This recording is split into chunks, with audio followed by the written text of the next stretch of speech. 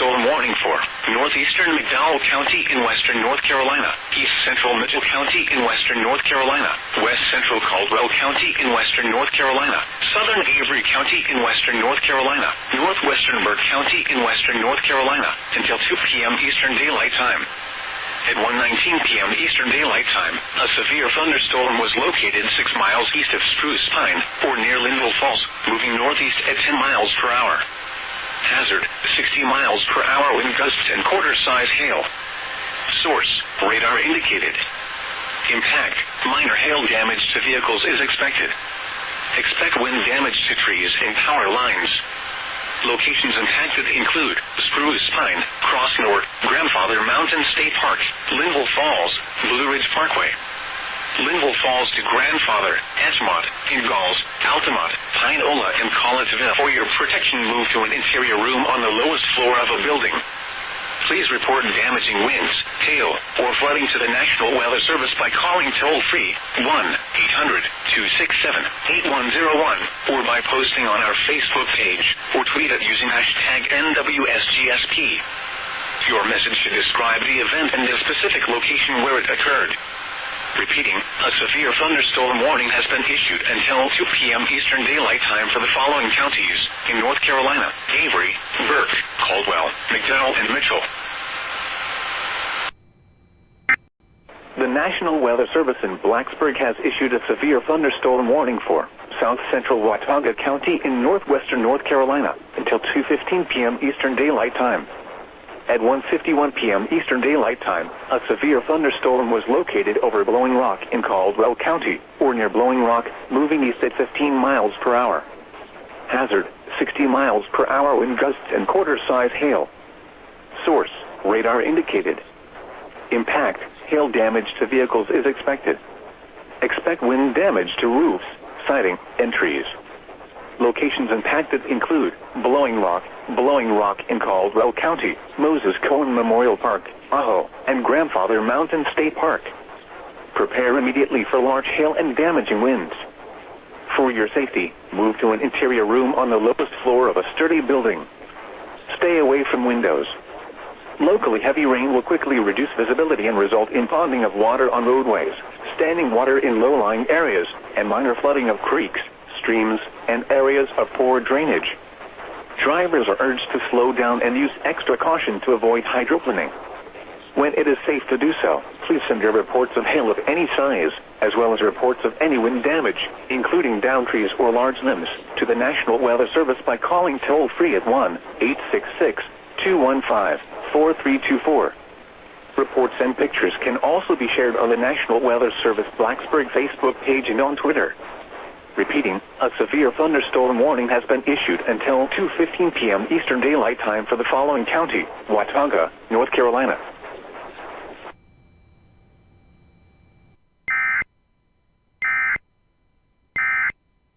The National Weather Service has issued a tornado watch, effective until 9 p.m. This watch includes the following counties in Ohio: Butler, Champaign, Clark, Clinton, Greene, Miami, Montgomery, Preble, and Warren. Remember, a tornado watch means the conditions are favorable for the development of severe weather, including tornadoes, large hail, and damaging winds, in and close to the watch area. While severe weather may not be imminent, persons should remain alert for rapidly changing weather conditions and listen for later statements and possible warnings. Stay tuned to NOAA weather radio, commercial radio and television outlets, or internet sources for the latest severe weather information. The National Weather Service has issued a tornado watch, effective until 9 p.m. This watch includes the following counties in Ohio: Champaign, Clark, Delaware, Fairfield, Fayette, Franklin, Greene, Hocking, Knox, Licking, Madison, Marion, Morrow, Muskingum, Perry, Tickaway, and Union. Remember, a tornado watch means the conditions are favorable for the development of severe weather, including tornadoes, large hail, and damaging winds, in and close to the watch area. While severe weather may not be imminent, persons should remain alert for rapidly changing weather conditions and listen for later statements and possible warnings. Stay tuned to NOAA weather radio, commercial radio and television outlets, or internet sources for the latest severe weather information. The National Weather Service in Charleston, West Virginia has issued a severe thunderstorm warning for northern Perry County until 3:30 p.m. At 3:04 p.m., a severe thunderstorm was located near Lancaster, moving northeast at 50 miles an hour. Hazard, 70 miles an hour wind gusts and $half-size hail. Source, radar indicated. Impact, hail damage to vehicles is expected. Expect considerable tree damage. Wind damage is also likely to mobile homes, roofs, and outbuildings. Locations impacted include Somerset, Thornville, and Glenford. Due to severe thunderstorm warning for southeastern Preble County, northwestern Greene County, Montgomery County, southern Miami County, until 4 p.m. At 3:08 p.m., a severe thunderstorm was located near Gratis, moving northeast at 40 miles an hour. Hazard, 60 miles an hour wind gusts and quarter-size hail. Source, radar indicated. Impact, minor hail damage to vehicles is possible. Expect wind damage to trees and power lines. Locations impacted include Dayton, Kettering, Beaver Creek, Huber Heights, Fairborn, Xenia, Troy, Trotwood, Miamisburg, Vandalia, Englewood, Tip City, Eaton, Bellbrook, Moraine, Carlisle, West Milton, Oakwood, Wright-Patterson Air Force Base, and West Carrollton. This includes the following interstates: I-70 in Ohio between mile markers 14 and 41. I-75 in Ohio between mile markers 43 and 76.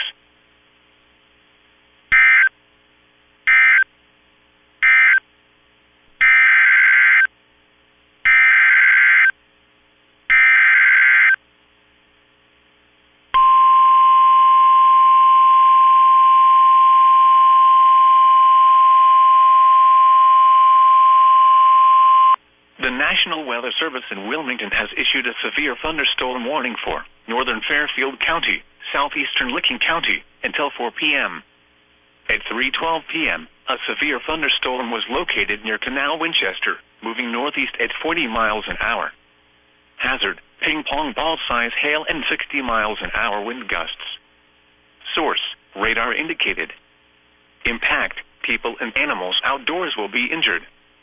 Expect hail damage to roofs, siding, windows, and vehicles. Expect wind damage to trees and power lines. Locations impacted include Newark, Lancaster, Heath, Canal Winchester, Baltimore, Buckeye Lake, Hebron, Millersport, Pleasantville, Hanover, Harbor Hills, Martin, Fairfield Beach, Thornport, Thurston, Kirkersville, Carroll, Rushville, Gratiot, and West Rushville. This includes I-70 in Ohio between mile markers 124 and 142 and near mile marker 144.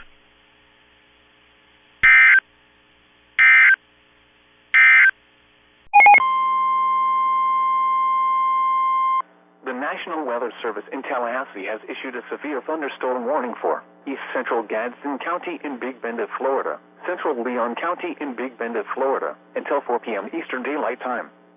At 3:20 p.m. Eastern Daylight Time, a severe thunderstorm was located near Tallahassee-Coram College, or near Tallahassee, and is nearly stationary. Hazard, 60 miles per hour wind gusts and quarter-size hail. Source, radar indicated. Impact, hail damage to vehicles is expected. Expect wind damage to roofs, siding, and trees. Locations impacted include Tallahassee, Midway, Tallahassee-Coram College, Macon Community Park, Levy Park, Andrew, Orchard Pond, Maclay State Gardens, Gibson, Tallahassee-Como Airport, Killeen Estates, Lake Jackson, Tallahassee Mall, Forest Meadows Park, and Mission San Luis. For your protection, move to an interior room on the lowest floor of a building. Repeating, a severe thunderstorm warning has been issued until 4 p.m. Eastern Daylight Time for the following counties in Florida: Gadsden and Leon.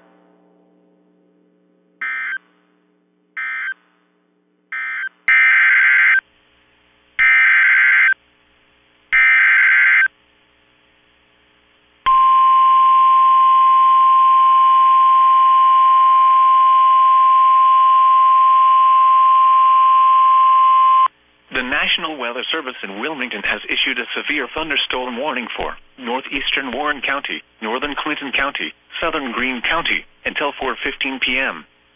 At 3:30 p.m., a severe thunderstorm was located near Lebanon, moving east at 40 miles an hour. Hazard, 60 miles an hour wind gusts and quarter-size hail. Source, radar indicated. Impact, minor hail damage to vehicles is possible. Expect wind damage to trees and power lines. Locations impacted include Mason, Lebanon, Springboro, Wilmington, Franklin, Waynesville, Jamestown, Hunter, South Lebanon, New Jasper, Clarksville, Harveysburg, Spring Valley, Corwin, Bowersville, Port William, Paintersville, Melvin, Fort Ancient, and Lytle. This includes I-71 in Ohio between mile markers 26 and 61.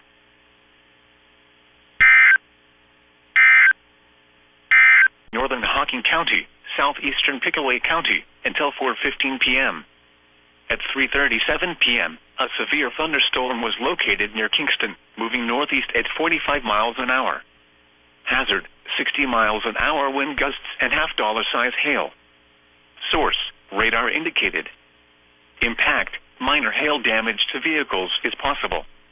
Expect wind damage to trees and power lines.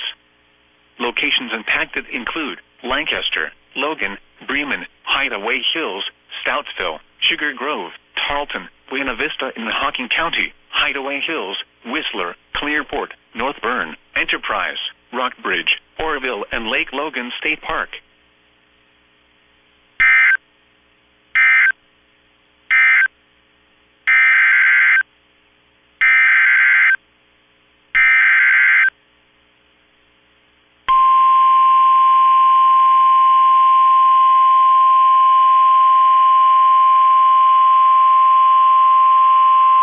The National Weather Service in Pittsburgh has issued a severe thunderstorm warning for southwestern Muskingum County until 4:15 p.m.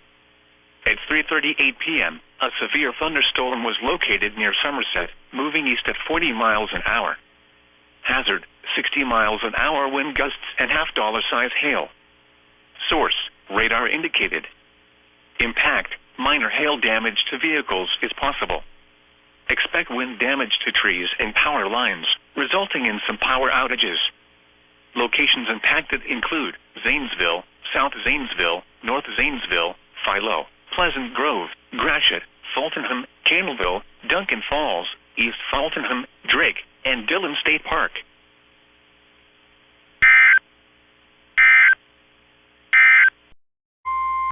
The National Weather Service in Louisville has issued a severe thunderstorm warning for eastern Shelby County in central Kentucky, northwestern Franklin County in central Kentucky, until 4:15 p.m. Eastern Daylight Time. At 3:41 p.m. Eastern Daylight Time, a severe thunderstorm was located near Shelbyville, moving northeast at 30 miles per hour. Expected hazards include 60 miles per hour wind gusts and penny-size hail. This is a radar-indicated threat. The following impacts are expected. Expect damage to roofs, siding, and trees. This severe thunderstorm will remain over mainly rural areas of eastern Shelby and northwestern Franklin counties, including the following locations: Bryant, Mulberry, Southville, Benson, Elmberg, Harvey Ellen, Viacklin, Flag Fork, Old Christiansburg, and Riefenburg. A tornado watch remains in effect until 9 p.m. Eastern Daylight Time for central Kentucky. Remain alert for a possible tornado. Tornadoes can develop quickly from severe thunderstorms. If you spot a tornado, go at once into the basement or small central room in a sturdy structure. For your protection, move to an interior room on the lowest floor of a building. A tornado watch remains in effect until 9 p.m. Eastern Daylight Time for central Kentucky.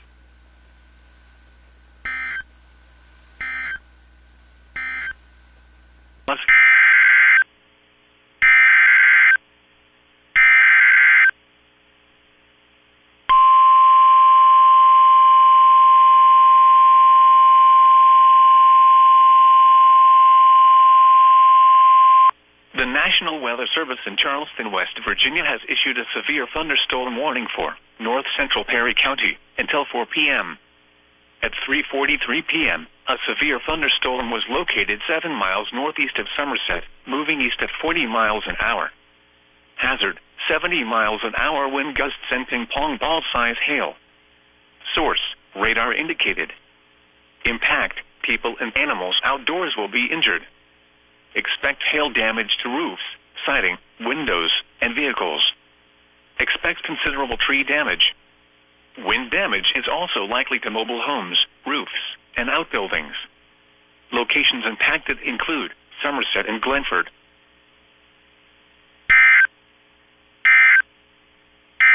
The National Weather Service in Blacksburg has issued a severe thunderstorm warning for East Central Smythe County in southwestern Virginia, Wide County in southwestern Virginia, North Central Grayson County in southwestern Virginia, until 4:45 p.m. At 3:40 p.m., a severe thunderstorm was located over Crockett, or over Speedwell, moving northeast at 20 miles per hour. Hazard, 60 miles per hour wind gusts and quarter-size hail. Source, radar indicated. Impact, hail damage to vehicles is expected. Expect wind damage to roofs, siding, and trees. Locations impacted include Whiteville, Max Meadows, Speedwell, Fort Chiswell, Cripple Creek, Crockett, and Ivanhoe. Prepare immediately for large hail and damaging winds. For your safety, move to an interior room on the lowest floor of a sturdy building. Stay away from windows. When it is safe to do so, please send your reports of hail of any size, as well as reports of any wind damage, including downed trees or large limbs, to the National Weather Service by calling toll-free at 1-866-215-4324. Reports and pictures can also be shared on the National Weather Service Blacksburg Facebook page and on Twitter. Repeating, a severe thunderstorm warning has been issued until 4:45 p.m. for the following county: Grayson, Virginia.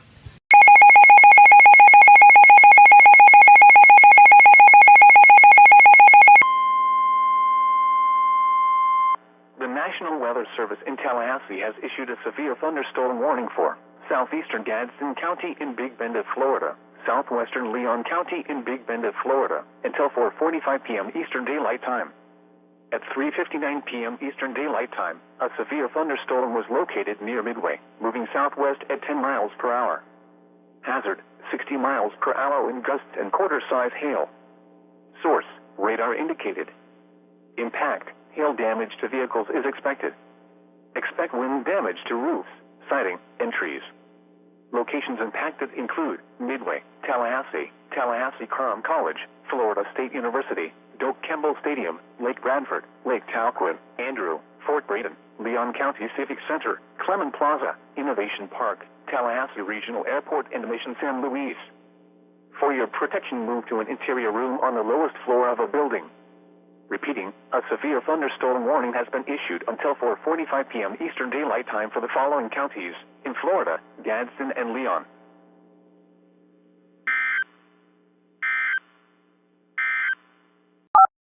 The following is a message from the Emergency Alert System.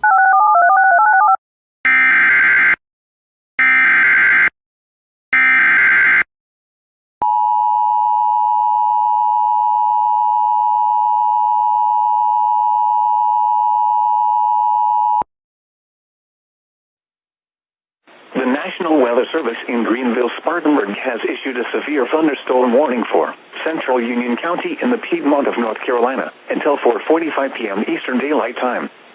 At 4:02 p.m. Eastern Daylight Time, a severe thunderstorm was located 7 miles southeast of Indian Land, or near Waugsaw, moving east at 20 miles per hour. Hazard, 60 miles per hour wind gusts and penny-size hail. Source, radar indicated. Impact, expects damage to trees and power lines. Locations impacted include Monroe, Indian Trail, Weddington, Unionville, Wesley Chapel, Waugsaw, Lake Park, Mineral Springs, Hamby Bridge, and Marvin. Brief damaging trees and power lines over small areas. A brief period of large hail is also possible. Seek shelter inside an interior room.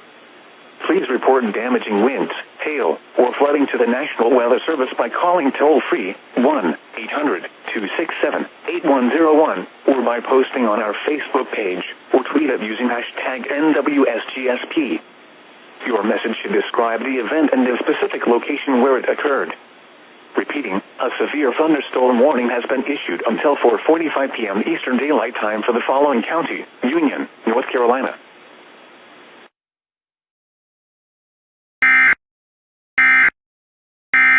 This message from the Emergency Alert System is now concluded. From WeatherScan 24/7 online radio.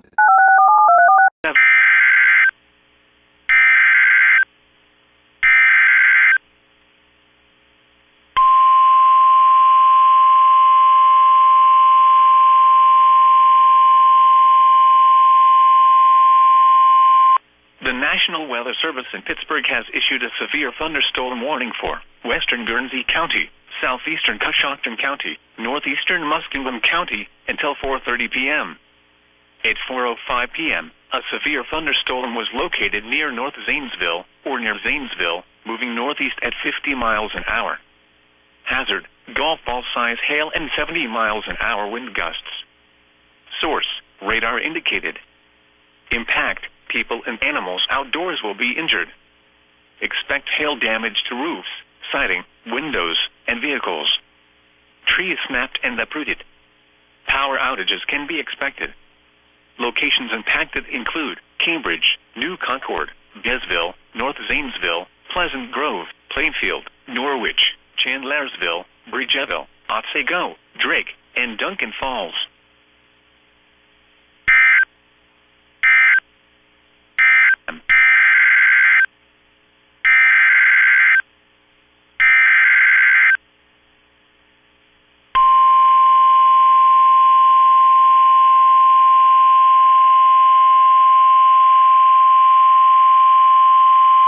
The National Weather Service in Wilmington has issued a severe thunderstorm warning for Fayette County, Ohio, southeastern Greene County, southern Madison County, until 5 p.m. At 4:08 p.m., a severe thunderstorm was located near Jamestown, moving northeast at 40 miles an hour. Hazard, 60 miles an hour wind gusts and quarter-size hail. Source, radar indicated. Impact, minor hail damage to vehicles is possible. Expect wind damage to trees and power lines. Locations impacted include Washington Courthouse, Jamestown, Mount Sterling, Jeffersonville, Bloomingburg, New Holland, South Solon, Midway, Bowersville, Milledgeville, Octa, Newport, Chenoweth, Interstate 71 at State Route 38, Rosemore, Madison Mills, Gladstone, Madison Lake, Bookwalter, and Shady Grove. This includes I-71 in Ohio between mile markers 58 and 87.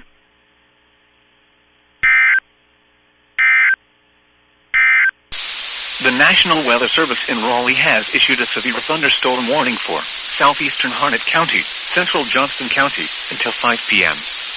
At 4:10 p.m., a severe thunderstorm was located near Dunn, or 9 miles east of Lillington, moving northeast at 30 miles per hour. Hazard, 60 miles per hour wind gusts and quarter-size hail.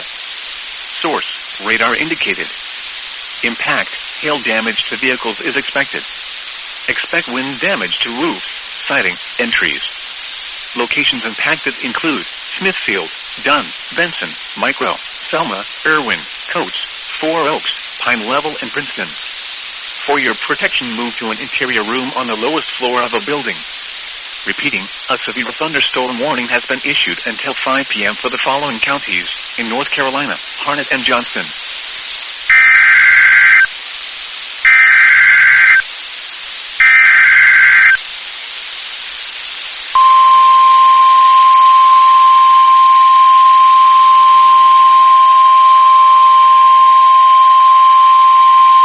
The National Weather Service in Raleigh has issued a severe thunderstorm warning for northeastern Harnett County, southeastern Wake County, northwestern Johnston County, until 5 p.m.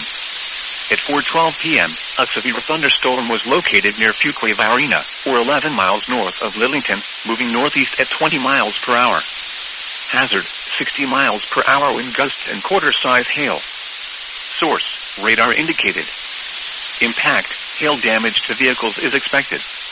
Expect wind damage to roofs, siding, and trees. Locations impacted include Raleigh, Garner, Fuquay Arena, Clayton, Angier, Knightdale, Coates Crossroads, Flowers, Lake Benson, and Lake Wheeler. For your protection, move to an interior room on the lowest floor of a building.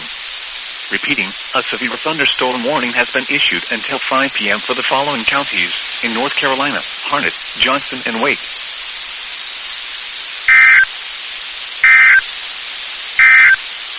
The following is a message from the Emergency Alert System.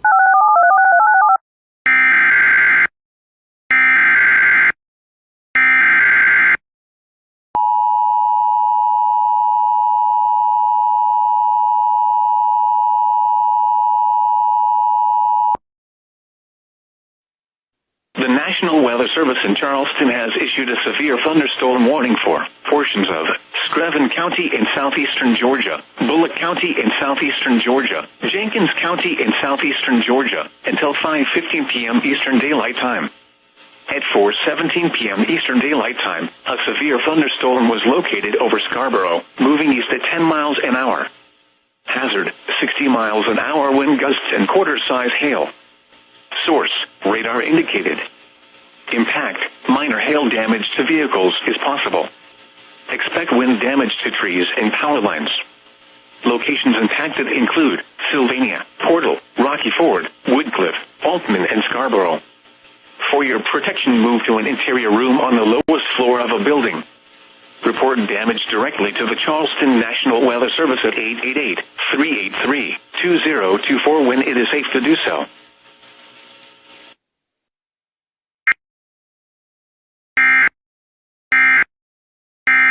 This message from the Emergency Alert System is now concluded. From WeatherScan 24/7 online radio. South Carolina until 4:45 p.m. Eastern Daylight Time. At 4:20 p.m. Eastern Daylight Time, a severe thunderstorm was located near Monticello, or near VC Summer Nuclear Station, moving east at 20 miles per hour. The following hazards are expected: 60 miles per hour wind gusts and quarter-size hail. Source, radar indicated. The following impacts are expected: hail damage to vehicles is expected. Expect wind damage to trees and power lines. Locations impacted include VC Summer Nuclear Station, Monticello, Blair, Jenkinsville, White Oak, and Lebanon Fire Station.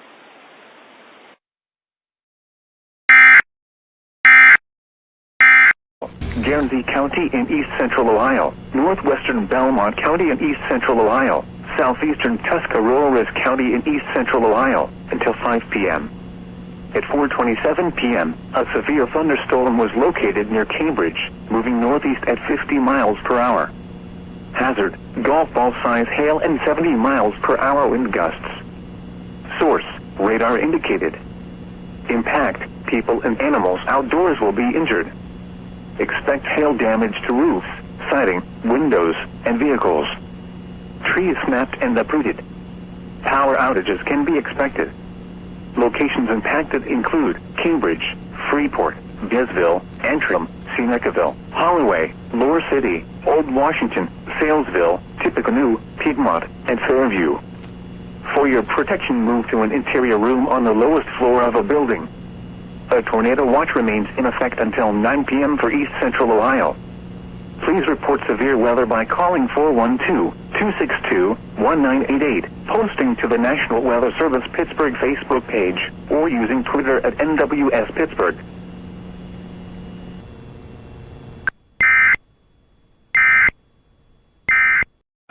Until 5 p.m. Eastern Daylight Time. At 4:28 p.m. Eastern Daylight Time, a severe thunderstorm was located near Hodgenville, moving east at 35 miles per hour.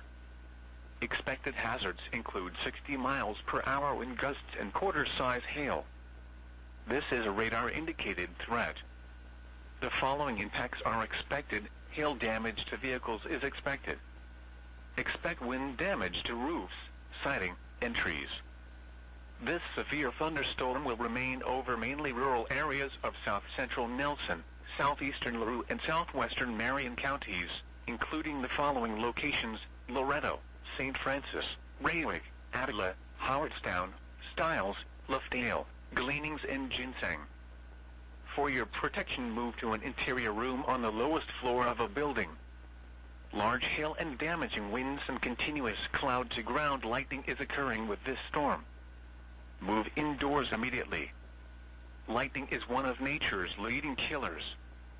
Remember, if you can hear thunder, you are close enough to be struck by lightning.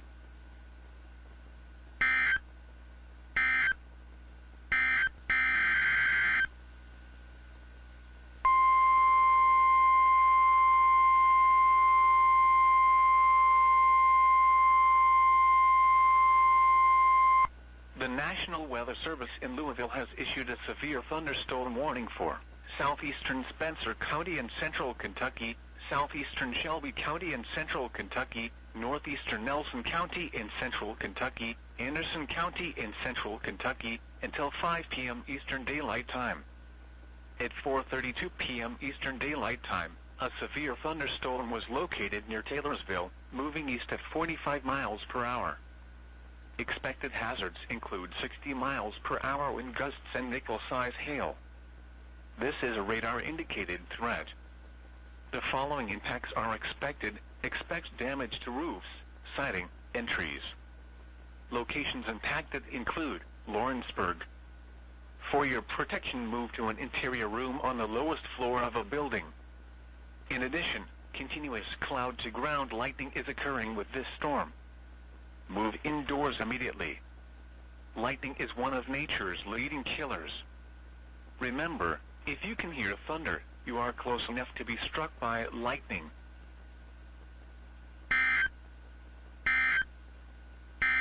The following is a message from the Emergency Alert System.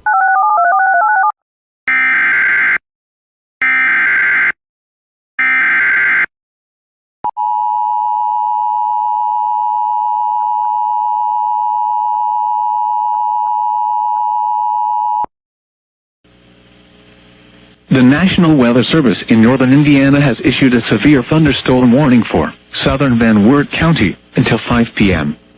At 4:30 p.m., a severe thunderstorm was located 7 miles east of Monroe, or 9 miles northeast of Bern, moving east at 55 miles an hour. Hazard, 60 miles an hour wind gusts. Source, radar indicated. Impact, expects damage to roofs, siding, and trees. This severe thunderstorm will be near Ohio City around 4:45 p.m. Van Wert around 4:50 p.m.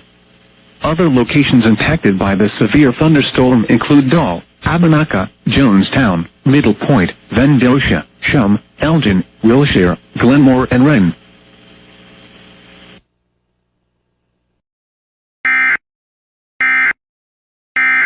This message from the Emergency Alert System is now concluded. From WeatherScan 24/7 online radio. The following is a message from the Emergency Alert System.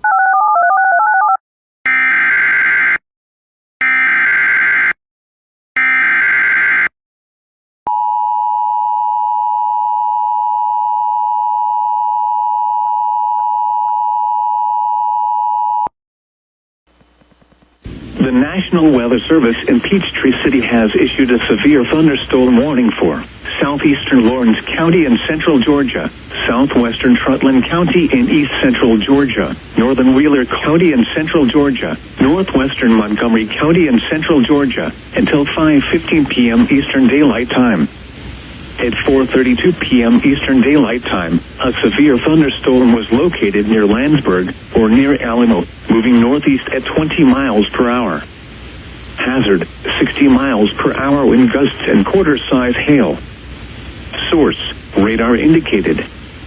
Impact, hail damage to vehicles is expected. Expect wind damage to roofs, siding, and trees. Locations impacted include Alamo, Mount Vernon, Glenwood, Haley, Lothair, Landsberg, and Barnhill. For your protection, move to an interior room on the lowest floor of a building. Large hail and damaging winds and continuous cloud-to-ground lightning is occurring with this storm. Move indoors immediately. Lightning is one of nature's leading killers. Remember, if you can hear thunder, you are close enough to be struck by lightning. If you see wind damage, hail, or flooding, wait until the storm has passed, and then call the National Weather Service toll-free at 1-866-7-634-466 or tweet us your report at NWS Atlanta.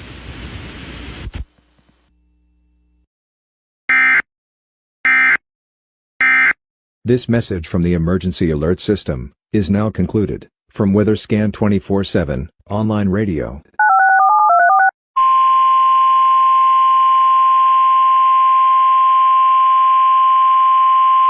The National Weather Service in Wilmington has issued a severe thunderstorm warning for Franklin County, Ohio, northeastern Fayette County, Ohio, northern Pickaway County, southeastern Madison County, until 5:30 p.m. At 4:43 p.m., a severe thunderstorm was located over Mount Sterling, moving east at 35 miles an hour.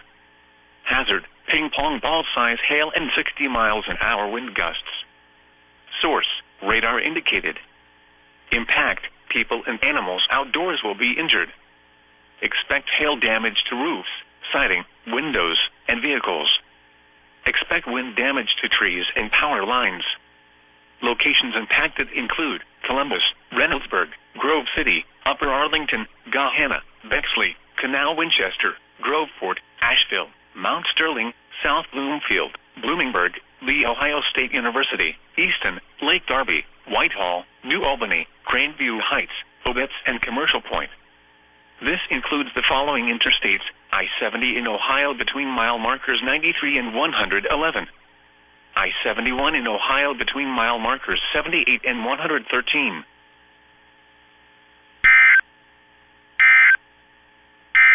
The following is a message from the Emergency Alert System.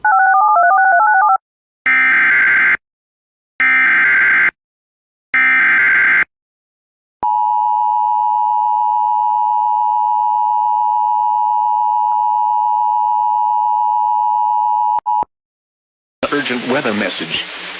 The National Weather Service in northern Indiana has issued a severe thunderstorm warning for southern Putnam County in west central Ohio, southeastern Van Wert County in west central Ohio, Allen County in west central Ohio, until 5:45 p.m. Eastern Daylight Time.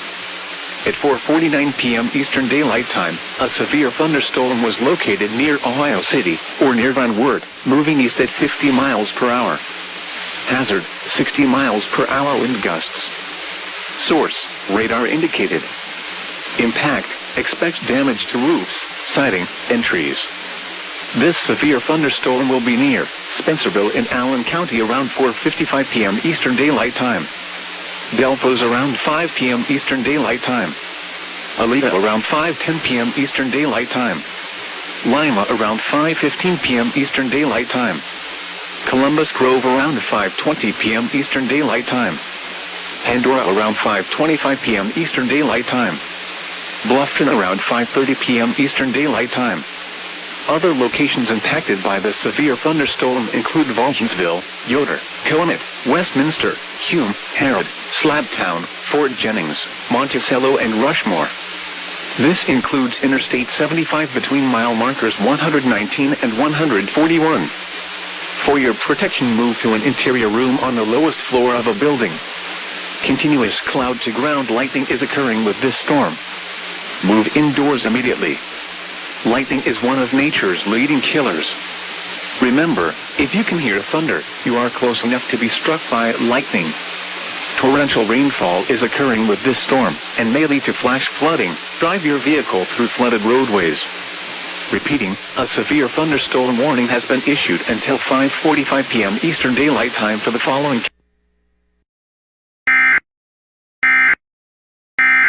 This message from the Emergency Alert System is now concluded. From WeatherScan 24/7 online radio. The following is a message from the Emergency Alert System.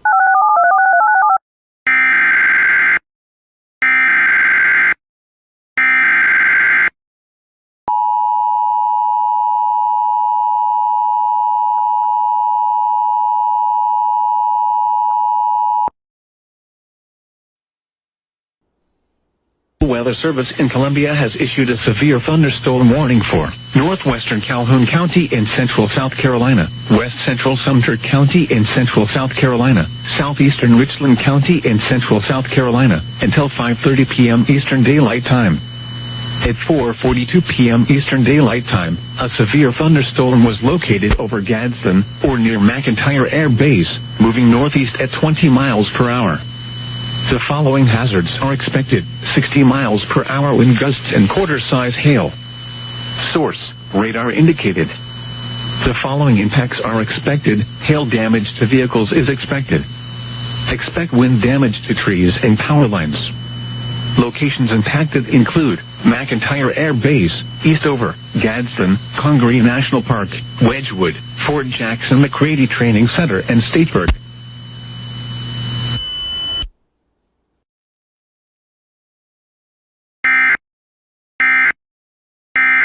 This message from the Emergency Alert System is now concluded. From WeatherScan 24/7 online radio. The following is a message from the Emergency Alert System.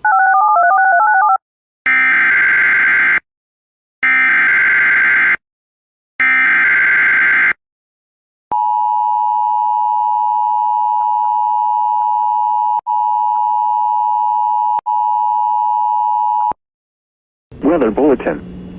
For the following counties in Ohio: Belmont, Guernsey, Harrison, Jefferson, and Tuscarawas.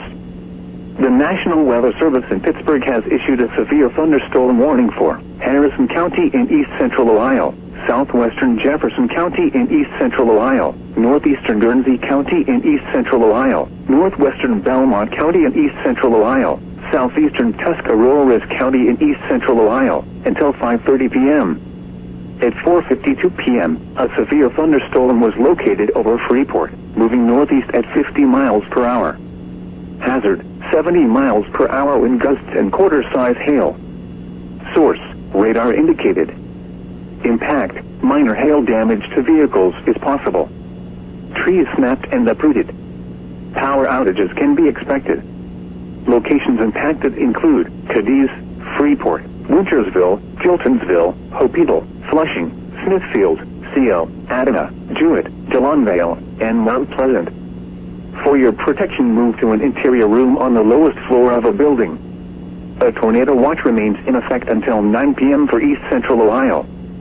Please report severe weather by calling 412-262-1988, posting to the National Weather Service Pittsburgh Facebook page, or using Twitter at NWS Pittsburgh.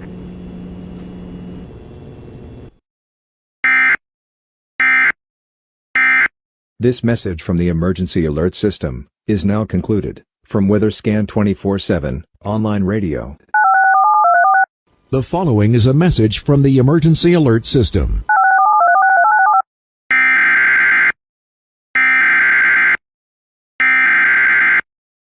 The service in Wakefield has issued a severe thunderstorm warning for northwestern Mecklenburg County, west central Lunenburg County, until 5:30 p.m.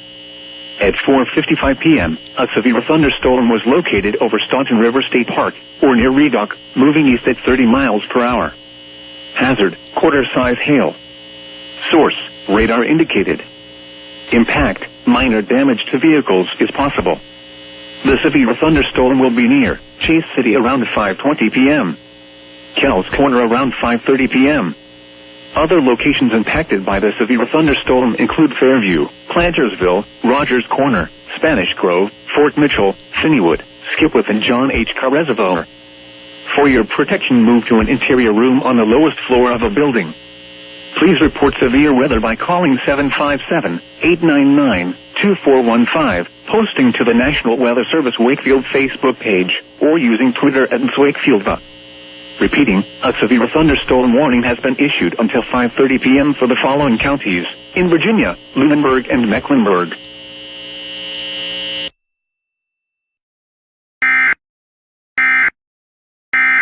This message from the Emergency Alert System is now concluded. From WeatherScan 24/7 online radio. The following is a message from the Emergency Alert System.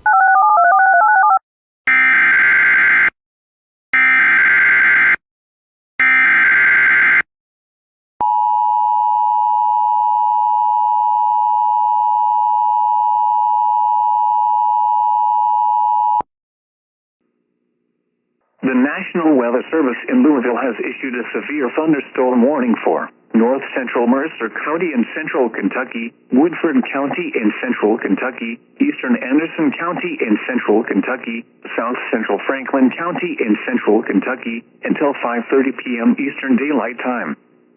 At 4:56 p.m. Eastern Daylight Time, a severe thunderstorm was located 9 miles west of Lawrenceburg, moving east at 30 miles per hour.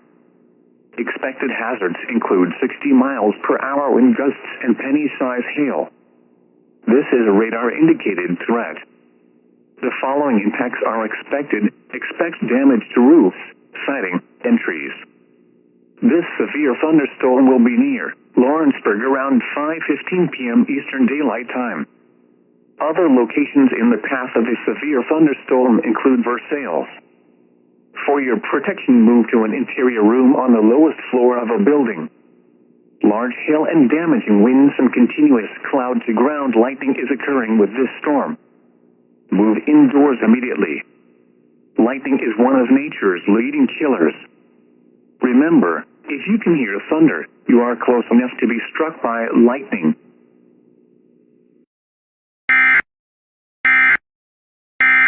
This message from the Emergency Alert System is now concluded. From WeatherScan 24/7 online radio.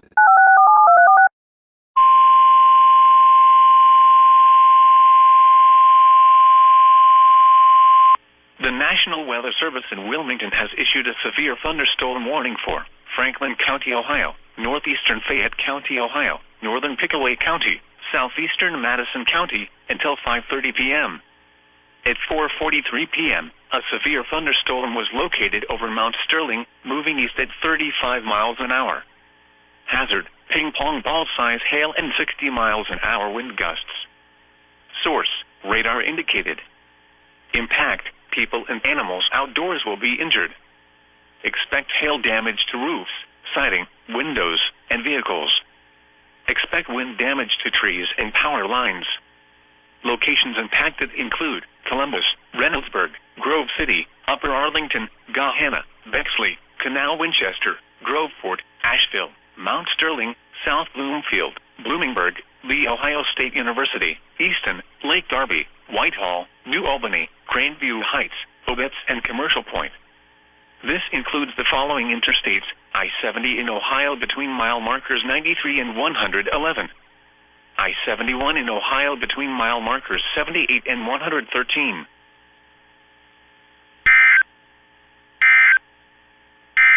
Online radio. The following is a message from the Emergency Alert System.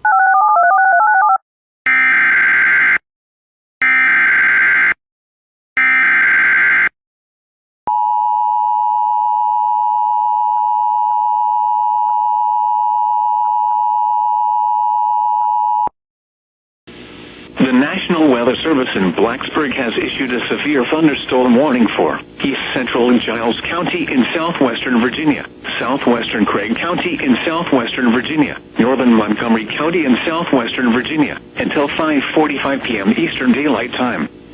At 5:01 p.m. Eastern Daylight Time, a severe thunderstorm was located over Price's Fork, or over Blacksburg, moving northeast at 30 miles per hour. Hazard, 60 miles per hour wind gusts and quarter-size hail. Source, radar indicated. Impact, hail damage to vehicles is expected. Expect wind damage to roofs, siding, and trees. Locations impacted include Blacksburg, Newport, Price's Fork, McDonaldsville, Huffman, Maggie, and Simmonsville. This includes the following location: Virginia Tech.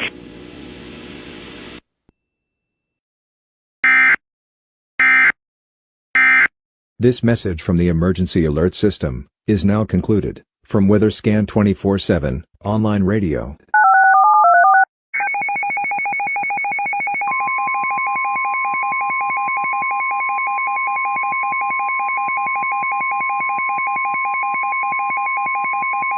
The National Weather Service in Ruskin has issued a special marine warning for Charlotte Harbor and Pine Island Sound until 5:30 p.m. Eastern Daylight Time. At 4:47 p.m. Eastern Daylight Time, a strong thunderstorm was located 16 nautical miles northeast of Captiva, moving north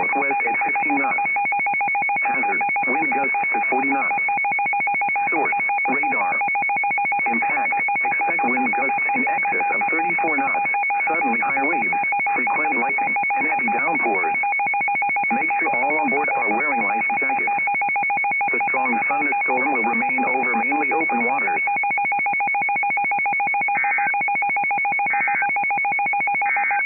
The following is a message from the Emergency Alert System.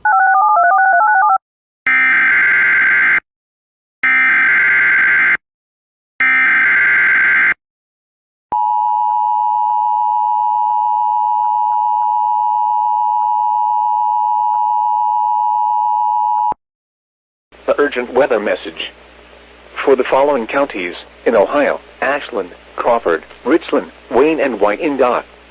Tornado watch number 175 remains in effect until 9 p.m. Eastern Daylight Time, and now includes the following counties in Ohio: Ashland, Crawford, Richland, Wayne, and Wyandotte. Remember, a tornado watch means the conditions are favorable for the development of severe weather, including tornadoes, large hail, and damaging winds, in and close to the watch area.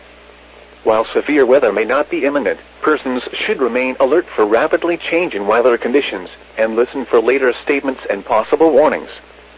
Stay tuned to NOAA weather radio, commercial radio and television outlets, or internet sources for the latest severe weather information. Repeating, tornado watch number 175 remains in effect until 9 p.m. Eastern Daylight Time, and now includes the following counties in Ohio: Ashland, Crawford, Richland, Wayne, and Wyandotte.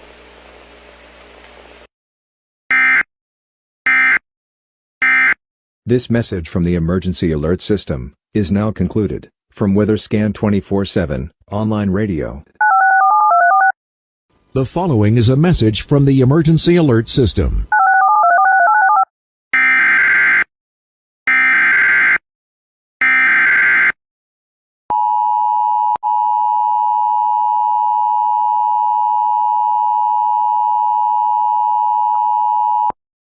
Urgent weather message.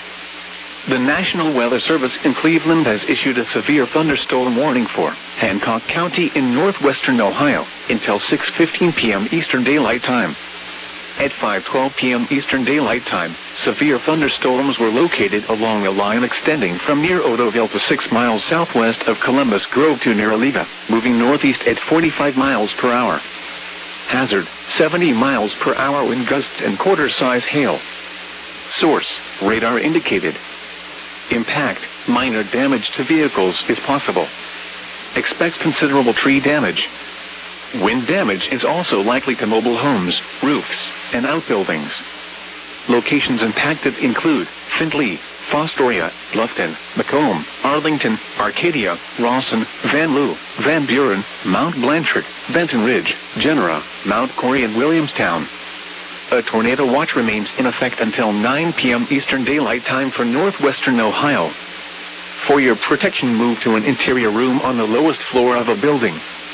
Large hail and damaging winds and continuous cloud-to-ground lightning are occurring with these storms. Move indoors immediately. Lightning is one of nature's leading killers. Remember, if you can hear thunder, you are close enough to be struck by lightning. A tornado watch remains in effect until 9 p.m. Eastern Daylight Time for northwestern Ohio.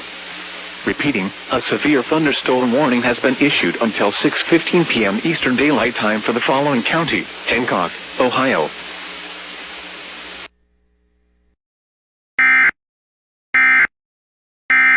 This message from the Emergency Alert System is now concluded. From WeatherScan 24/7 online radio. The following is a message from the Emergency Alert System.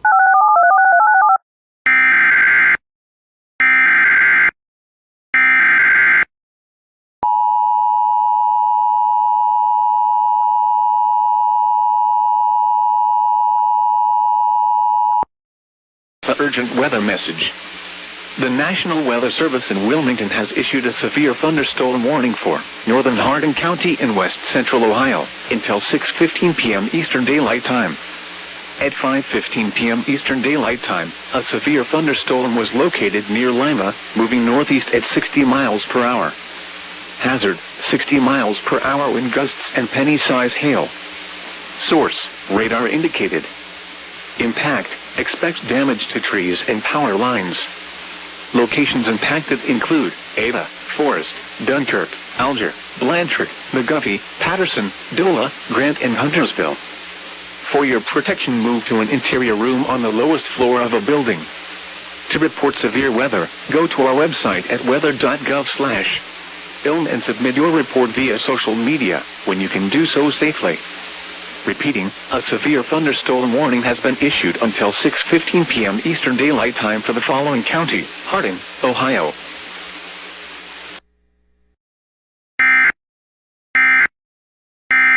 This message from the Emergency Alert System is now concluded. From WeatherScan 24/7 online radio. The following is a message from the Emergency Alert System.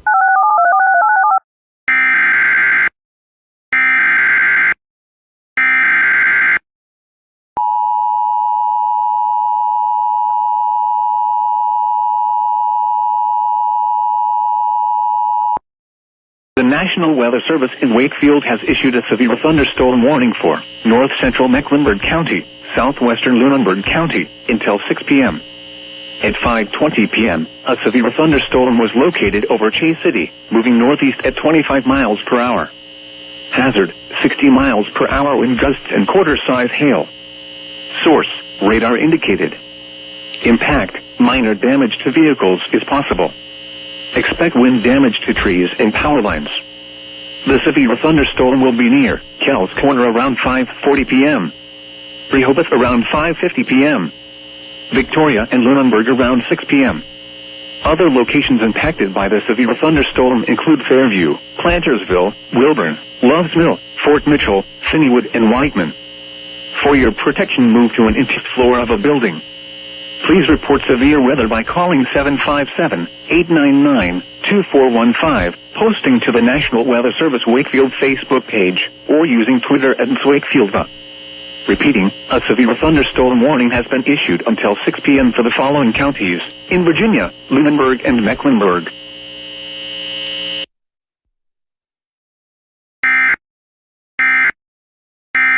This message from the Emergency Alert System is now concluded. From WeatherScan 24/7 online radio. The following is a message from the Emergency Alert System.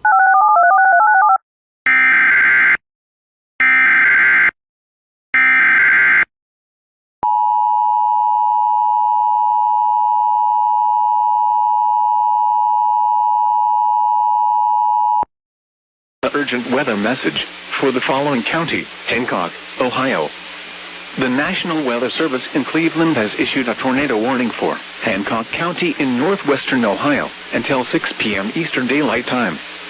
At 5:21 p.m. Eastern Daylight Time, a severe thunderstorm capable of producing a tornado was located over Pandora or near Bluffton, moving northeast at 50 miles per hour. Hazard, tornado. Source, radar indicated rotation. Impact, flying debris will be dangerous to those caught without shelter. Mobile homes will be damaged or destroyed.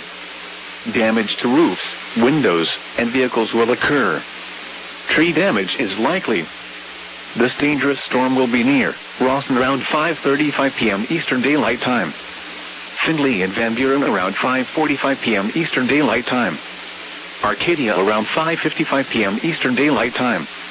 Other locations impacted by this tornadic thunderstorm include Genera, Benton Ridge, Mount Corey, Bairdstown, and Mount Blanchard.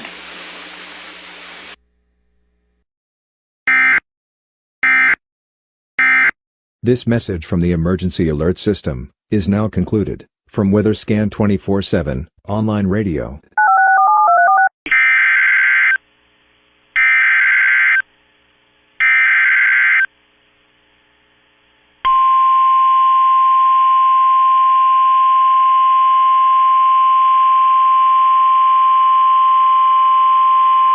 The National Weather Service in Wilmington has issued a severe thunderstorm warning for central Fairfield County, Hocking County, until 6:15 p.m. At 5:23 p.m., a severe thunderstorm was located near Hocking Hills State Park, moving east at 40 miles an hour. Hazard, 60 miles an hour wind gusts and penny-size hail. Source, radar indicated. Impact, expect damage to trees and power lines. Locations impacted include Lancaster, Logan, Nelsonville, Bremen, Pleasantville, Hocking Hills State Park, Hideaway Hills, Star, Amanda, Murray City, Sugar Grove, Rushville, West Rushville, Fairfield County Airport, Islesboro, Haydenville, North Bern, Union Furnace, and Oroville.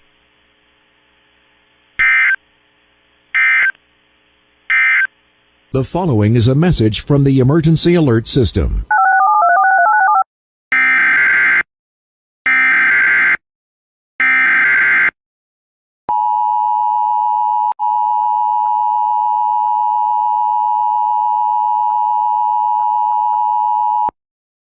Urgent weather message for the following county: Putnam, Ohio.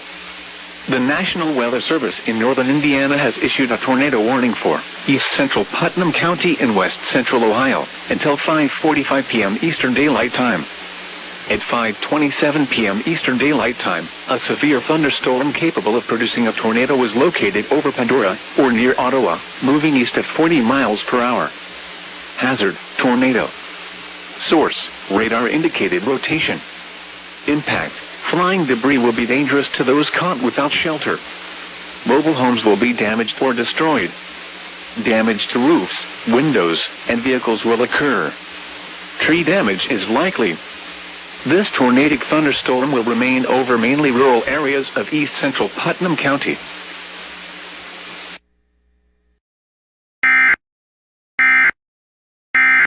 This message from the Emergency Alert System is now concluded. From WeatherScan 24/7 online radio. The following is a message from the Emergency Alert System.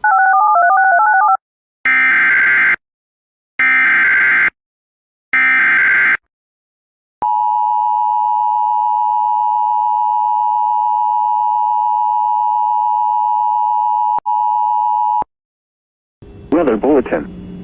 For the following county: Jefferson, Ohio. The National Weather Service in Pittsburgh has issued a severe thunderstorm warning for eastern Jefferson County in east central Ohio, southern Beaver County in western Pennsylvania, Washington County in southwestern Pennsylvania, western Allegheny County in southwestern Pennsylvania, Ohio County in northern West Virginia, Brooke County in northern West Virginia, Hancock County in northern West Virginia, until 6 p.m. At 5:34 p.m., a line of severe thunderstorms was located near Avella, moving northeast at 50 miles per hour. Hazard: hour wind gusts. Source: radar indicated. Impact: expects damage to trees and power lines, resulting in some power outages. Locations impacted include Pittsburgh, Mount Lebanon, Bethel Park, Ross Township, Wheeling, Moon Township, McMurray, Weirton, Steubenville, Washington, Franklin Park, and Aliquippa. For your protection, move to an interior room on the lowest floor of a building. A tornado watch remains in effect until 9 p.m. for east central Ohio, western and southwestern Pennsylvania, and northern West Virginia. Please report severe weather by calling 412-262-1988, posting to the National Weather Service Pittsburgh Facebook page, or using Twitter at NWS Pittsburgh.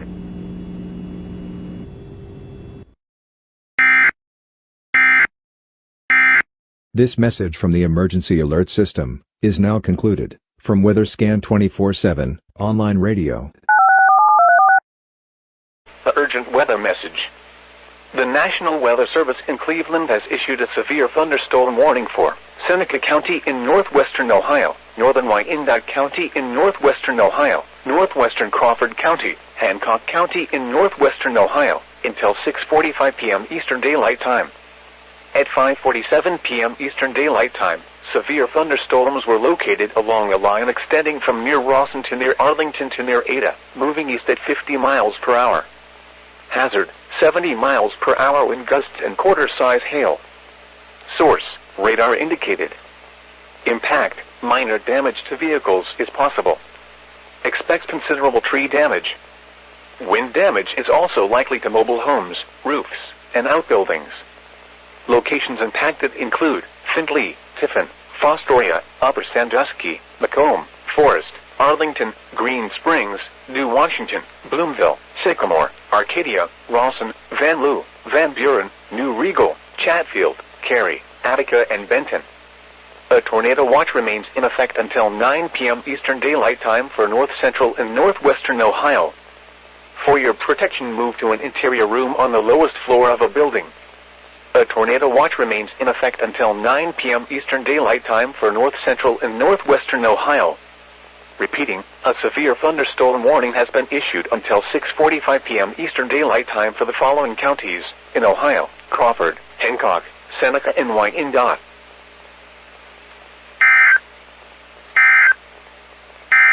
The following is a message from the Emergency Alert System.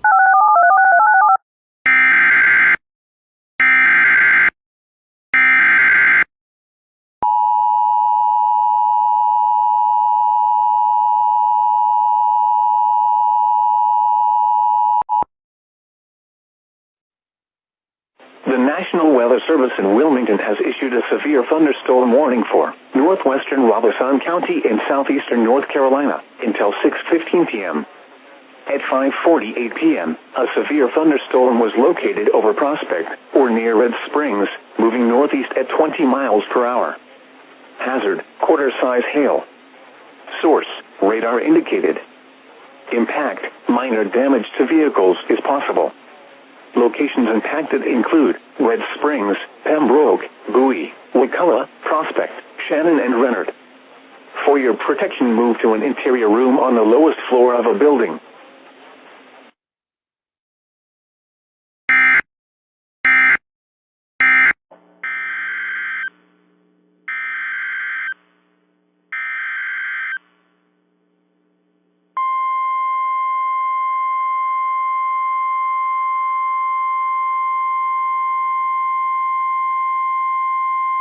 The National Weather Service in Tallahassee has issued a severe thunderstorm warning for northeastern Madison County in Big Bend of Florida, southwestern Lowndes County in Georgia, southeastern Brooks County in Georgia, until 6:45 p.m. Eastern Daylight Time. At 5:54 p.m. Eastern Daylight Time, a severe thunderstorm was located 7 miles north of Blue Springs, Oregon, 7 miles south of Lake Park, moving northwest at 5 miles per hour. Hazard: 60 miles per hour wind gusts and quarter-size hail. Source: radar indicated. Impact: hail damage to vehicles is expected. Expect wind damage to roofs, siding, and trees. Locations impacted include Lake Park, Valdosta, Dasher, Twin Lakes, Cherry Lake, Hamburg, Panetta, Valdosta Regional Airport, Kimberloo, I-75 at Exit 5, Clientesville, Henson, and I-75 at Exit 11. To report severe weather, contact your nearest law enforcement agency. They will send your report to the National Weather Service office in Tallahassee. Repeating, a severe thunderstorm warning has been issued until 6:45 p.m. Eastern Daylight Time for the following county: Madison, Florida, and Brooks, Georgia.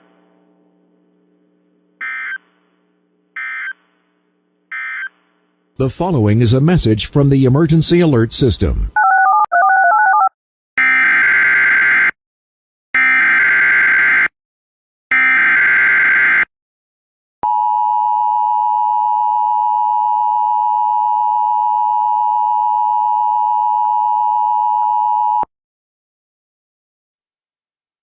Weather Bulletin. For the following counties in Ohio: Coshocton, Guernsey, Monroe, Muskingum, and Noble. The National Weather Service in Pittsburgh has issued a severe thunderstorm warning for western Guernsey County in east central Ohio, northwestern Monroe County in east central Ohio, Coshocton County in east central Ohio, Muskingum County in east central Ohio, central Noble County in east central Ohio, until 6:45 p.m. At 5:53 p.m., severe thunderstorms were located along a line extending from near Harbor Hills to near New Lexington, moving northeast at 50 miles per hour. Hazard: 60 miles per hour wind gusts. Source: radar indicated. Impact: expect damage to trees and power lines, resulting in some power outages. Locations impacted include Zanesville, Coshocton, Cambridge, Caldwell, New Concord, Desville, West Lafayette, South Zanesville, North Zanesville, Dresden, Fredericksburg, and Philo. For your protection, move to an interior room on the lowest floor of a building. A tornado watch remains in PM for east central Ohio. Please report severe weather by calling 412-262-1988, posting to the National Weather Service Pittsburgh Facebook page, NWS Pittsburgh.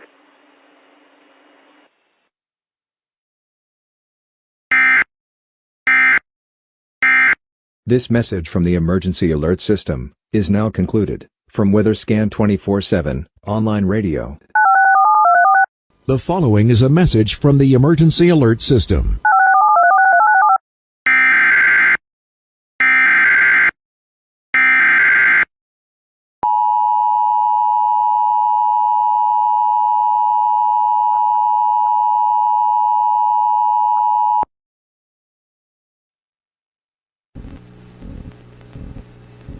This is a severe thunderstorm warning for Coffee County, effective until 6:31 p.m.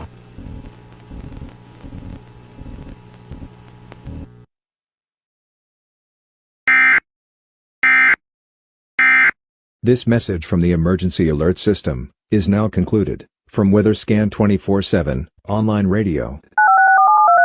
The following is a message from the Emergency Alert System.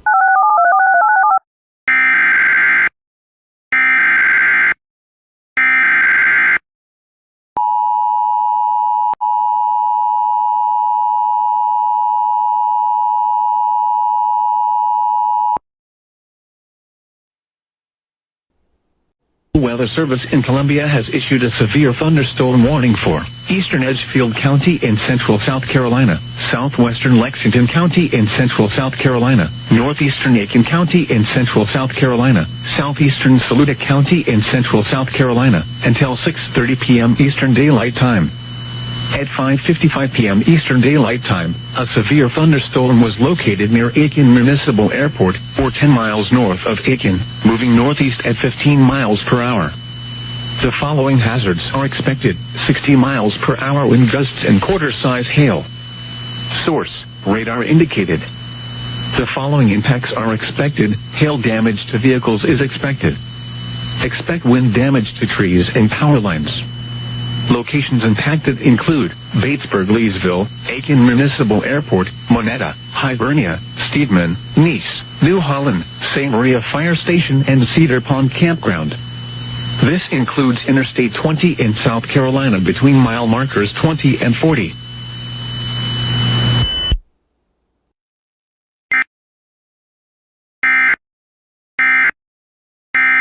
This message from the Emergency Alert System is now concluded. From WeatherScan 24/7 online radio. The following is a message from the Emergency Alert System.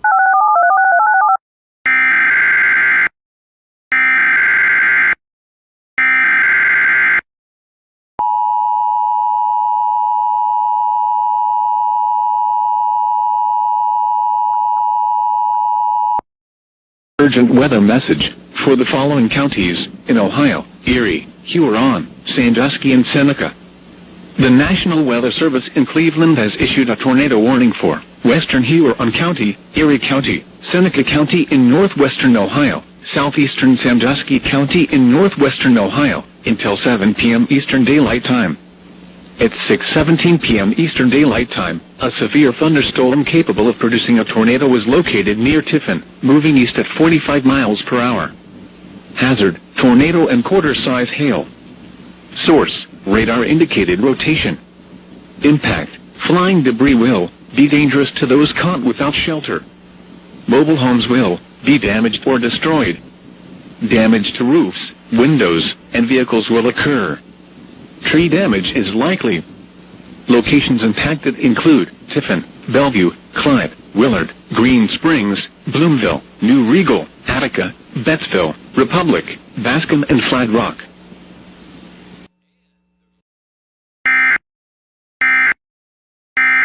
This message from the Emergency Alert System is now concluded. From WeatherScan 24/7 online radio.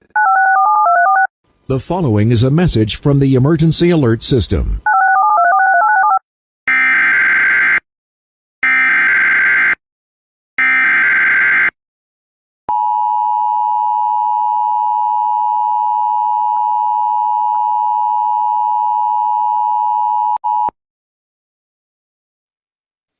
The National Weather Service in Charleston has issued a severe thunderstorm warning for portions of Effingham County in southeastern Georgia, Hampton County in southeastern South Carolina, Jasper County in southeastern South Carolina, until 7 p.m. Eastern Daylight Time. At 6:02 p.m. Eastern Daylight Time, a severe thunderstorm was located over Scotia, moving northeast at 25 miles an hour. Hazard, 60 miles an hour wind gusts and quarter-size hail. Source, radar indicated. Impact, minor hail damage to vehicles is possible. Expect wind damage to trees and power lines. Locations impacted include Springfield, Hampton, Yamasee, Lake Warren State Park, Varnville, Estill, Gifford, Furman, Scotia, Lurie, Tarboro, Miley, Grays, Shirley, and Early Branch. This warning includes Interstate 95 in South Carolina between mile markers 35 and 41. For your protection, move to an interior room on the lowest floor of a building. Report damage directly to the Charleston National Weather Service at 888-383-2024 when it is safe to do so.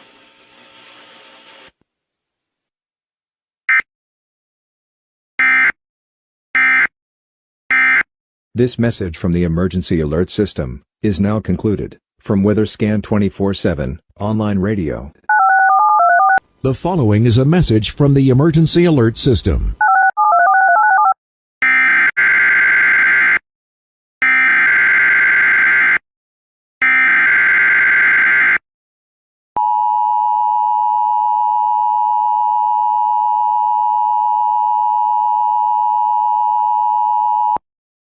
Weather bulletin. For the following counties in Ohio: Belmont, Carroll, Coshocton, Guernsey, Harrison, Jefferson, Monroe, Noble, and Tuscarawas.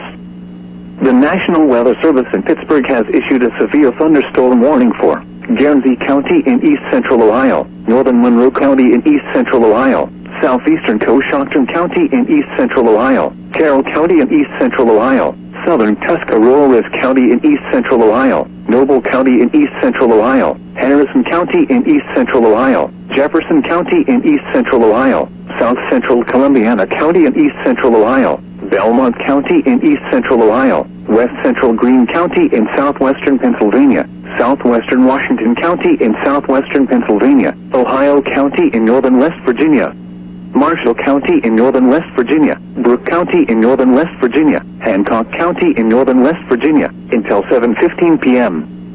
At 6:35 p.m., severe thunderstorms were located along a line extending from near West Lafayette to near Caldwell, moving northeast at 65 miles per hour. Hazard, 60 miles per hour wind gusts and quarter-size hail. Source, radar indicated. Impact, minor hail damage to vehicles is possible. Expect wind damage to trees and power lines, resulting in some power outages. Locations impacted include Wheeling, Weirton, Steubenville, New Philadelphia, Moundsville, Martins Ferry, Uwixville, St. Clairsville, Bel Air, Barnesville, and Wellsville. For your protection, move to an interior room on the lowest floor of a building. A tornado watch remains in effect until 9 p.m. This message from the Emergency Alert System is now concluded. From WeatherScan 24/7 online radio. The following is a message from the Emergency Alert System.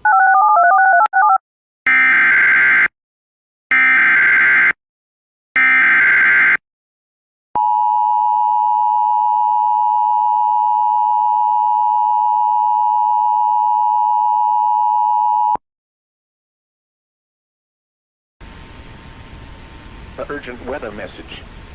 The National Weather Service in Cleveland has issued a severe thunderstorm warning for northwestern Richland County, Huron County, Erie County, eastern Seneca County in northwestern Ohio, southeastern Sandusky County in northwestern Ohio, Crawford County, until 7 p.m. Eastern Daylight Time.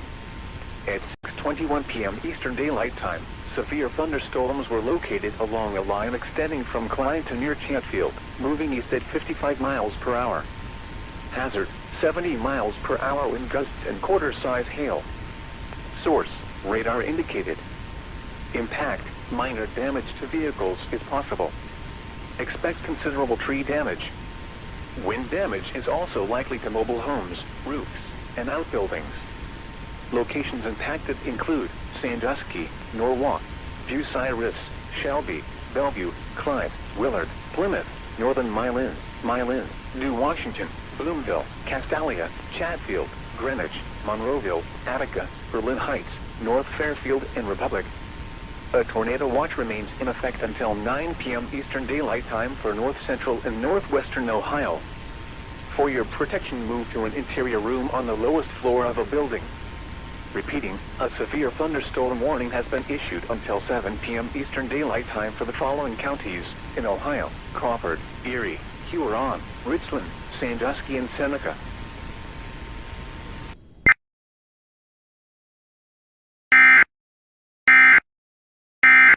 This message from the Emergency Alert System is now concluded. From WeatherScan 24/7 online radio. The following is a message from the Emergency Alert System.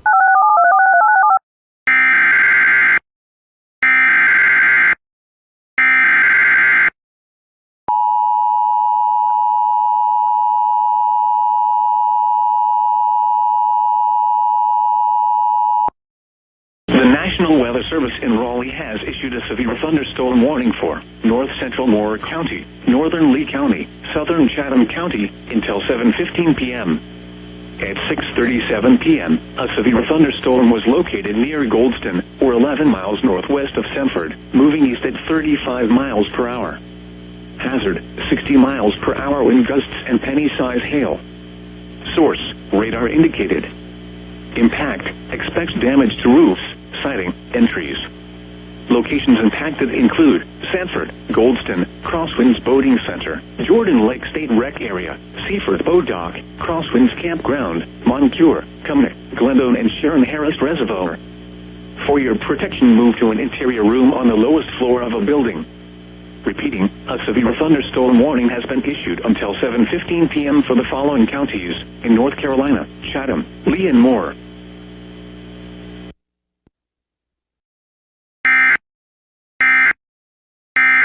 This message from the Emergency Alert System is now concluded. From WeatherScan 24/7 online radio.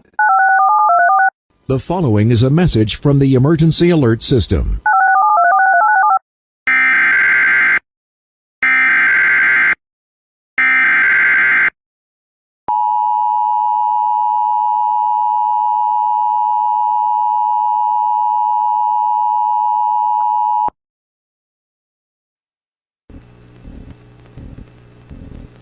This is a severe thunderstorm warning for Atkinson County, Coffee County, and Ware County, effective until 7:20 p.m.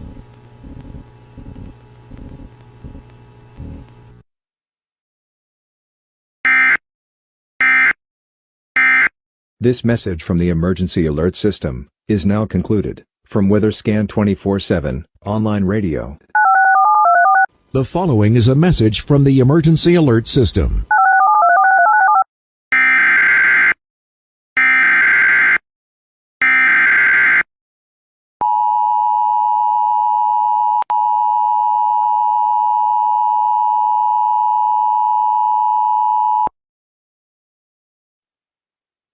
The National Weather Service in Raleigh has issued a severe thunderstorm warning for central Sampson County in central North Carolina, southeastern Cumberland County in central North Carolina, until 7:30 p.m. At 6:42 p.m., severe thunderstorms were located along a line extending from St. Paul's to near Emmon, moving northeast at 15 miles per hour. Hazard, 60 miles per hour wind gusts and quarter-size hail. Source, radar indicated. Impact, hail damage to vehicles is expected. Expect wind damage to roofs, siding, and trees. Locations impacted include Clinton, Roseboro, Stedman, Garland, Turkey, Otreville, Bushy Lake Natural Area, and Cedar Creek. For your protection, move to an interior room on the lowest floor of a building.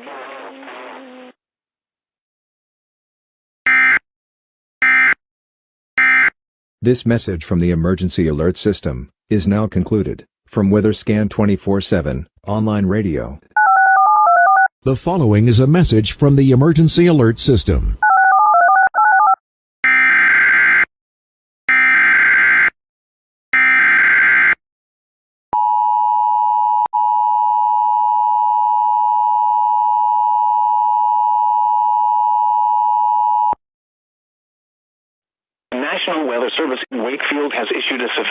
thunderstorm warning for north central Greensville County in southeastern Virginia, southwestern Sussex County in southeastern Virginia, southeastern Gwinnett County, northeastern Brunswick County until 7:15 p.m. At 6:43 p.m., severe thunderstorm was located 7 miles east of Alberta, or 7 miles northeast of Lawrenceville, moving east at 30 miles per hour. Hazard, 60 miles per hour wind gusts and quarter-size hail. Source, radar indicated. Impact, minor damage to vehicles is possible. Expect wind damage to trees and power lines. This severe thunderstorm will be near Purdy around 7 p.m.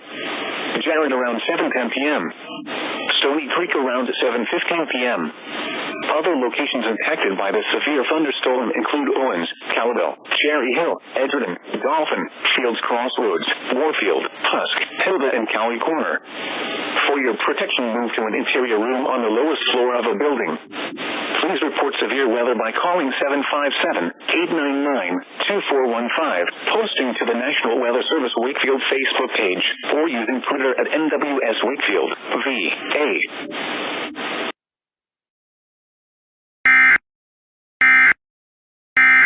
This message from the Emergency Alert System is now concluded. From WeatherScan 24/7 online radio.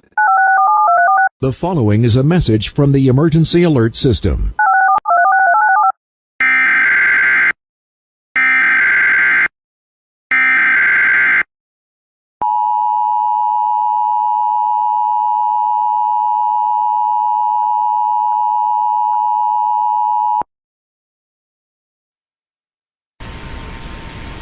Urgent weather message. For the following counties in Ohio, Cuyahoga, Erie, and Lorain. Tornado watch number 175 remains in effect until 9 p.m. Eastern Daylight Time, and now includes the following counties in Ohio, Cuyahoga, Erie, and Lorain. Remember, a tornado watch means the conditions are favorable for the development of severe weather, including tornadoes, large hail, and damaging winds in and close to the watch area. While severe weather may not be imminent, persons should remain alert for rapidly changing weather conditions and listen for later statements and possible warnings. Stay tuned to NOAA weather radio, commercial radio and television outlets, or internet sources for the latest severe weather information. Repeating, Tornado Watch number 175 remains in effect until 9 p.m. Eastern Daylight Time, and now includes the following counties in Ohio, Cuyahoga, Erie, and Lorain.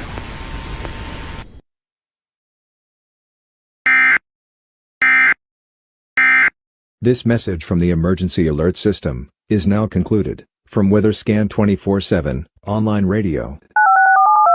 Following is a message from the Emergency Alert System.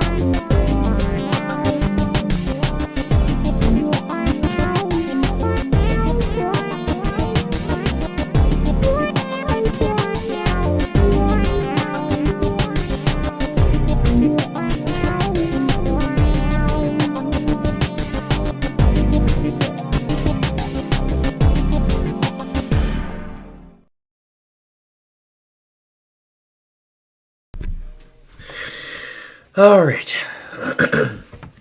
Good afternoon, ladies and gentlemen. We hope you enjoyed our weather scan morning stream for the last time this season.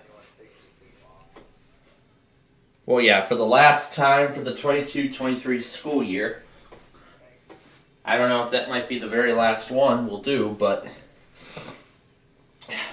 yeah, I mean, literally, my phone was just the driving force behind everything today, and it now just feels so weird coming home without a computer or a charger, because that's usually what it was throughout the entire course of my senior year. It's just so weird today. Well, we'll talk about that and more in just a moment. But first, today's Wordle.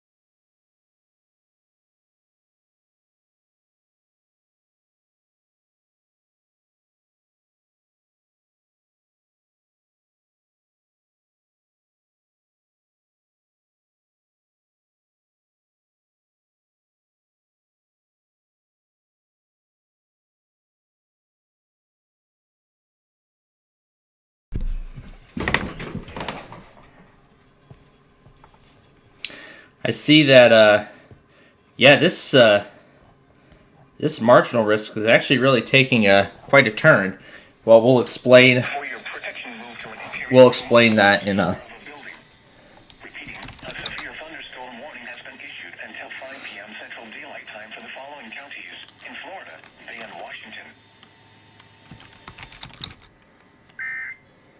Washington. Still out of order.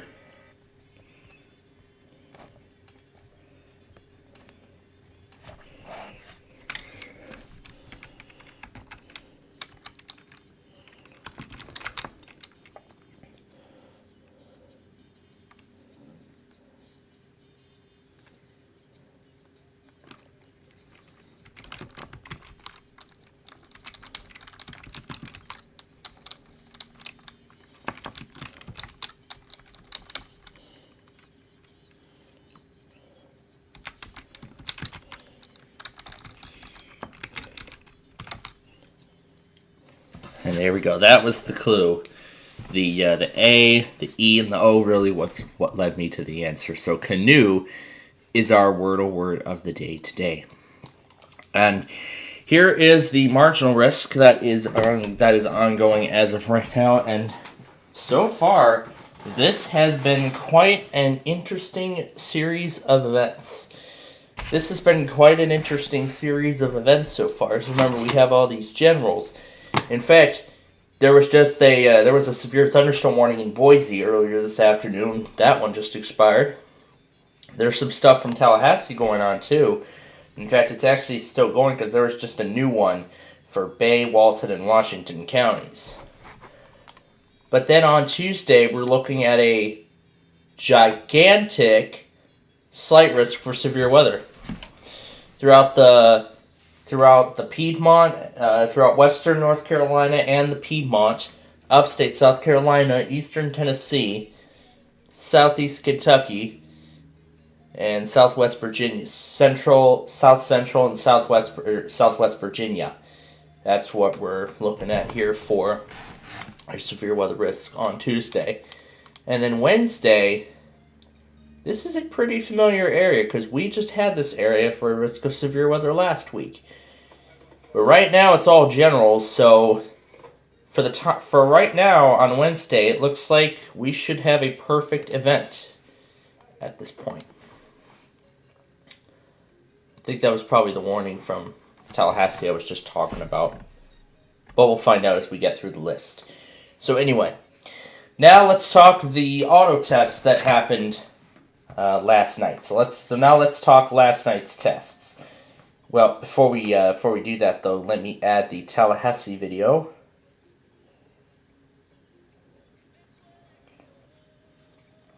To the end of this thing.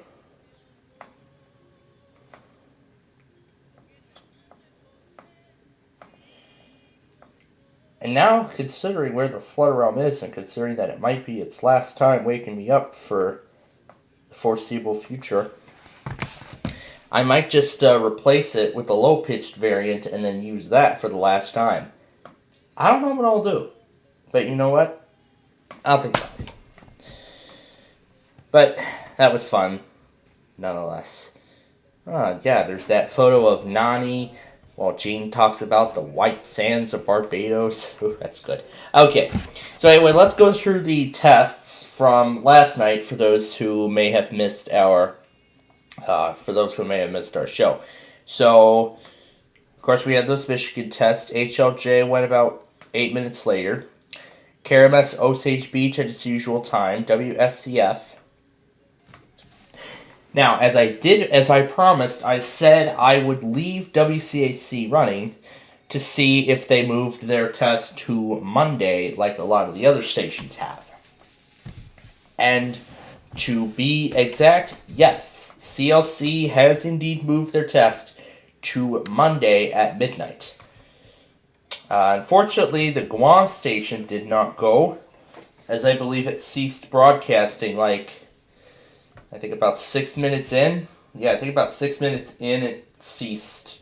It just went out. I don't know if they were trying to test or I don't know what happened, but that's all I know. But then, of course, the usual stuff. That one station in Georgia, WTTR in Maryland, WHAS, and then the Tulsa cluster, fully reunited once again. That's always nice to hear. And then I did actually figure out that issue with one of the automations. So now everything went perfect. Well, nearly everything. But then that Michigan station, North State Public Radio, and then of course WBGK.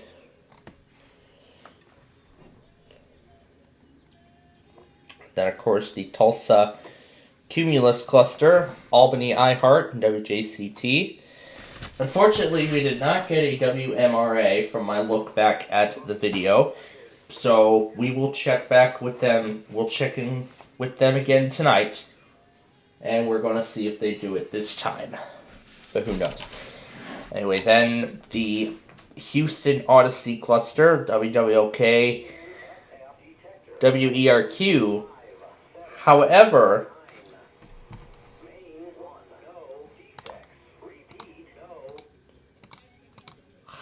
switch to that other scanner again.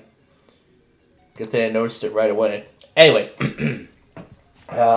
WERQ, of course, hit 308. However, John's local never logged it. Now, here's what I think happened. When I was checking the local this morning, I got a file not found error, so that indicates that the actual service might have been down. So the local was down, including the stream. So that could have potentially been the case as to why. But at 3:03 a.m., look at that, WSKG decides to join in. How amazing is that? Okay. Anyway. Then, of course, results radio, KYCC, WIRK, that Christian station out of Arkansas, that one station in Mississippi. Unfortunately, we didn't get a Wind FM as well, so we'll check in with them again tonight.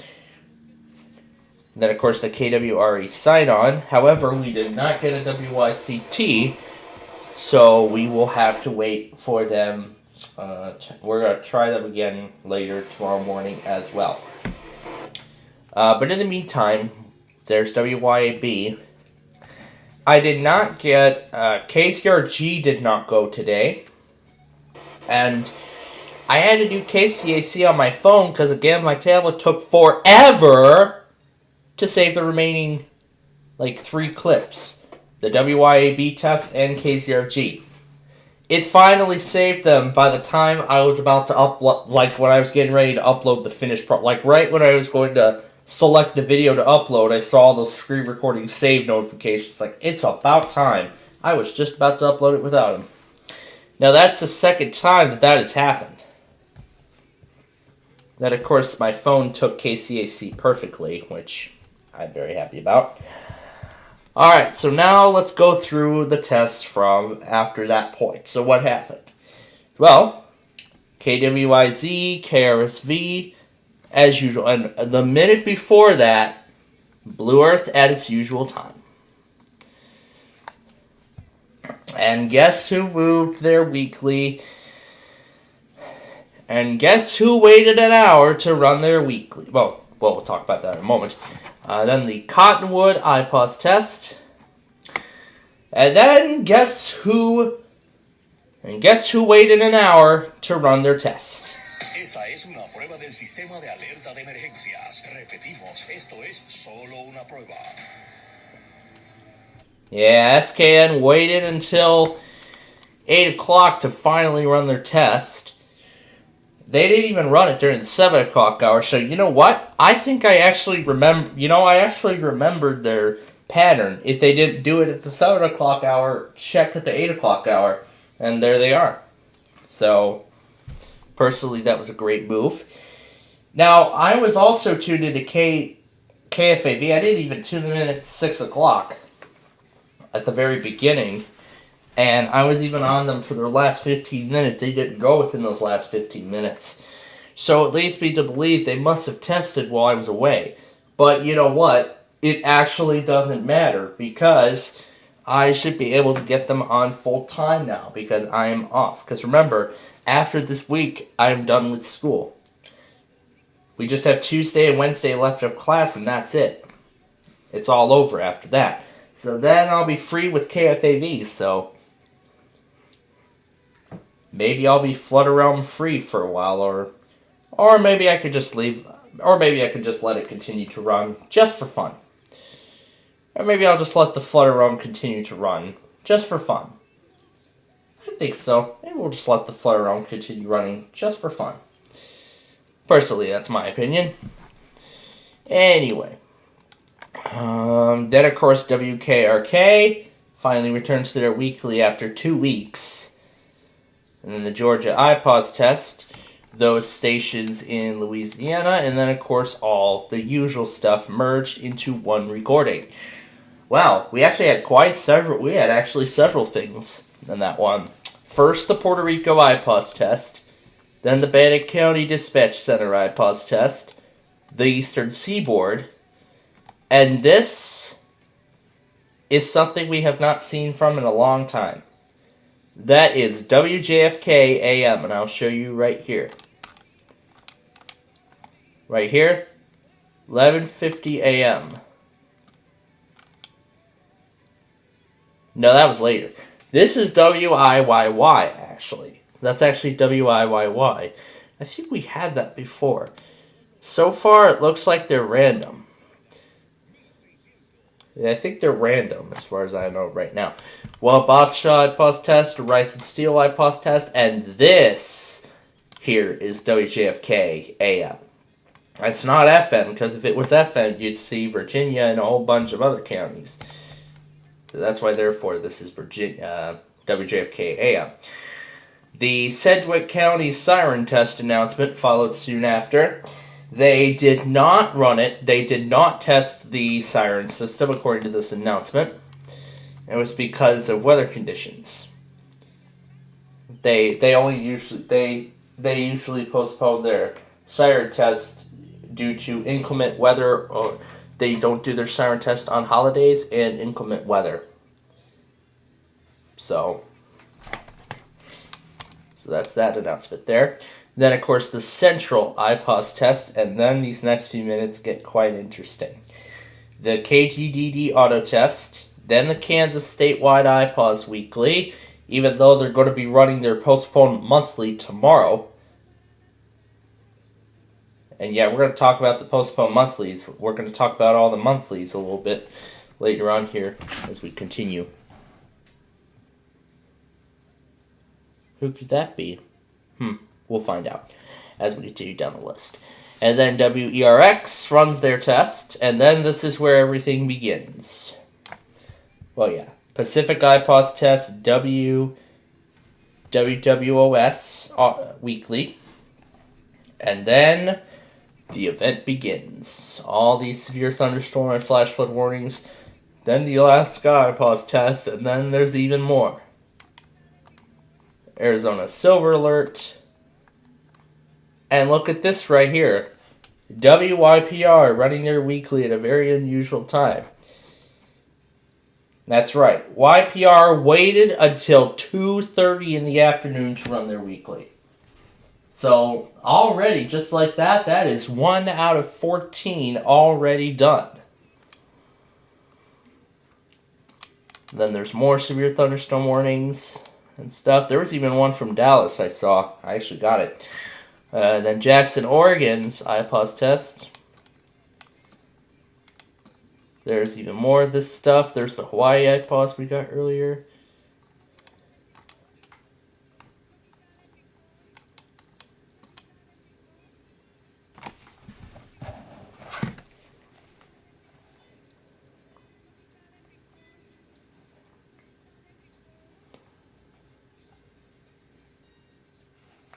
Receiving a flash flood warning.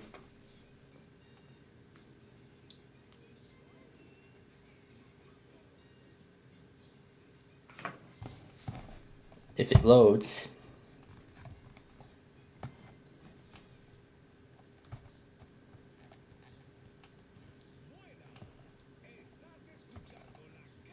Any flood deaths occur in vehicles. Be aware of your surroundings and do not drive on flooded roads. Repeating, a flash flood warning has been... Well, we know who's going to keep playing that. Well, we obviously know who's going to keep playing that.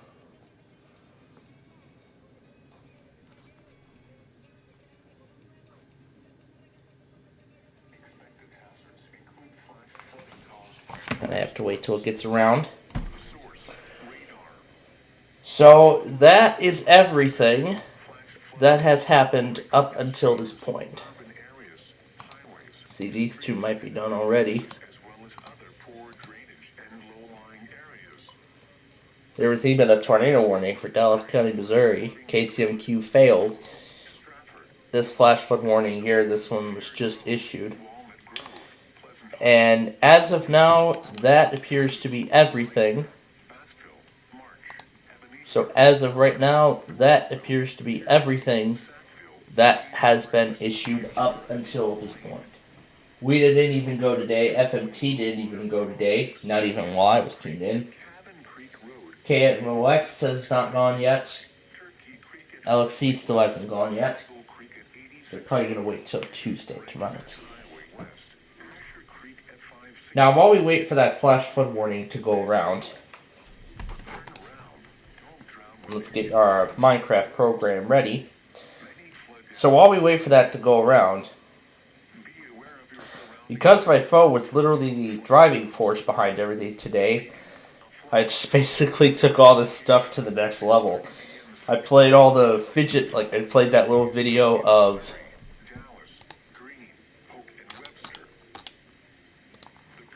what was happening behind the scenes of the weather scan. I played the short clip of the fidget spinners. Yeah, it's the little clip of all the fidget spinners. A video I made back in 2018, which I showed many times. And this was actually recorded at a perfect time, too, because Nickelodeon was just going on a commercial break during an airing of George Lopez. So I managed to catch the Paltone theme song. So I managed to get the George Lopez theme in Paltone. And then the commercial leading up to the beginning of the show.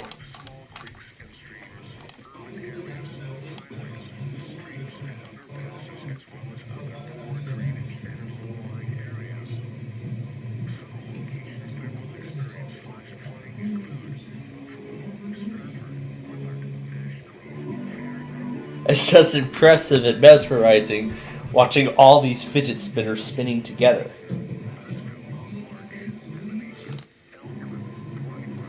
And this is where a lot of them seem to have stopped.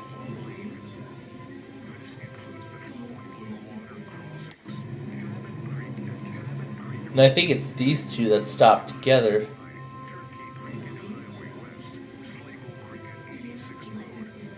Now this one actually stayed spinning the longest.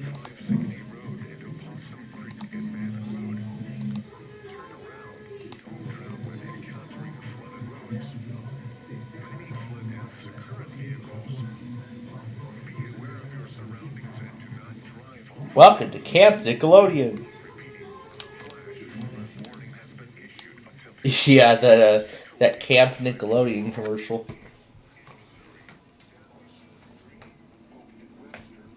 Alright, there we go. Alright. Alright, we're all set now.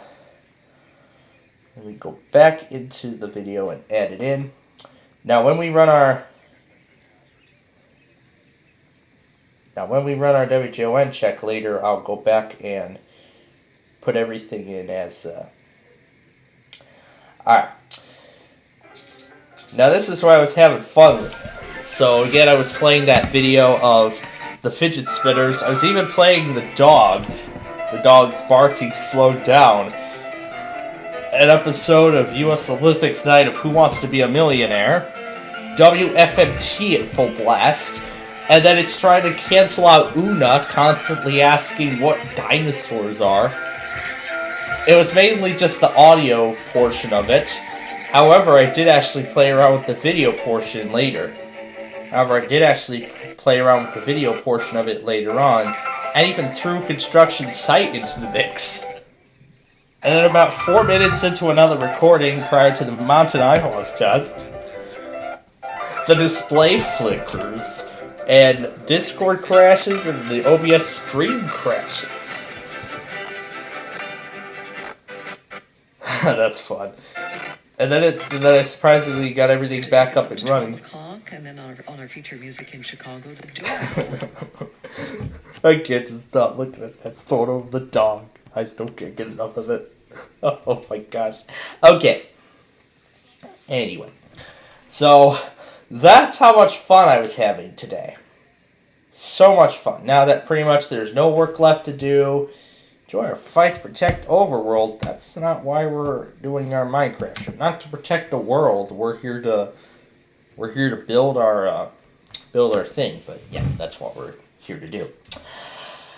Okay, so yeah, pretty much since and it was again when I started playing around with that video. That's where we turned in the student laptop and charger.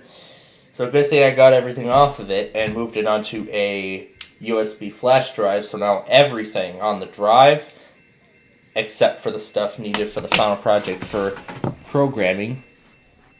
And that is most likely the first live train that we're going to be seeing today. Looks like the track order got altered, because this westbound is on track 2 when it's supposed to be on track 1. So something very different. Maybe the eastbound got moved to track 1, but... well,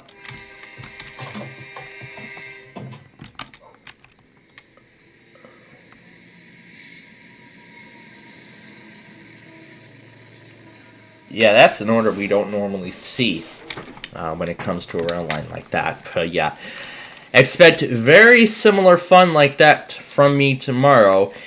In addition to, oh yeah, that's right, the incredible monthly test extravaganza. That's right. The Arkansas, East Central Michigan, and New Jersey monthly tests at the same time. Nebraska shortly after, and then it's Missouri and Connecticut.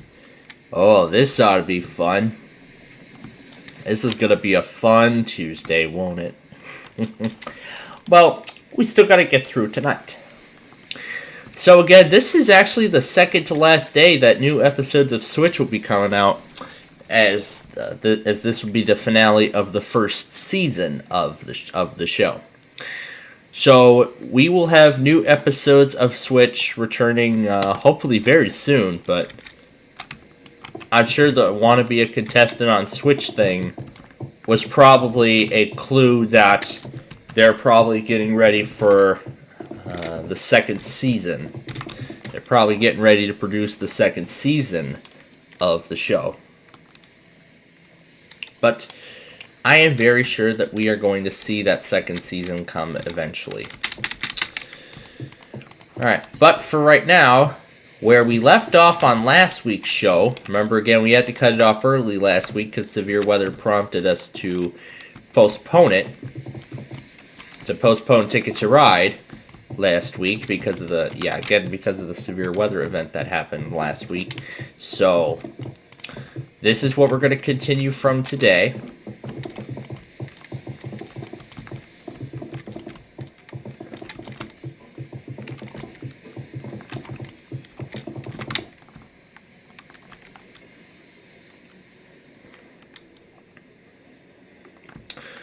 So we're going to give LXC the entire hour, and then we're going to see if TOP will get their test in on a Monday. That would be nice. If they did it on Monday, get it over with.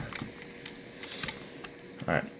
So, then again, here is where we ended last week.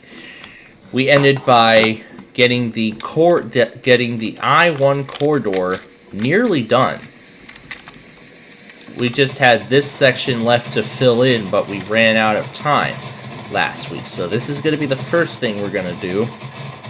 And then we have to finish building all of the exits for this corridor.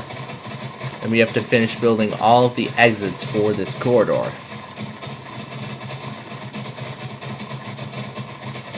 And then once it's all set and done, then we're going to have to change up the exit. And then afterward, we're going to have to alter the exit numbers on the interstate.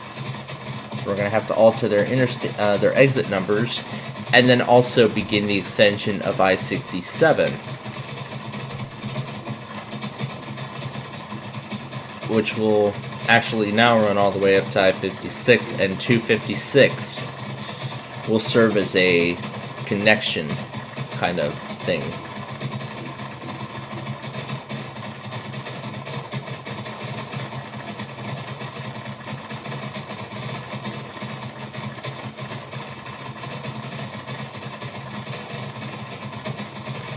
So basically, I would kind of turn it into like a hotel district kind of thing, but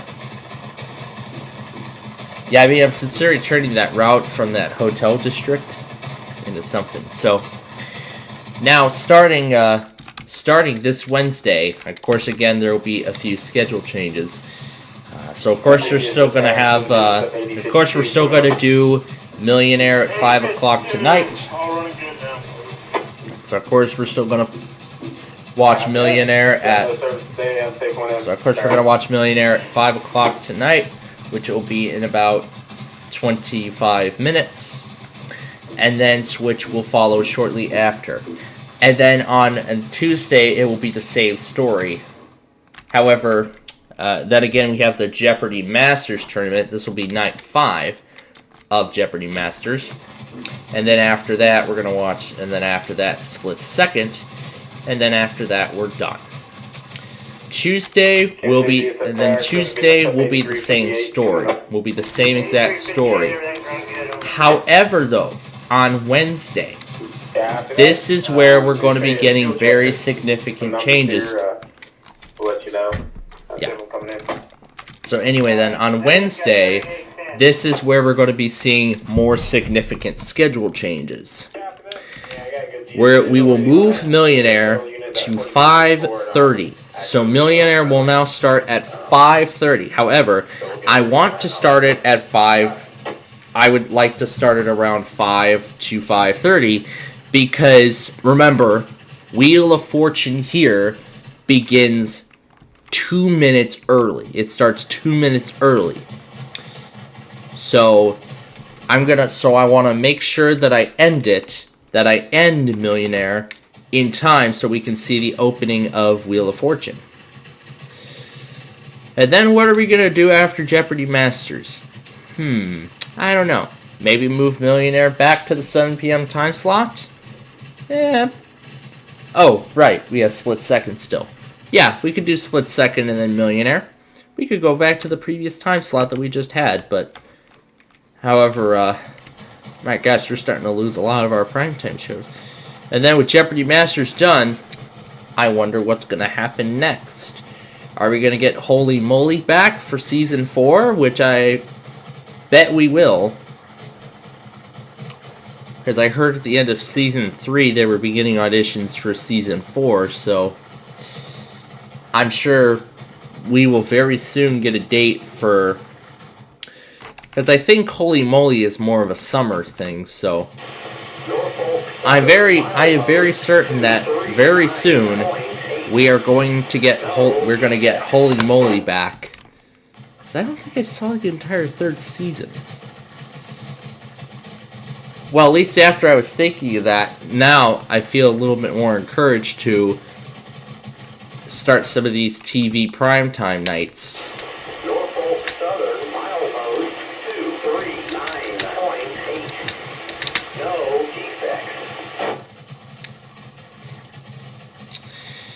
And yeah, even during the first hour, I've been having a lot of fun with the Flutter Realm and even mixing it together with that DFA test that WDFA test opening that Ari did while she was still running the WDFA IP station. That same message even came up on me on such short notice. I'm sure if you'll remember, it was during that one Christmas on the way to the Brookfield Zoo for the Holiday Light Festival. There was Christmas music on. I had WDFA's Christmas music going too, and a surprise test went through.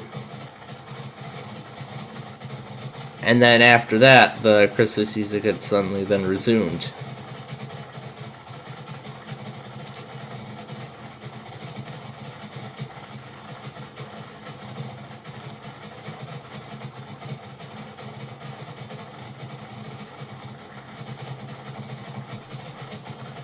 I'll have to see if I can find that exact song.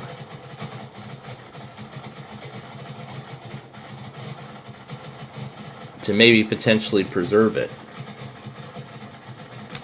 And this is where we will continue. Now let me see if I can find that exact song. Yes, let's just see if I can.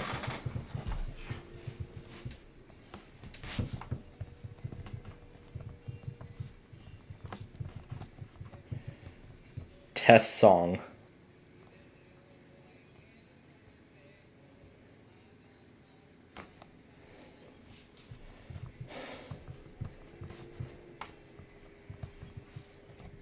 This is a test the emergency broadcast system song.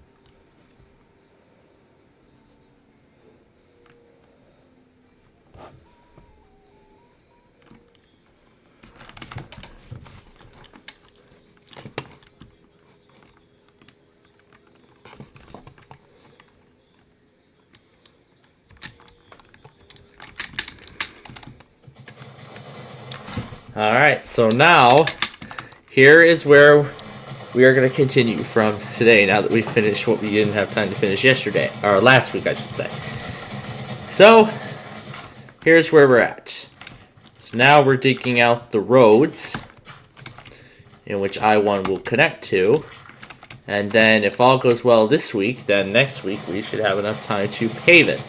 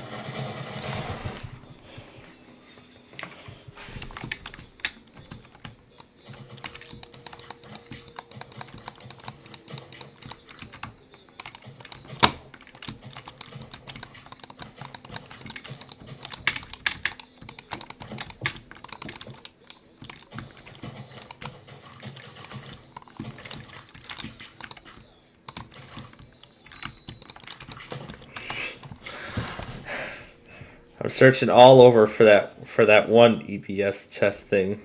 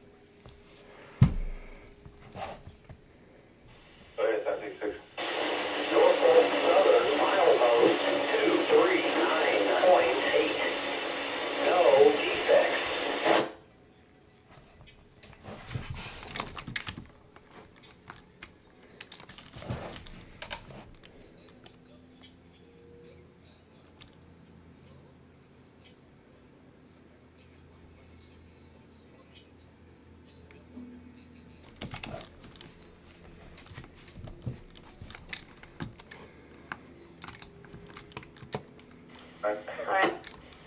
I understand you got a black cow. We've had this every day, past few days. 338.1 black cow there on the right of way. Is that correct, Bill?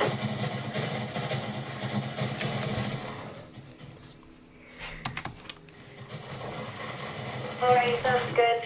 And while I got you, they got a 1600 low pool called for you. Over. You're welcome.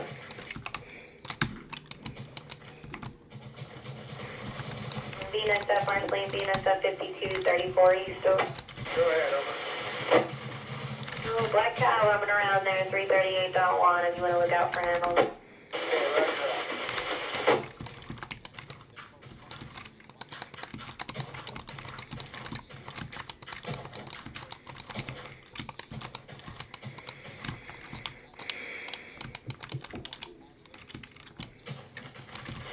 Venus F. Marceline, Venus F. 4334 West, go.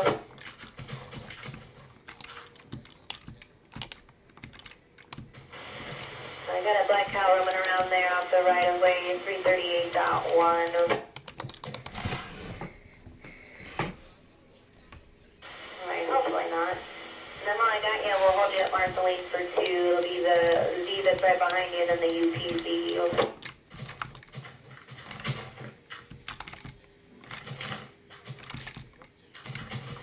Yeah, I saw that. How did it take so long to get out of Fort Madison?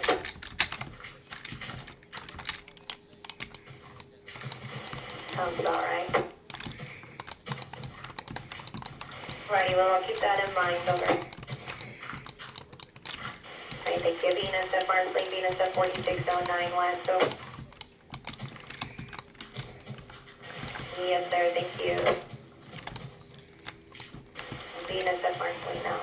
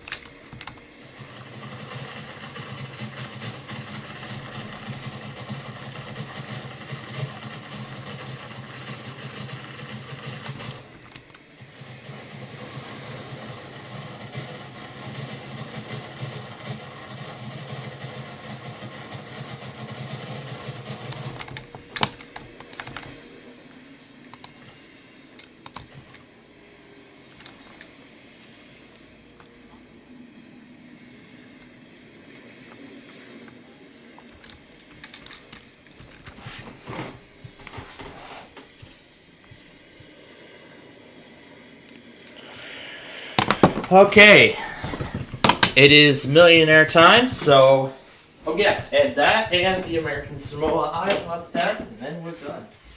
Start millionaire.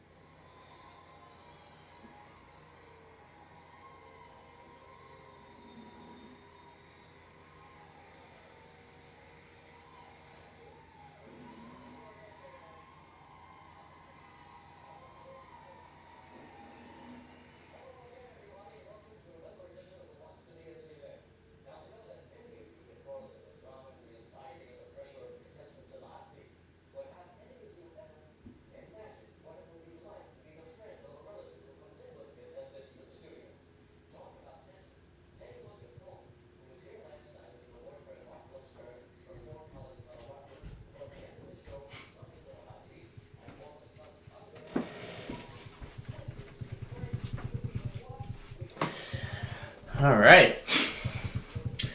We'll see how this goes today. Oh, and I gotta cross out LXC, XGM, and the first part of HPR, because they all did not go. So far, only one station has tested. We should expect more throughout the week.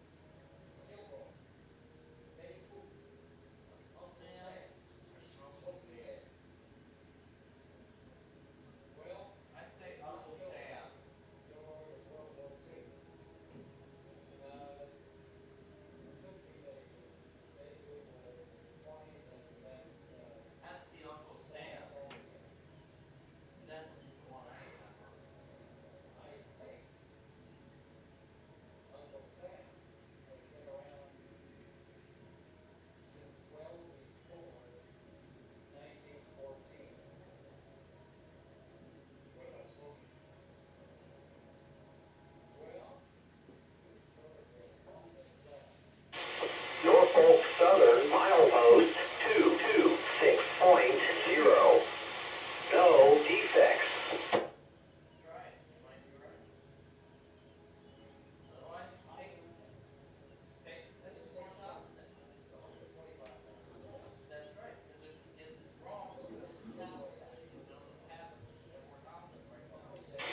Norfolk Southern milepost 226.0.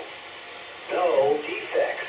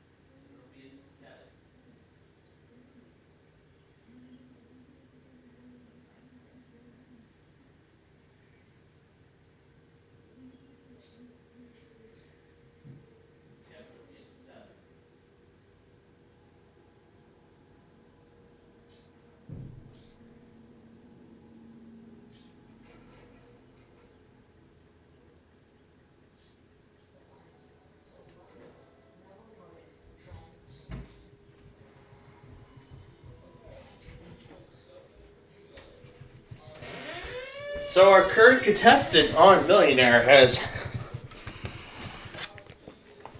So right now, as the show got started, the current player on Millionaire right now, he won $32,000. He had already used up all his lifelines. So he was on his own for the question for $64,000, which he was very easily able to guess. And then then the other question, it was about a poster, a 1914 poster. He actually narrowed down the choices himself without even the 50-50 lifeline being in his possession. And, you know, I was thinking he was going to walk away because he didn't know. He took a complete guess on Uncle Sam, and he was correct. So right now he has $125,000. He has $125,000 in his possession right now. In the next question he will be playing for after the break, after the first commercial break, will be for $250,000. And in addition, we also have a date for the premiere of Hey Yahoo, and it'll actually be on June 12th, and it will premiere at 7 p.m., which will be immediately following Wheel of Fortune. You know, that's actually kind of a good thing. Have something come like right after Wheel of Fortune, not during it. So great. So then after we solve a bunch of word puzzles and stuff, then we get to guess America's most popular searches on Yahoo, which I don't even know if anybody ever uses anymore, but it's interesting what kind of game show GSN comes up with to add to their lineup. I wonder if they're ever going to do a reboot of Millionaire. Or somebody will. I know ABC's the one who did the Jimmy Kimmel reboot. But it's not by Buena Vista or Disney ABC. It's right now by Sony Pictures Television, the same people that made Wheel of Fortune, and they're the owners of Two-Way Traffic, which was previously Celador, which is the exact case in which this show is from. It's from 2000, so... Alright, it is back. Can he win $250,000? We're going to find out.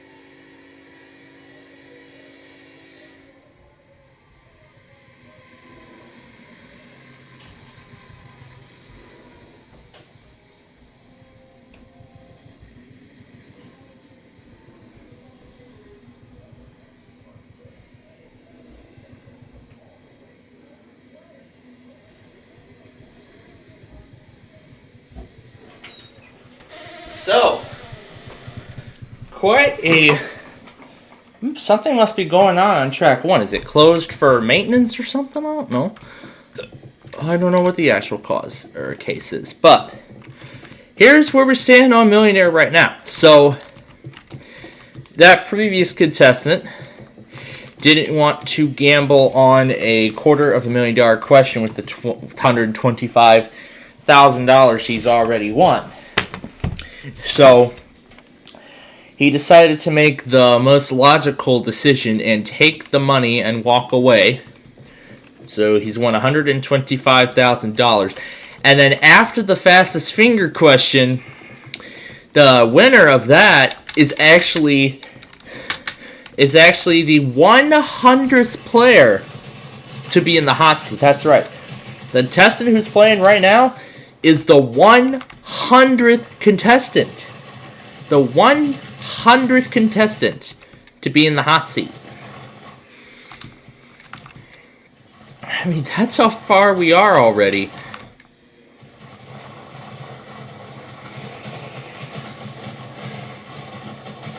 So yeah, that's player number 100 on the show. And where are we right now? Oh yeah, and a lot of the questions were actually, some of those I haven't heard before. The first one was actually about Robin Hood. And then the $500 question was actually about the I'm Just a Bill Schoolhouse Rock song. Yeah, it was about the I'm Just a Bill Schoolhouse Rock song. And in fact, I would easily be able to answer that question without even using a single lifeline. But he actually decided to waste to ask the audience on such an easy question, because I don't think he ever seen Schoolhouse Rock. You know, considering what Schoolhouse Rock was. Oh wait, I think I recall we watched it in our it was street law class. Yeah, it was like during the first weeks of street law. So I honestly was able to make an easy connection back to that. And then the other thing was actually about the AOL Time Warner merge. Yeah, the AOL Time Warner merger to create AOL Time Warner, and then AOL got bought out by Verizon. Then AOL got bought out by Verizon Wireless and eventually parted in the deal with Time Warner. So now it was just Time Warner on its own before it became Warner Media, and now it's called Warner Discovery. Now it's called Warner Discovery.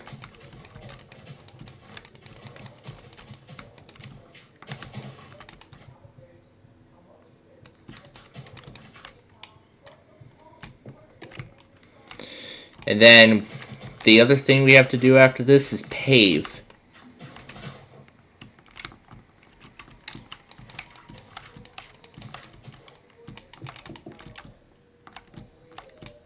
Let's see how quick they get to the next question.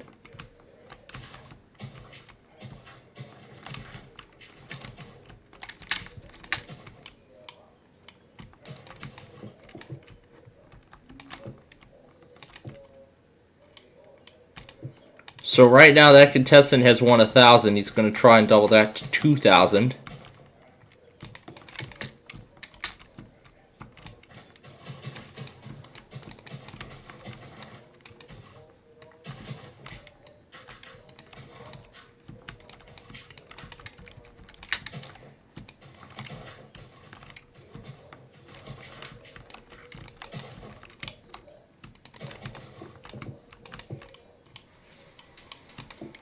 Alright, now for this $2,000 question.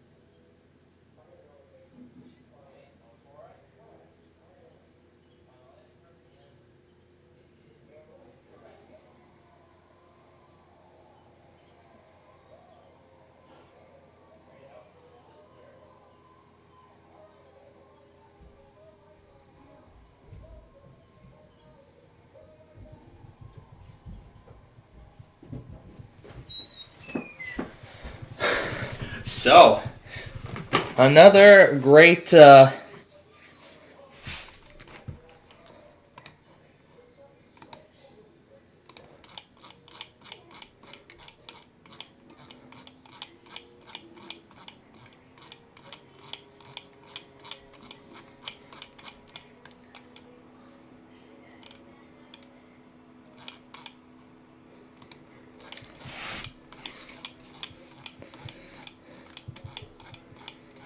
XGM, I'm assuming that is. Yes, it is.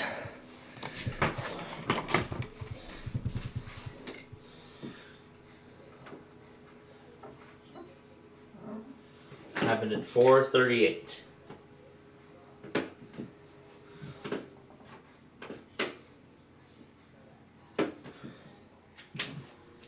So that's 2 done. That's 2 done.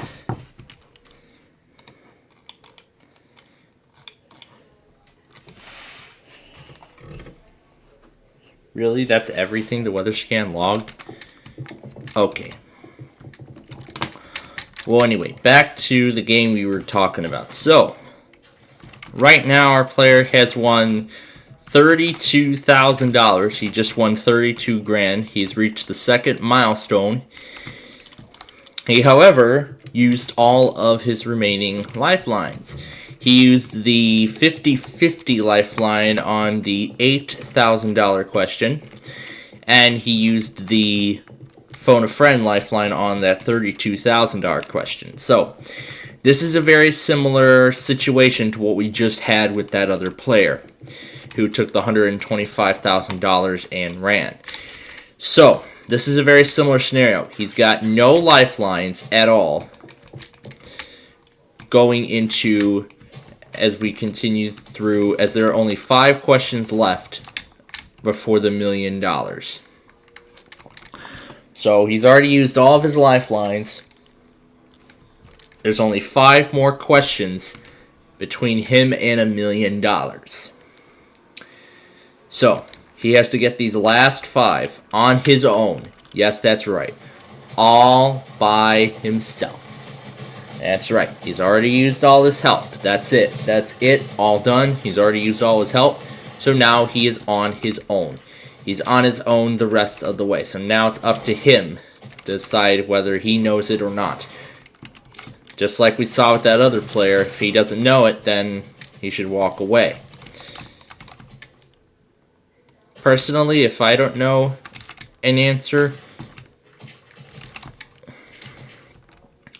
I mean, I'm not sure what was up with me not getting past any of these on the $100 question. It's either because they were a lot difficult being programmed, or maybe or it's just the difficulty varies. I know I can't change the difficulty in the game. BNSF Mars Plane, BNSF 6531 West, over. 6531 West, go ahead. Hey, you guys are going to go up to Cement City Park on Main 2. Should be a van waiting for you guys when you get there. Over. Maybe we could give Millionaire another try, but this time do the Kids Edition. Okay, sounds good. Let me know where you guys get over. BNSF Mars right now.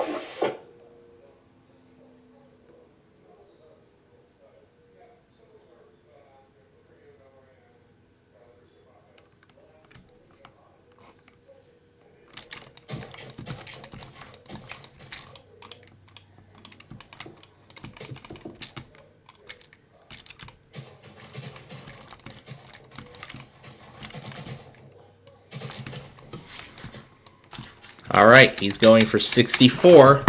Let's see if he gets it.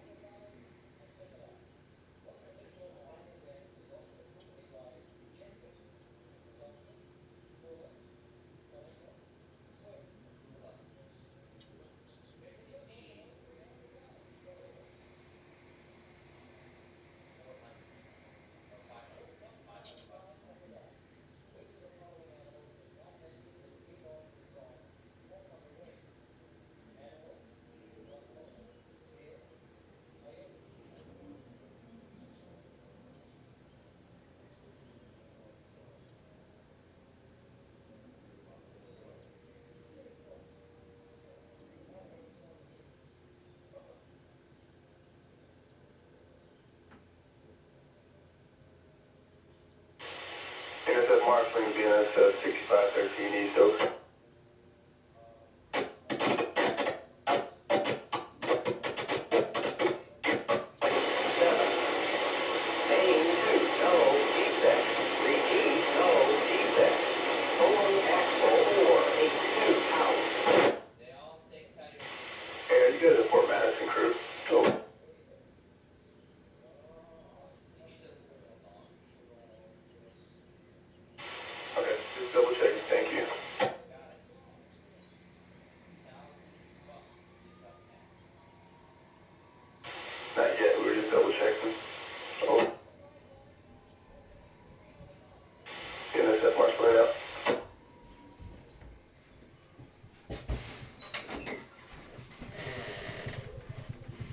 Alright. So, Mark Purvis is our next player. So, Mark Purvis got into the hot seat. So, what happened to the other player? Well, he ended up winning, again, the $32,000. The question that he got wrong was actually about a Stephen King book that went under a different name. Well, the name of the author who wrote it. That's really what it is. So,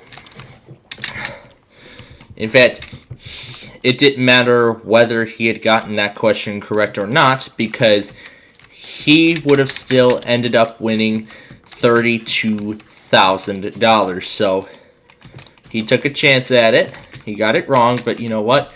There was actually nothing to lose. So he didn't lose the $32,000. It was all his. So he won $32,000. And now Mark Purvis is in the hot seat, and right now he has won $500. And this time the question that stumped him was about an animal that is not mentioned in Gene Autry's Home on the Range. This is very similar to that last player. Remember that one that just won $32,000?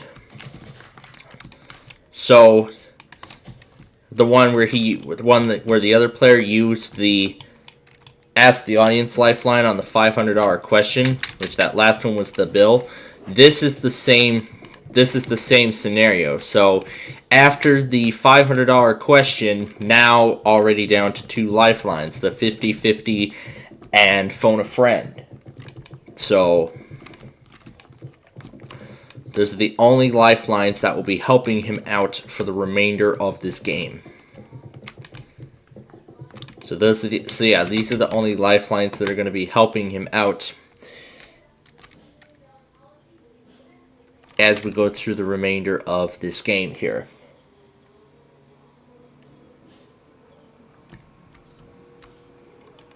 Alright, so that's the main roadway done.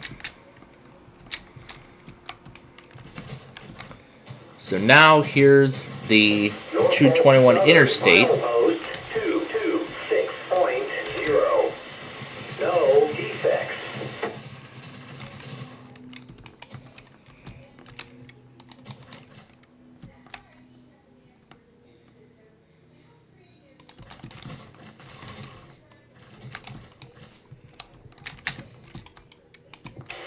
Norfolk Southern milepost 226.0.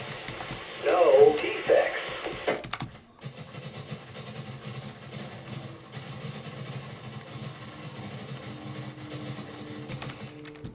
So at this point, we're going to be opening up more and more of this roadway.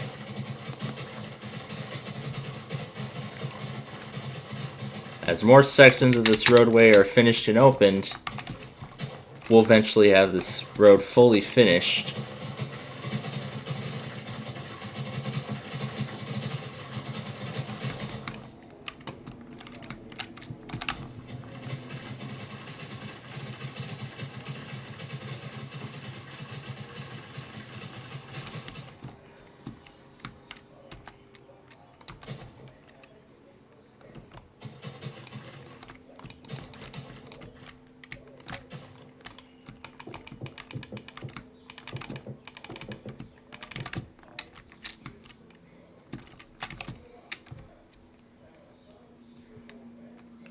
Gotta remember where the barrier is.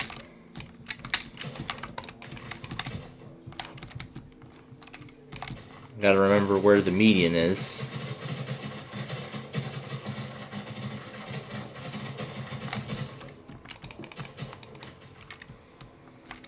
Alright, now he's going for $1,000, the first milestone.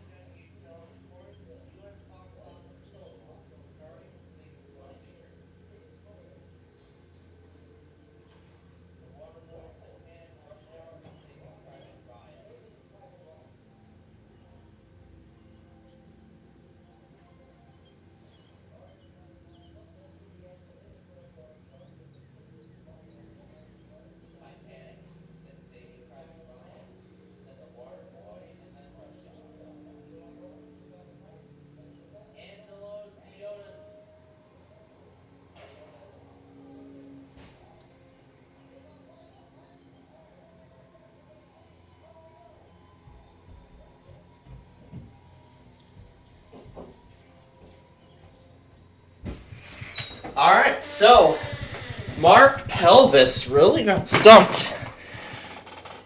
Okay. Anyway, so Mark Pelvis ended up getting stumped on a card game question. Honestly, I was actually stumped too, because I did not know. I had never heard of any of those card games that were mentioned. It was about a card game that only uses a deck of 48 cards. Honestly, I had no idea. Like, all of those games I had never heard of. But Mark used the phone a friend lifeline, which unfortunately costed him the game. But But you know what the good thing is, though? He actually made it to the $1,000 milestone. So he keeps the $1,000 no matter what. So that's what he won. Now Angelo Ziotis is up next in the hot seat, and maybe he could win $1 million. Well, with the 10 minutes we have remaining of Millionaire, that's most likely the farthest that we will be able to go in terms of the game.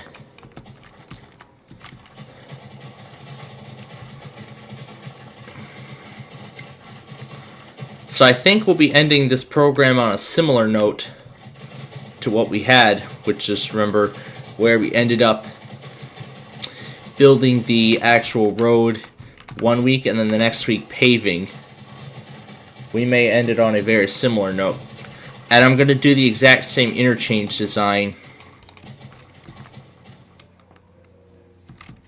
I'm going to do the exact same interchange design that we used for 21 and this one.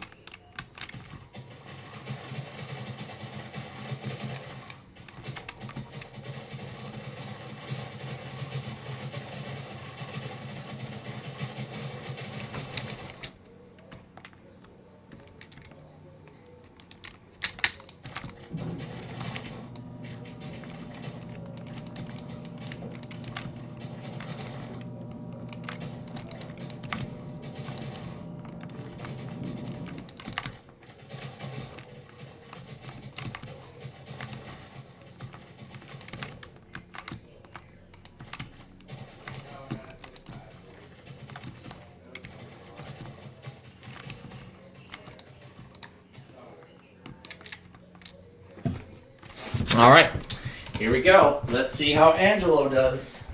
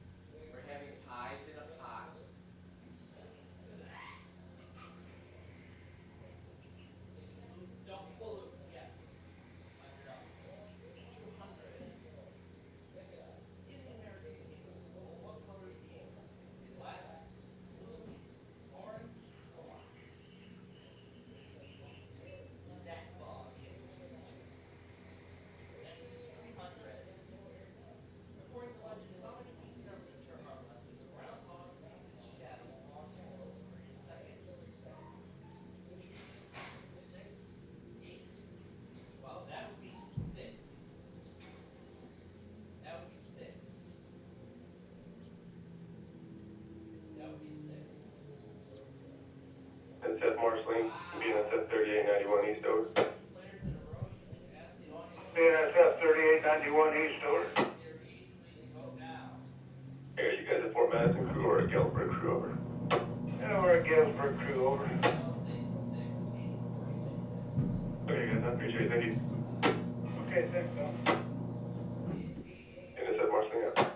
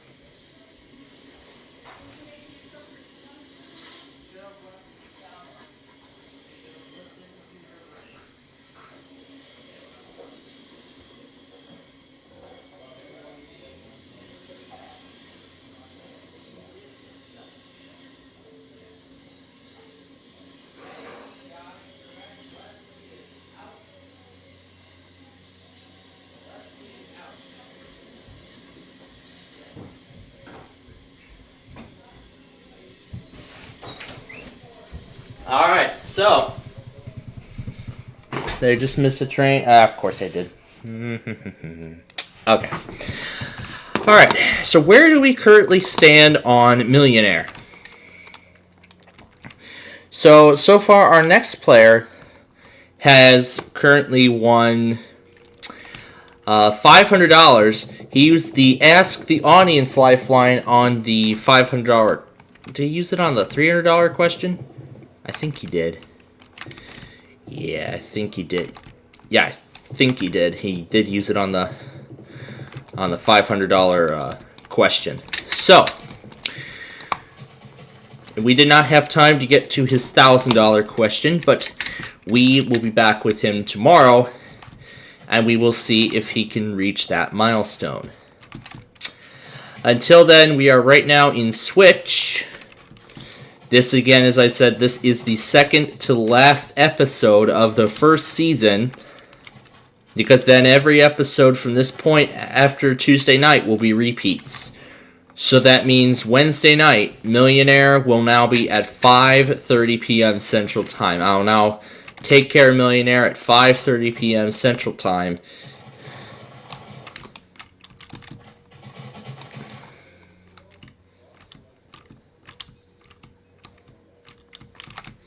So that's 11.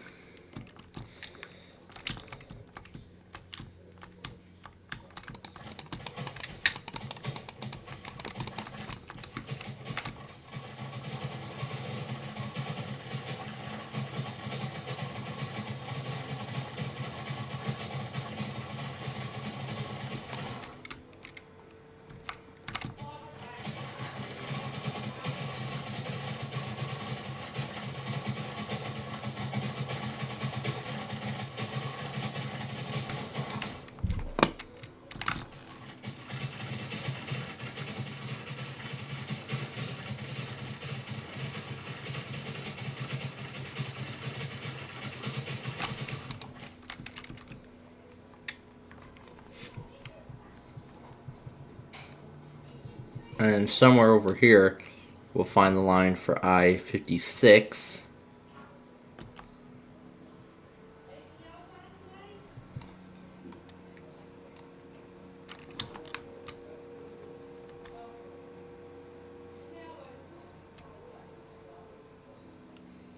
I think I took it too far, didn't I?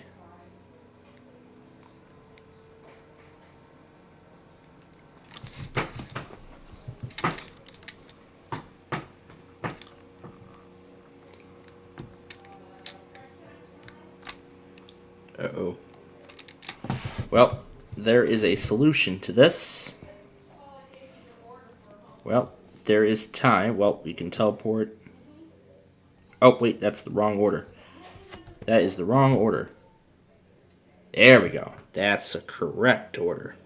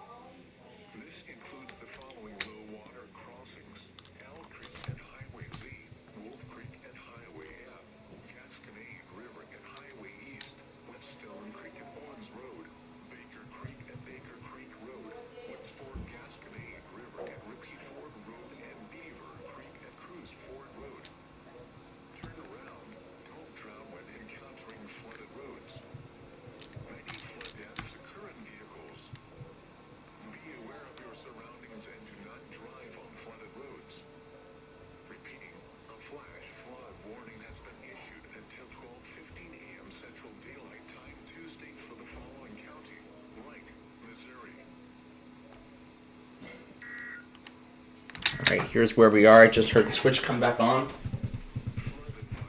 We're going to go ahead and go back to that.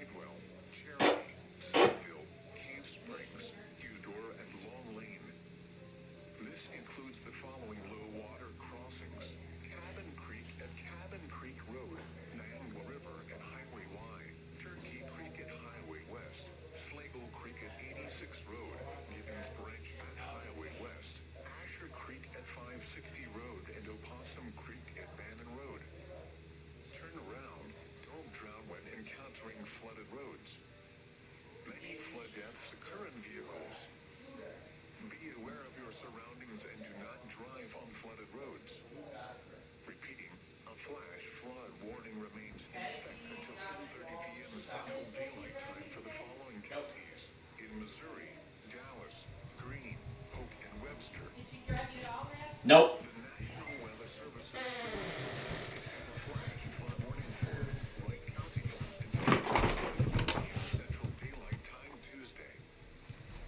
Did Miss Jackie drive you to all that?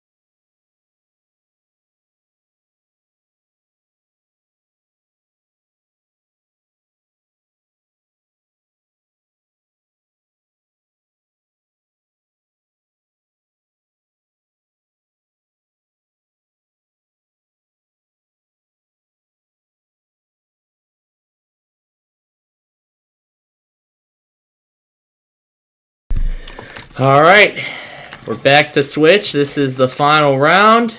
Somebody's gonna go on and play for $10,000 in the big switch.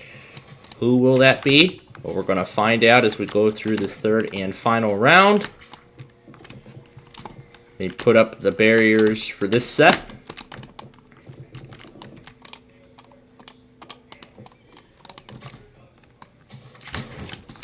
And now, let's go over to switch and see how this final round plays out.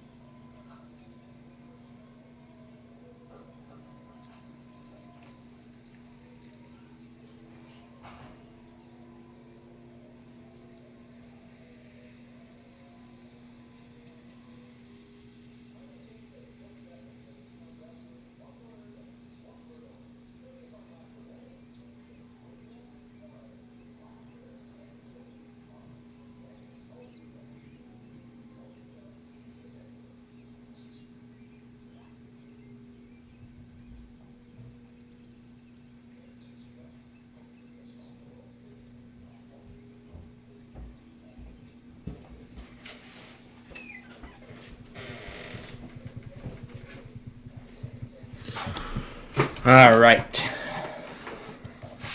So, Warren came back at the last second to win the $1,000. Now he's going to play for $10,000 in the final switch, in the big switch, which will be right after the when wheel goes on its first break. So for now, let's keep going with this.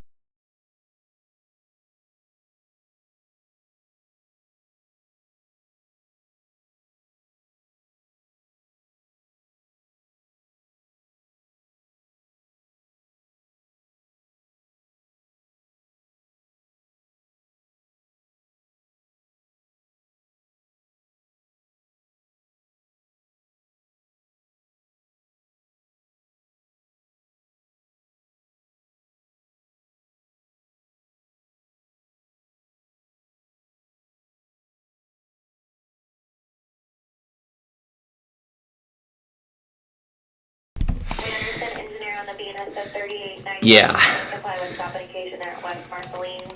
You know, at that moment, yeah, that's happened. You know, yeah.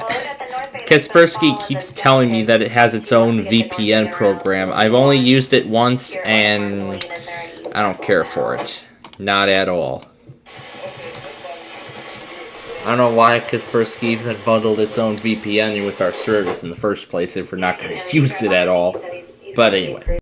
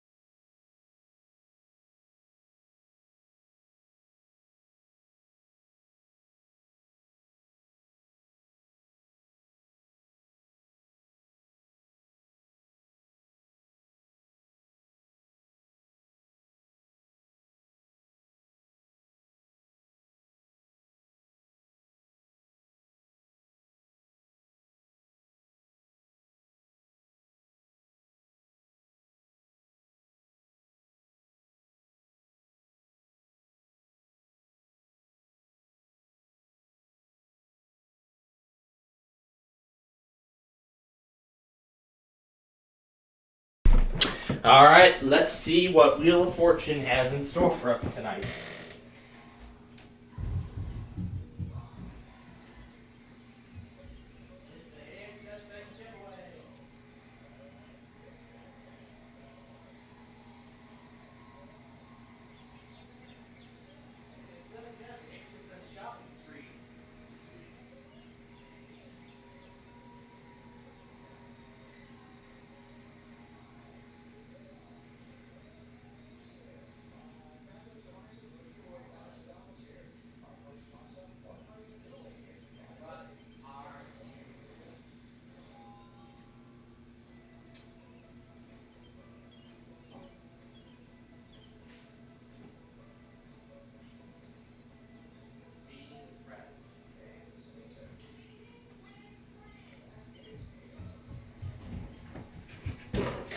Alright, so it's the HSN and HSN Plus Shopping Spree giveaway this week. So each night this week, one viewer could win a $10,000. Yeah, so each night this week, one home viewer could win a $10,000 shopping spree to HSN. If a lot of you know what HSN is, it's like a TV shopping network.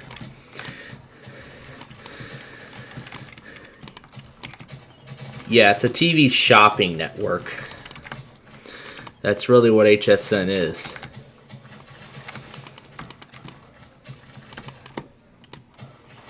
And that's really where my old laptop came from. Not HSN, but it came from QVC.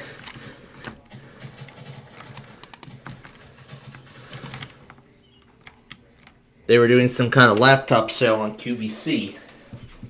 And I think mine was like one of the last ones or something. And then following wheel tonight, of course, we'll have night 5 of Jeopardy Masters, and then we'll watch tonight's split second after that. Let's get to the $2,000 toss-up and the game.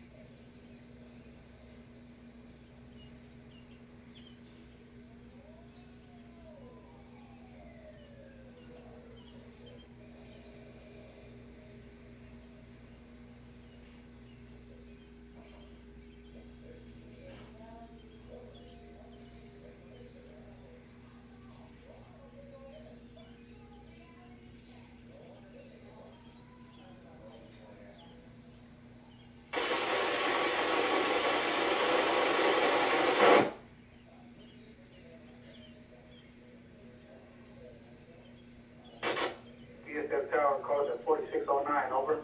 4609, get power. Copy that, 4609. I'll show you guys no service in Kansas City, DSF. Have a safe trip in.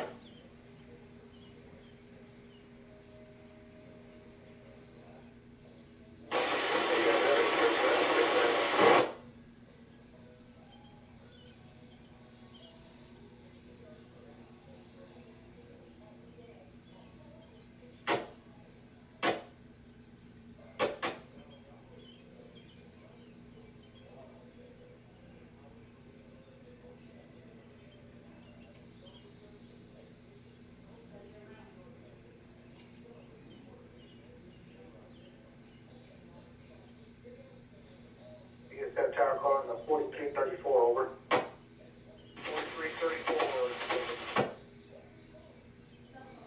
Copy that, 4334. I'll show you guys a full service from the DSF here in Kansas City. Have a safe trip in. Tower out.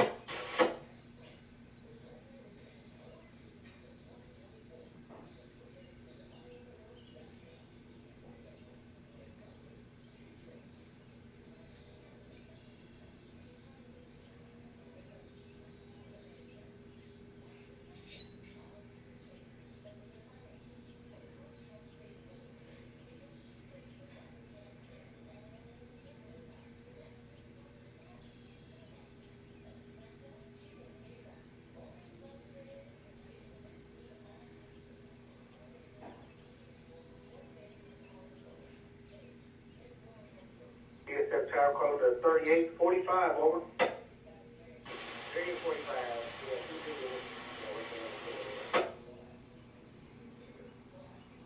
Copy that, 3845. I'll show you guys as a fuel checker. If you would, when you arrive in Kansas City, could you give us some fuel readings? Other than that, have a safe trip in. Tower out.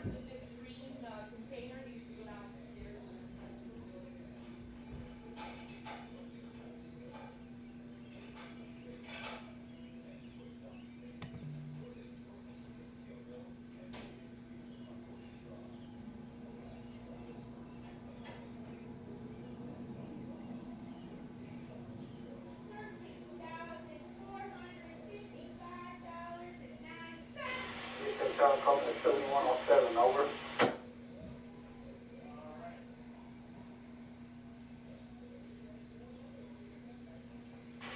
Yeah, 7107. I show you guys with 4 motors how they run it today.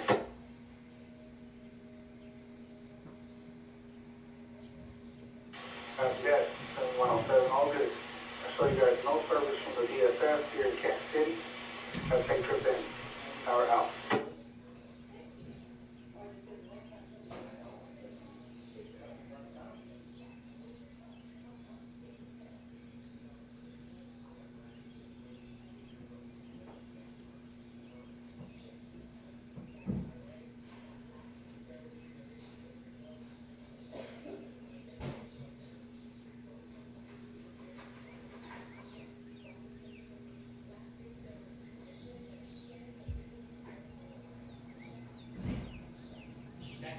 Check and check. Check, check, and check.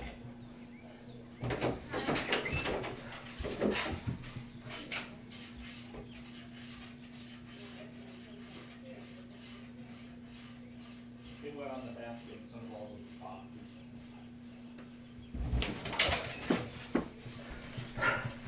All right.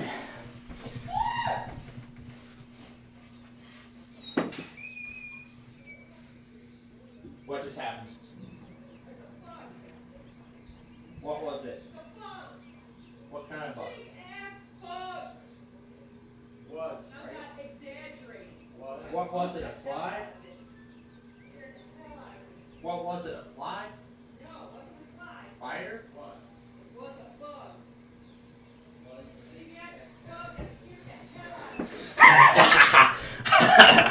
A bug to scare it out of nowhere. Okay, so, well, we had a winner of a trip to Japan, and earlier while I was down there, it was we had to bring a container of yarn down, and then I was just thinking how after we started watching Millionaire, I started to become obsessed with the Buena Vista Comet logo, and not even Una or Nani are getting me out of it. Not even Una or Nani can get me out of it. Because I can play the Comet logo over Bubble Guppy's things. Just for fun. Maybe I might want to play around with all that stuff later. Maybe later, but not right now. Alright.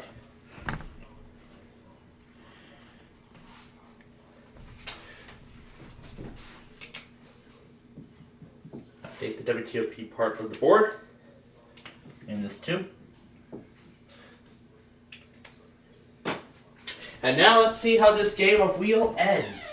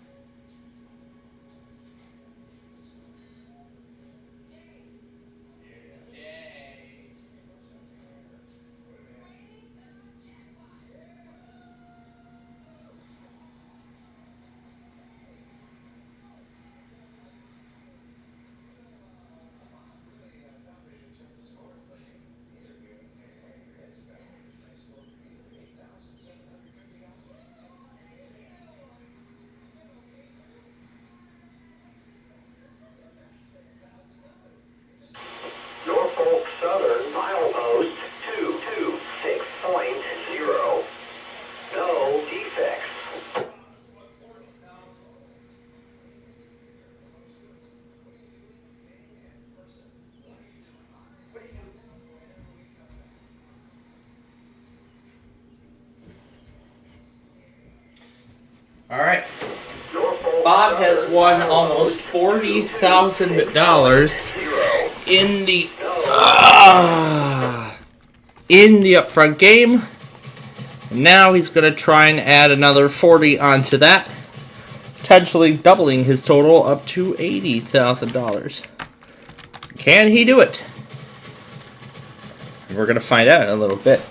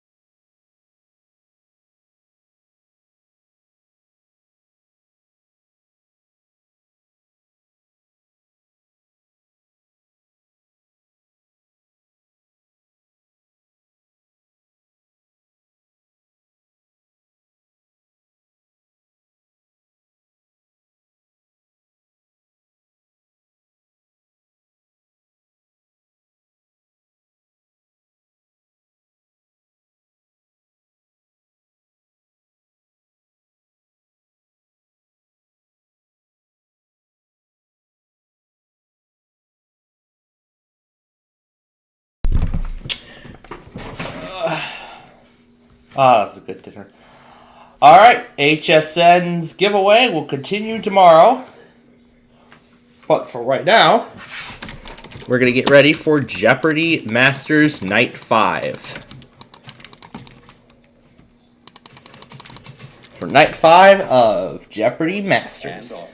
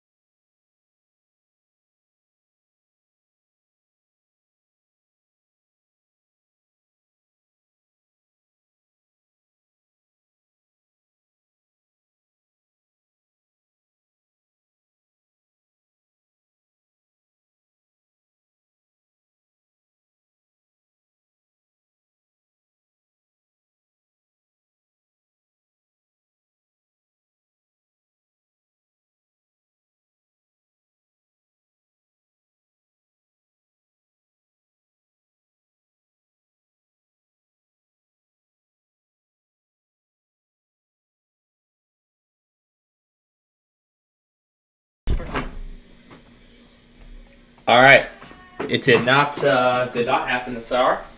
Alright, we'll check back later. Okay? Alright, time for Night 5 of Jeopardy Masters.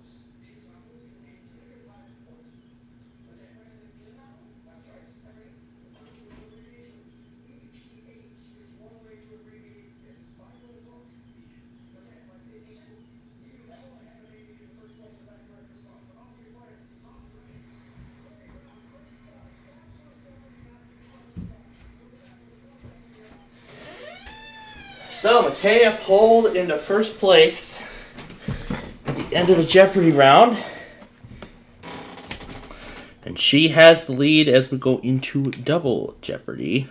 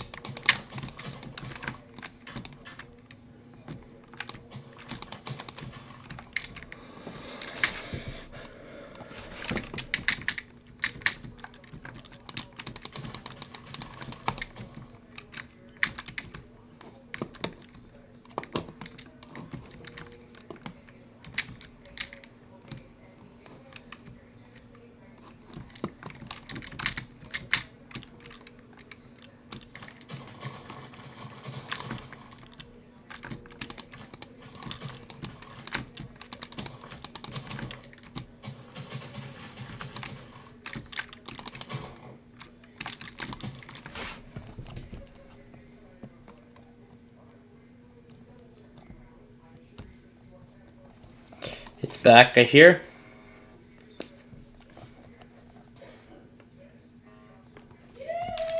It is back on, so let's see how Double Jeopardy plays out.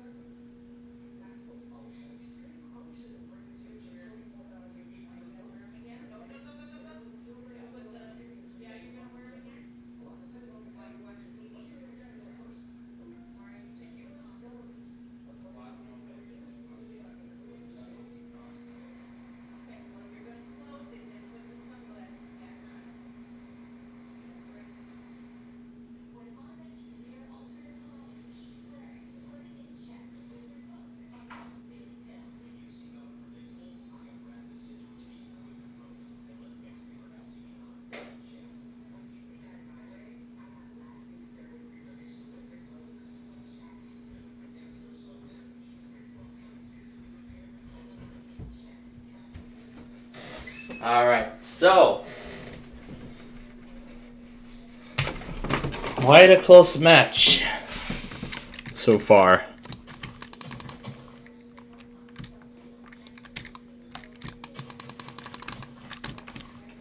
Yeah, quite a close game it has been.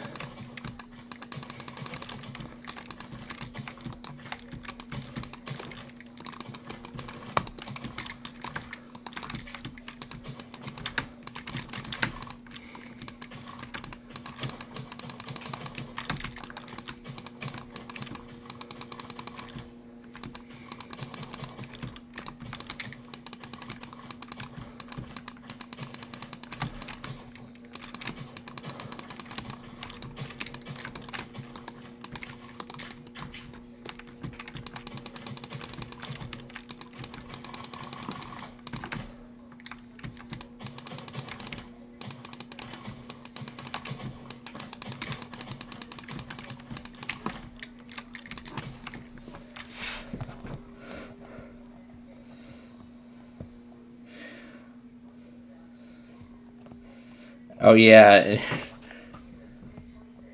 Yeah, here's that funny EVS test that I found earlier. I mean, there's that one clip I'm still trying to look for, but so far I haven't found it. I haven't found it yet. Gonna get the North Bay that's behind you, around you here at West Bethel, and I've already let the chief and Fort Madison know your hours of service. So.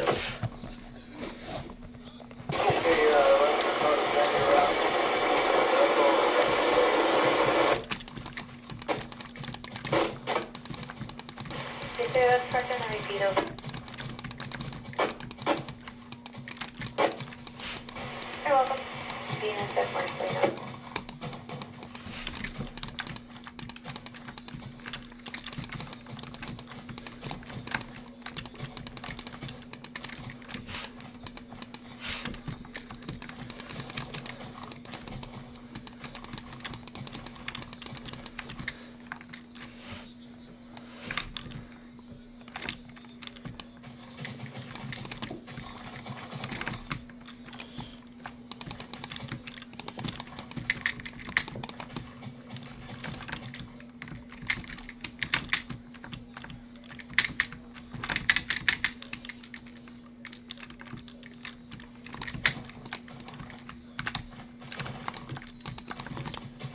And that's how it ends.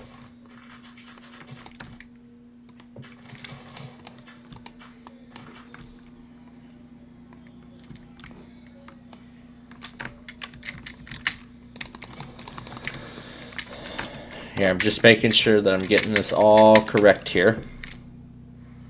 Okay, it's back. Now for Final Jeopardy.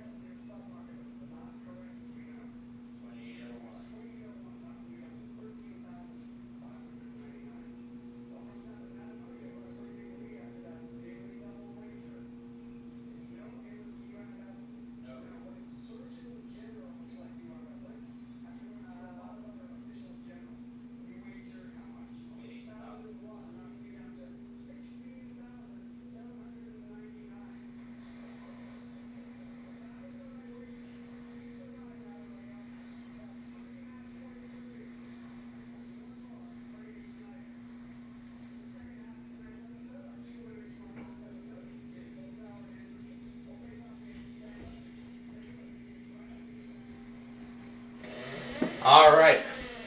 After the break, it's James Holtauer, Matt Amodio. Well, Matt Amodio won. Yeah, it's going to be James Holtauer, Amy Schneider. Yep, those are going to be the three contestants that are going to be playing in the second half of the show.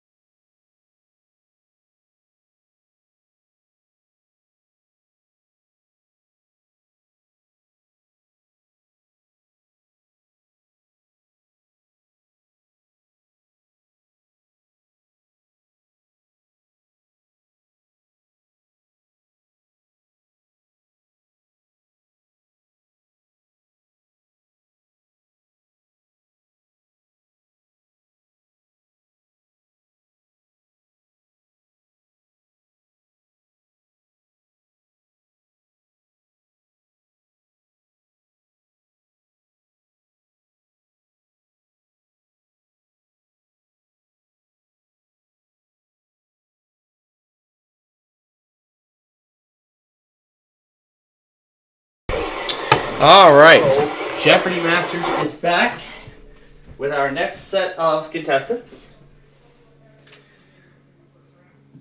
Let's see who will claim the covenant spot. Here we go.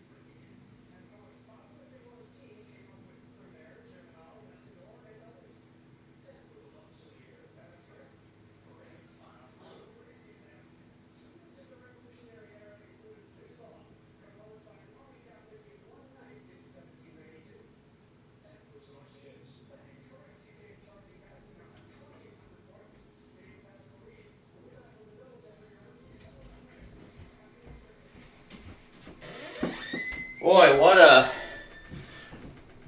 a first round that was.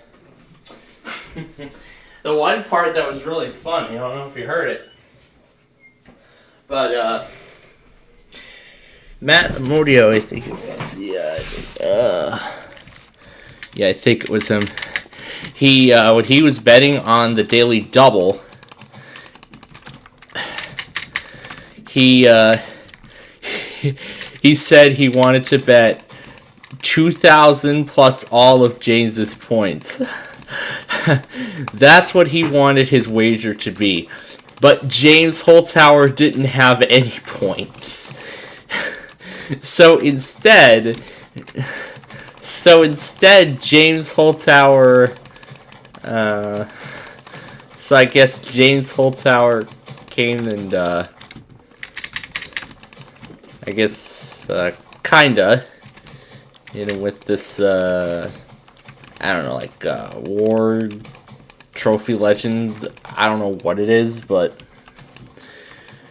whatever that thing is, he, going with it.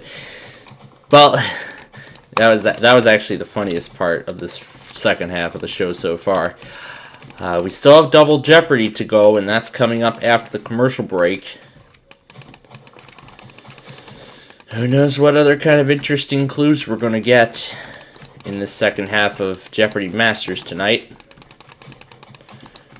I would love to finish this entire the entire second section of roads and maybe kind of get started on the paving tonight.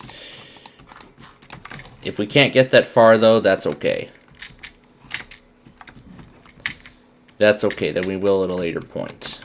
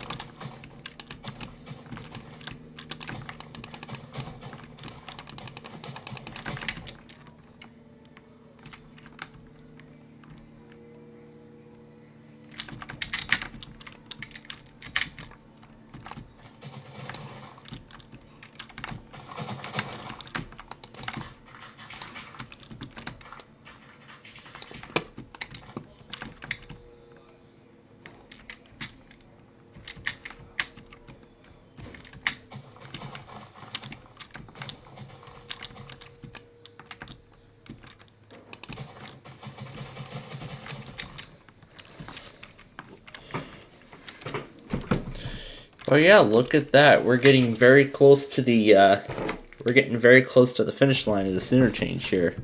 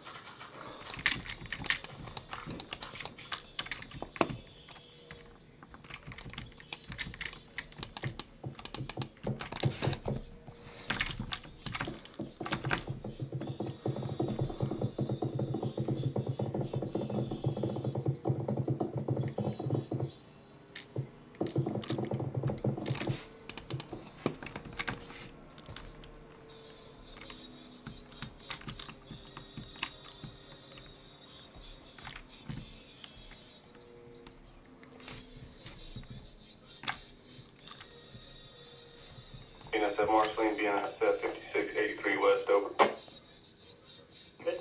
East, over.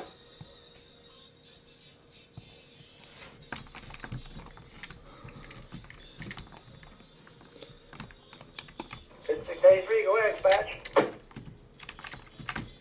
Okay, what time are you guys on duty today?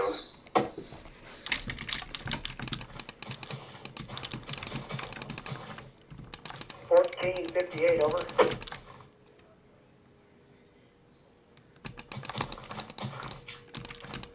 Okay, here Ken Jennings talking. Alright, let's go back to Jeopardy. Oh, we gotta put WTOP on, don't we? Alright, now over to Jeopardy. Brought to you by the UiPath Together Automation Summit, May 23rd in DC.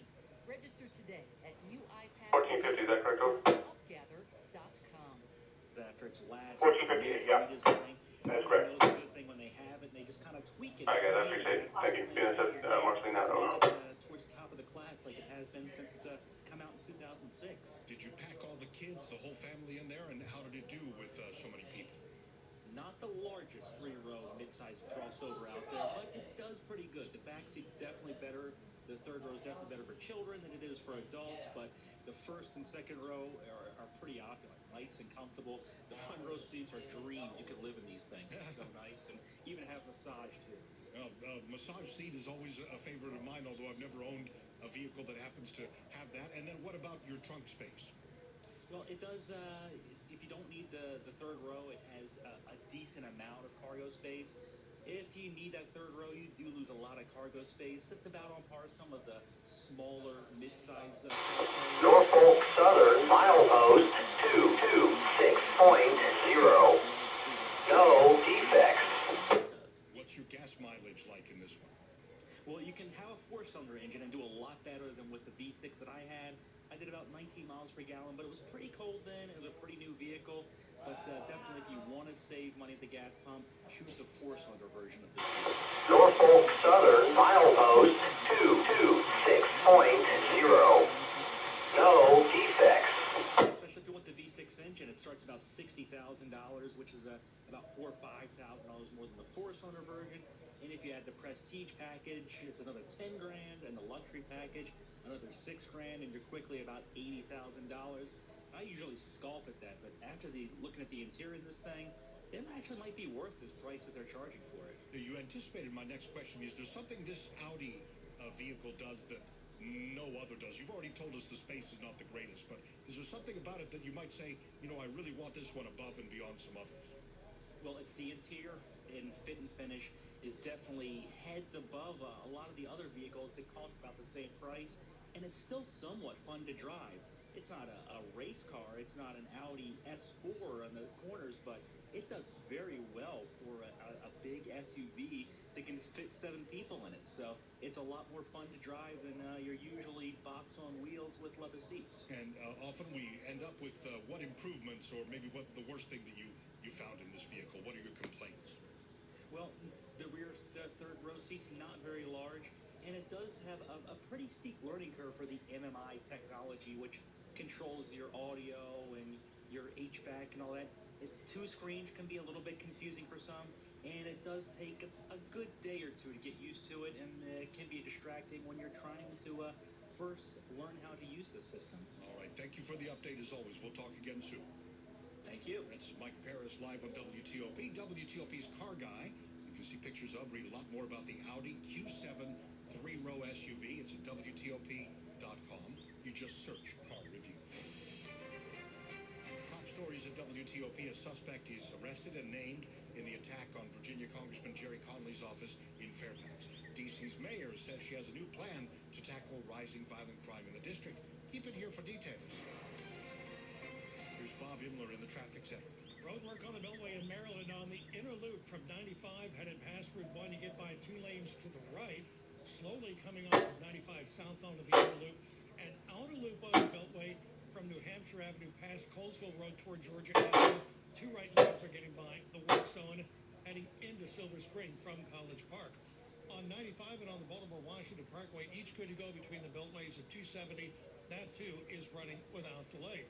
50 up in the Bay Bridge is running without delay as well, so clear sailing there. And 70 eastbound near the South Mountain Rest area, single lane gets by the work zone. In Virginia, 395 and 95, each in great shape as far south as Fredericksburg, and traffic on 66 also running with Norfolk Southern milepost 239.8. No defects. Meteorologist Veronica Johnson. We're just kind of getting used to the calm and comfort here, Veronica, and another change it looks like. That's right, another change. Here we go. We're getting ready for some rain tomorrow. The rain showers now looking more isolated to scattered in nature. Norfolk Southern milepost 23.8. No defects. Monday out of this work week that is looking like we've got a chance. As far as overnight goes, we're going to see the clouds move in, lows 55 to 62 degrees, and we'll have highs tomorrow near 75 to 78 degrees in a lot of neighborhoods with that southwesterly wind. So your best chance of rain is going to be during the afternoon and evening hours. We could pick up anywhere from a 10 to about a quarter of an inch in some areas, and there may even be a rumble of thunder. So we're warm, a little wet for tomorrow, and then we dry out for midweek. Wednesday will clear our skies, and it is going to be a little breezy. Highs 68 to 73, and then delightful weather for your Thursday and Friday. Will be around 70 degrees, back to sunshine. Springfield in Virginia now at 65 degrees, Bowie at 66, Chillum close to 70. And we're brought to you by Mervis Diamond Importers. Save up to 20% on Mervis lab-grown diamonds this weekend. Details at mervisdiamond.com. On the way on WTOP, lots of us planning on traveling this Memorial Day weekend. We'll get some suggestions maybe on how to beat the traffic a little bit. Always a bit of a challenge, I think.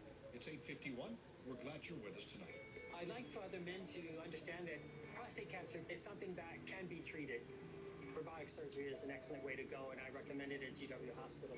There's not a day that goes by when I am not grateful and realize how blessed I am to be able to have a successful cancer procedure. We got through, came out the other side. Woo-hoo. Physicians are not employees or agents of this hospital.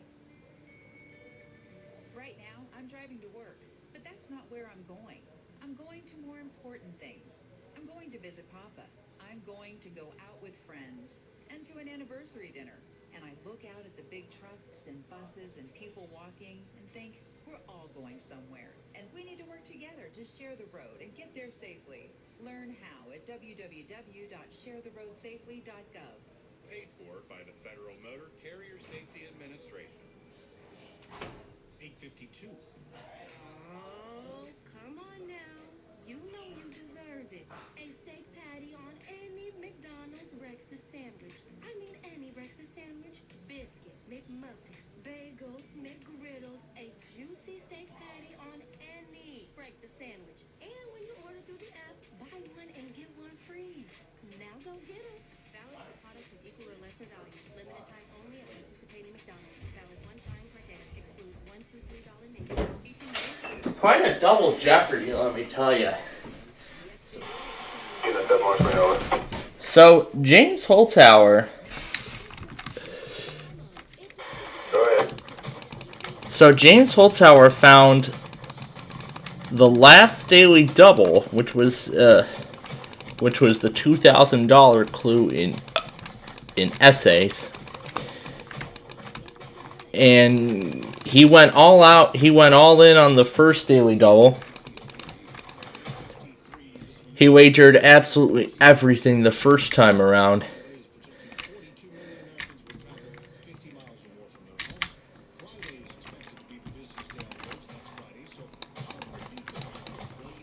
And then the second time around,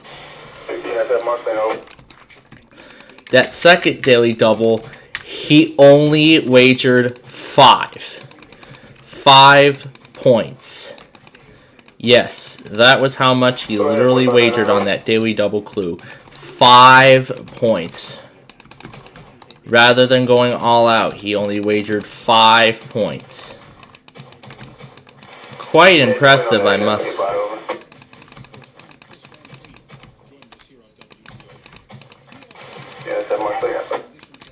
I must say, that is quite impressive. Such a low score he wagered on such a big clue.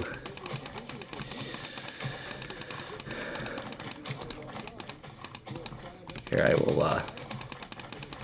I will find a good place to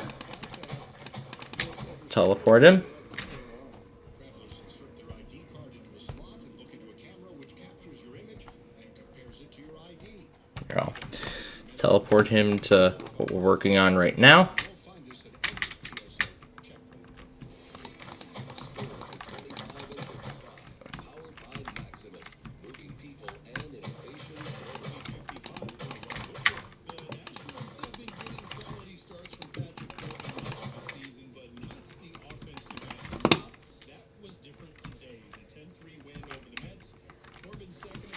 Oh, I think I had the whole thing all wrong. Yeah, I think I had the whole thing all wrong. Well, let's correct it.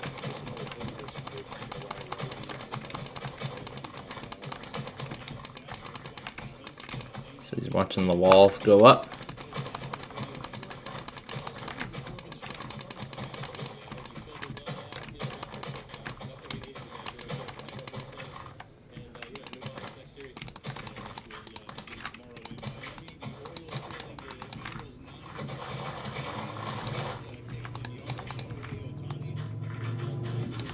Here, making some room, and I'm going to put the walls where they should go.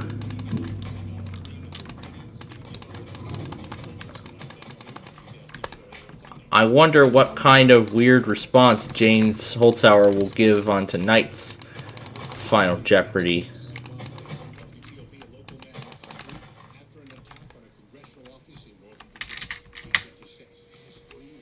Yeah, you could definitely build a tornado siren. Not right in the middle of the interchange, though.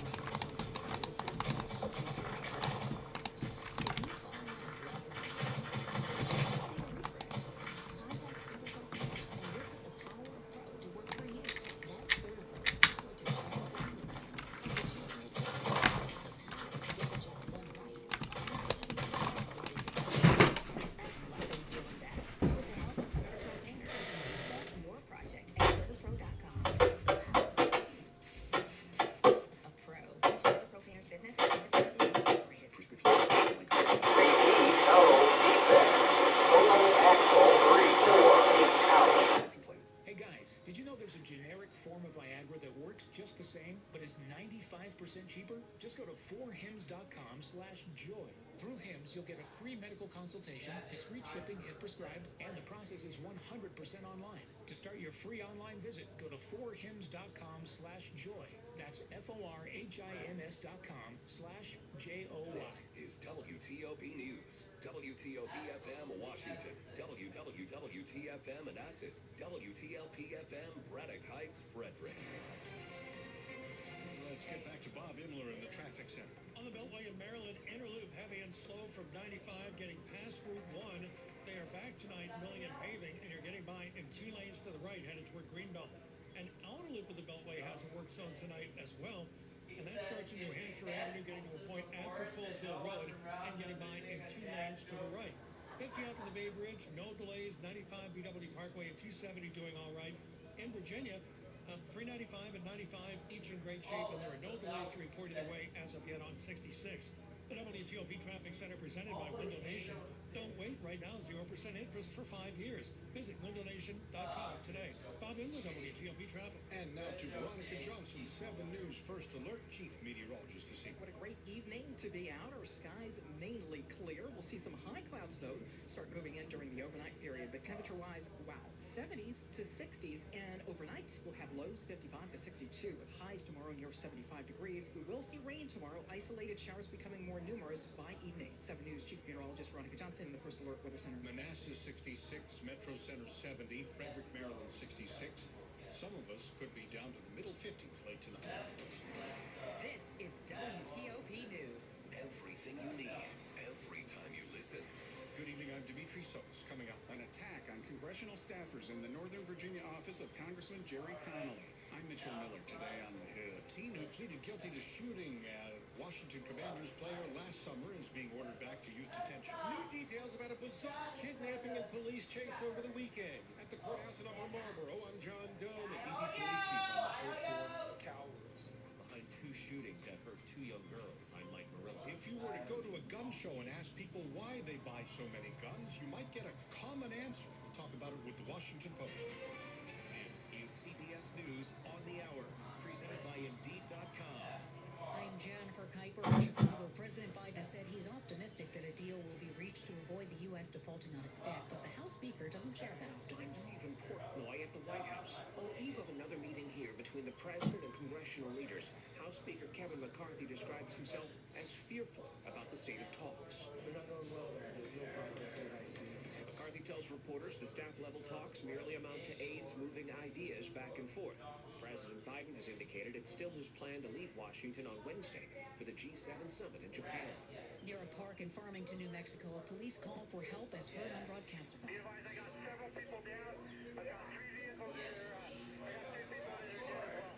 In addition to the 3 dead, at least 7 have been injured. Norfolk Southern milepost 226.0. No defects. Officers fatally shot the 18-year-old suspect. No word on a motive. A man named Juan Tran Pham is under arrest after allegedly attacking 2 staff members with a metal baseball bat at Democratic Congressman Jerry Connolly's office in Virginia. CBS's Scott McFarland reports that Norfolk Southern milepost 226.0. No defects. Charges, including aggravated malicious wounding. In a statement, Congressman Connolly called the attack unconscionable and devastating. The episode follows last year's violent assault of then Speaker Nancy Pelosi's husband, Paul. What is going on right now? Beaten with a hammer by an intruder in their San Francisco home. The FBI is criticized over its investigation into alleged collusion between Donald Trump's 2016 campaign and Russia. CBS's Catherine Herridge. Almost 4 years to the day since he started his investigation, Special Counsel John Durham says the FBI used unverified information when it opened the investigation into candidate Trump's alleged ties to Russia in 2016. Durham concludes senior FBI personnel displayed a serious lack of analytical rigor and relied on investigative leads provided or funded by Trump's political opponents. At least 6 people are dead and many more unaccounted for after a hostile fire in New Zealand. Reporter Scott Mayman. The blaze broke out in the early morning at a high-rise building in the New Zealand capital, Wellington. Fire crews challenged by the size of the blaze. Put their own lives at risk, make sure that they get as many people out of there to safety as possible. Fire Commander Nikki Pyatt. They had to make critical decisions. The search for more victims is underway. Authorities are investigating if the fire was deliberately lit. Scott Mayman for CBS News, Canberra, Australia. This is CBS News. Need to hire quality candidates fast? You need Indeed. Their powerful hiring platform helps you attract, interview, and hire candidates all in one place. Visit Indeed.com/credit. 9:03 on WTOP on Monday evening, May 15th, 2023. Upper Marlboro at 67, down to the middle 50s overnight.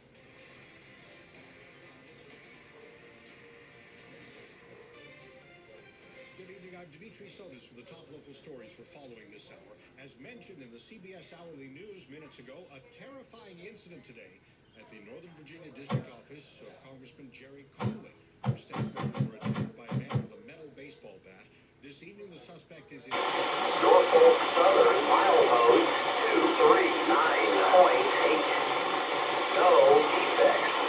Folded this morning. He did arrive here in a vehicle. He walked to the office and began swinging the bat. He struck 2 staff members after initially asking for Connolly, who wasn't in the office. Those staffers, including an intern, were taken to the hospital and are expected to... Norfolk Southern milepost 239.8. No defects. Tran Pham of Fairfax. He's charged with 2 counts related to malicious wounding. Members of the Virginia congressional delegation have joined Connolly in condemning the attack. On Capitol Hill, Mitchell Miller, WTOP News. A teen already sentenced for shooting Washington Commanders running back Brian Robinson Jr. last summer has been ordered back to youth services detention. The 17-year-old was released from custody months after the attempted robbery and allowed to live by his father's home while wearing an ankle monitor. But police say he cut the monitor in February and disappeared. He was found late last month with a narcotic on him. judge today ordered him back to use detention until he turns 21. He'd already pleaded guilty to the shooting that took place in Northeast in August. The suspect accused of plowing his rental van into several cars while eluding police in a bizarre kidnapping and hit and run in Lanham and Glendale Friday night made his first appearance in court today. As WTOP's John Dolan reports, this was a frightening and harrowing ordeal for the woman who was kidnapped in this case. When he was arrested, police said 62-year-old Dennis Bell was uncooperative and may have been on drugs Friday night. He's accused of kidnapping a random stranger from in front of a convenience store, forcing her to strip naked, and even stabbing her while vowing to take her to South Carolina. These are very serious charges. Everyone was at risk that day. That's Prince George's County State's Attorney Aisha Braidboy. In court, though, a public defender painted a totally different picture of Bell, saying he was still recovering from hip replacement surgery earlier this month, could barely walk. And while he's no stranger to the court system, even the judge called it really surprising. This is the first violent crime he's ever been charged with. Bell briefly disputed the charges during his video appearance. The judge ordered him held in jail without bond. In Upper Marlboro, John Dillman, WTOP News. D.C.'s police chief is calling on the community for help after 2 young girls were hurt in separate shootings in the city. Unacceptable, says D.C. Police Chief Robert Conti, that a 10-year-old girl in Northeast D.C. got caught in the middle of a barrage of gunfire on Mother's Day and is now in the hospital fighting for her life. The girl was in a car that was on Hayes Street. Then hours later, a 12-year-old girl asleep in her own bed was hit by a bullet in the leg after shots were fired outside a Naylor Road home in Southeast. It's not believed the girls were the intended targets. It is unacceptable that petty disputes and disagreements are being settled in our city with gun violence. There's no suspects in either case. Mike Murillo, WTOP News. I'm Megan Cloherty. A day before she heads to Capitol Hill to talk about violence prevention in D.C., Mayor Muriel Bowser is honing in on public safety changes that she's proposing to the council. We're specifically focused on strategies that we have identified, or places in the law, I should say, where we think that there are gaps. The bill headed to the council increases penalties for having illegal guns and recommends stronger sentences for crimes against vulnerable people. It would also give judges the discretion to hold repeat offenders in jail before trial. Council Chair Phil Mendelson. We would benefit by statistics rather than just simply me or somebody else standing at a podium and saying too many people are released pre-trial. Megan Cloherty, WTOP News. There have been 15 incidents in which naloxone was administered in Montgomery County schools this year. Despite that fact, there was no policy on whether students would get in trouble if they brought it to school. That has changed tonight. Dr. Patricia Kapunin with Montgomery County Public Schools says the emphasis remains on drug prevention, but we felt it was important to address the ability of students to personally carry naloxone. That's the life-saving overdose reversal drug administered 15 times in schools so far this year. Seneca Valley High School nurse Cheryl Requa has not had to administer Narcan, but encourages concerned parents to listen to their kids while emphasizing the dangers of fentanyl and opioids. I mean, as long as you're providing an open, safe space, I mean, they really are open to sharing just about anything. The new policy means students will not be in trouble for carrying Narcan.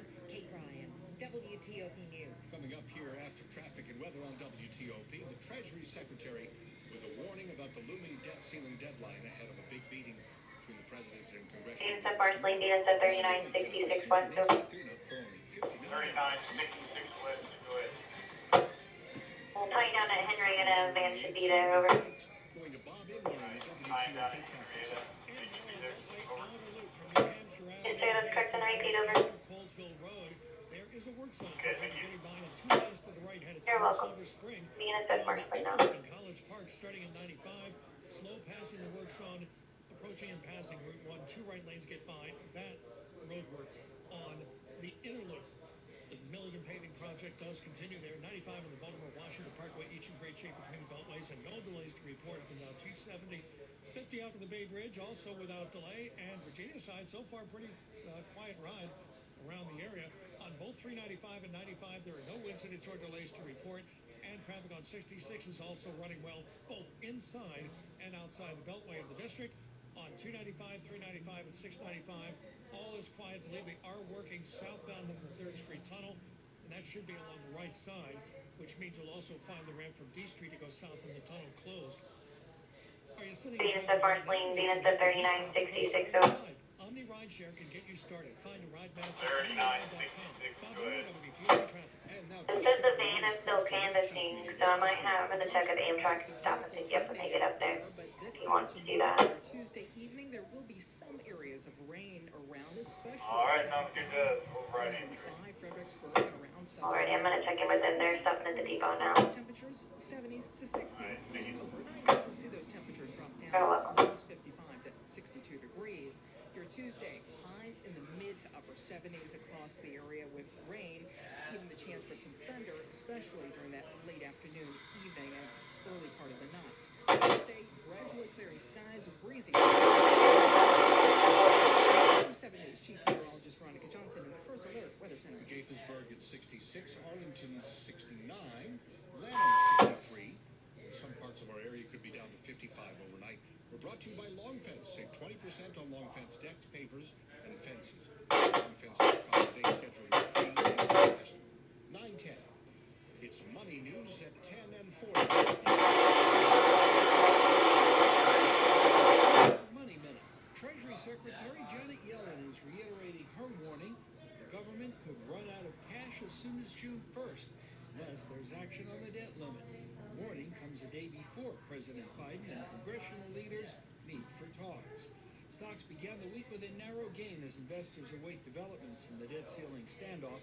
Dow Industrials climbed 48, the S&P 500 gained 12, the NASDAQ added 80. Artificial intelligence is coming to Amazon. It plans to bring ChatGPT-style product search to its web store to provide what it calls an interactive conversational experience. The week began with at least 7 companies filing for bankruptcy over the weekend. They included Vice Media, healthcare staffing firm Envision, and the home security company Monotronics. Vice blames slumping ad revenue. Others blame heavy debt.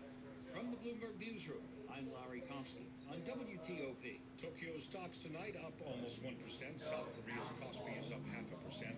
But other markets, Australia and the Shanghai, are down at least a little bit. Keep watching at 10 and 40 here on WTOP.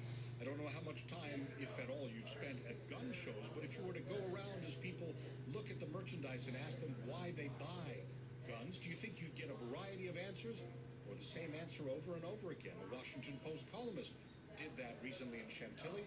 We'll hear from her coming up next. 9:12. Focusing on its employees and everything it does is a core value for Farmers Restaurant Group. It's a conscious capitalism approach that co-owner Dan Simons applies to all of his business relationships, including with his attorney, Scott Musellis, who leads the restaurant industry practice group at Shulman Rogers. Every company has a beating heart.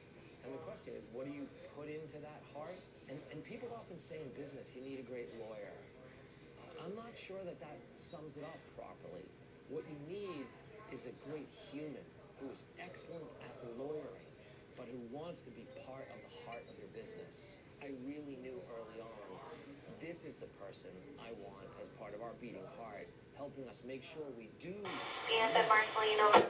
but that we do it as clearly sort of a woven in part of the culture and the ethos of the company. Learn about Yes, sir.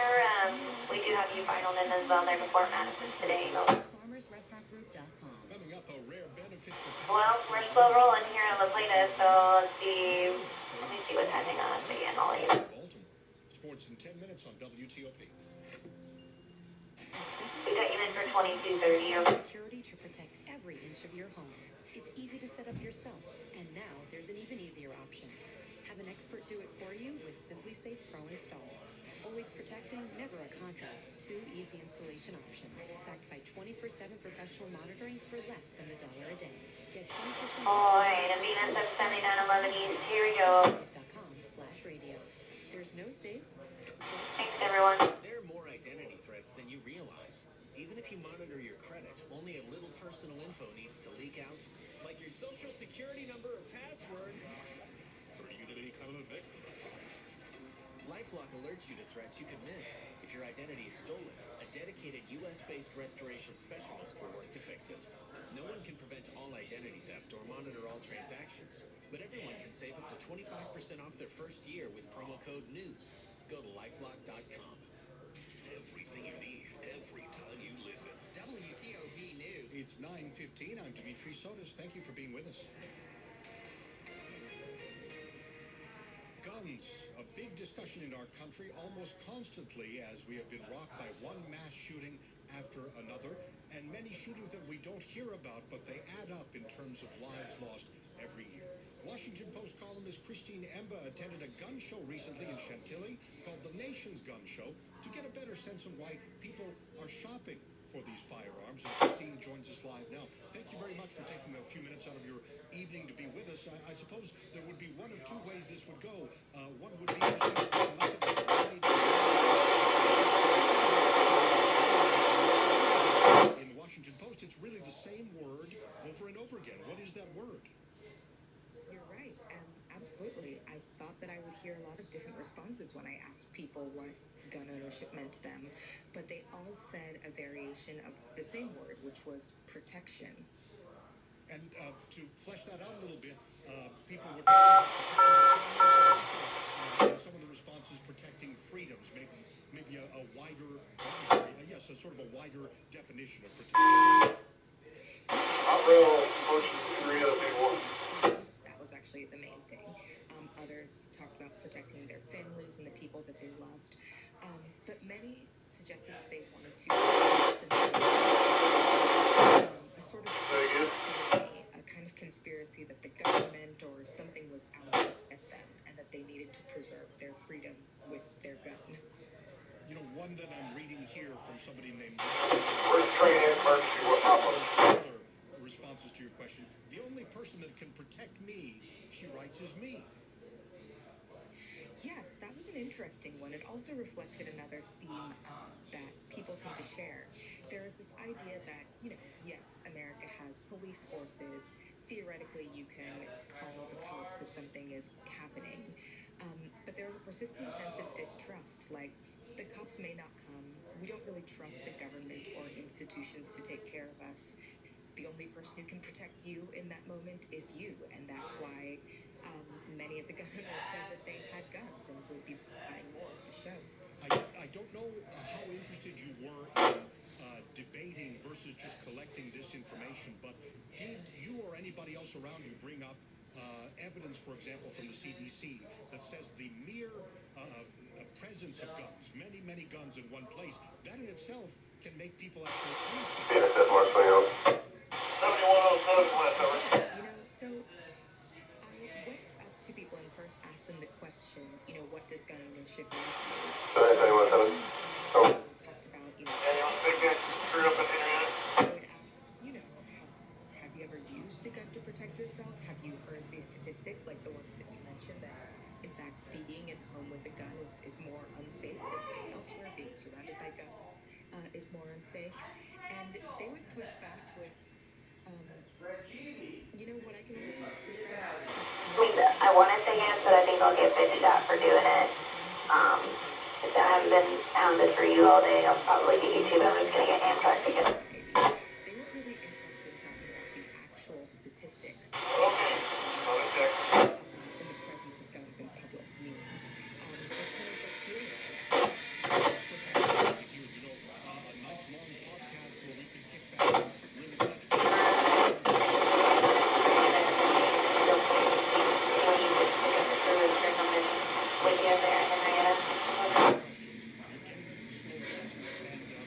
Yes, sir, that would be very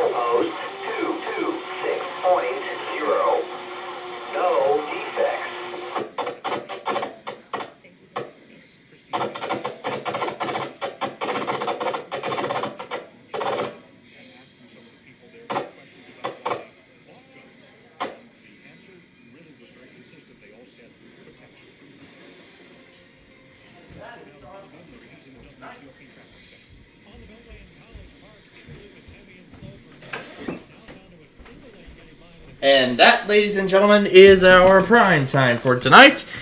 And finally, that other track is open. It's been a long time since then. All right, now let's keep on going. All right, now let's keep going.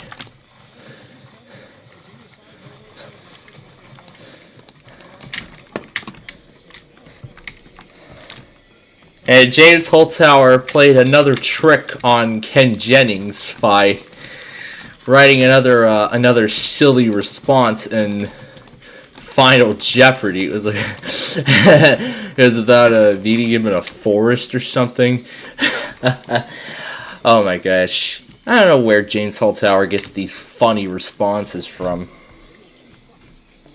That's honestly all I know.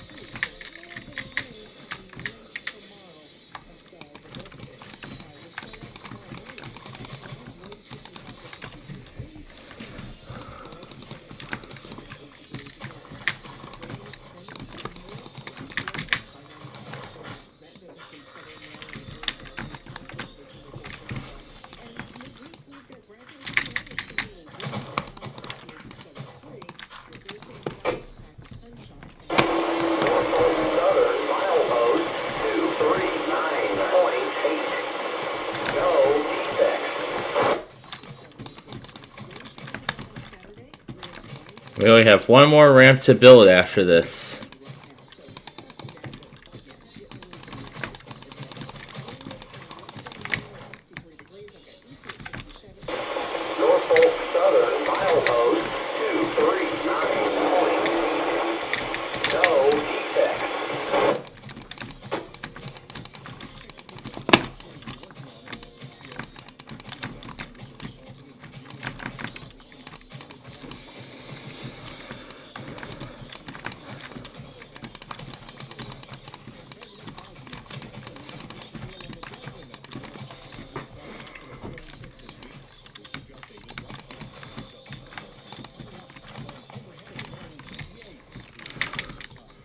And this interchange looks complete.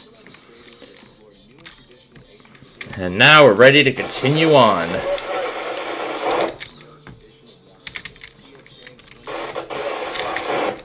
That's a great symbol right there.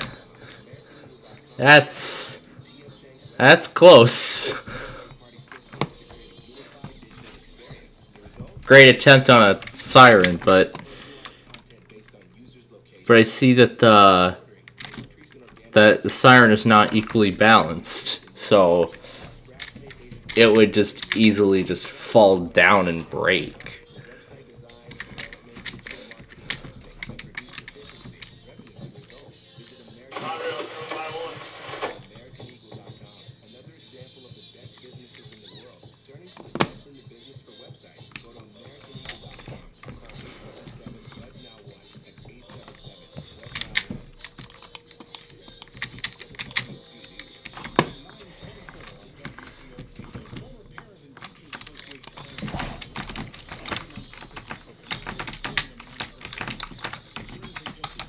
I didn't know if I put this down when we were building I-21 originally.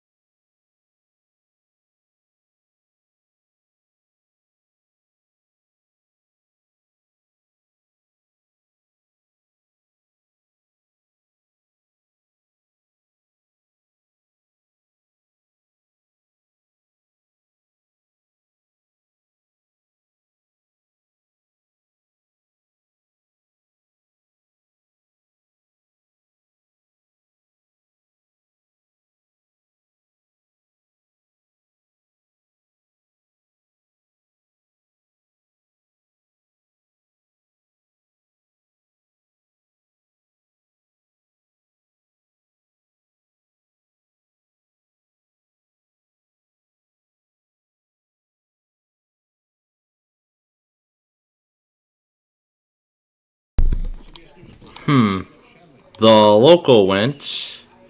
Who tested this time? Was it TOP?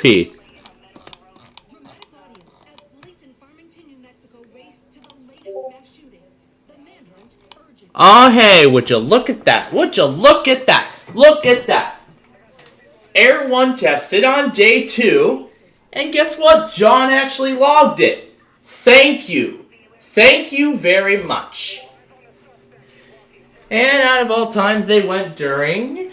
Wait for it. Who wants to be a millionaire? That's the first time that's ever happened.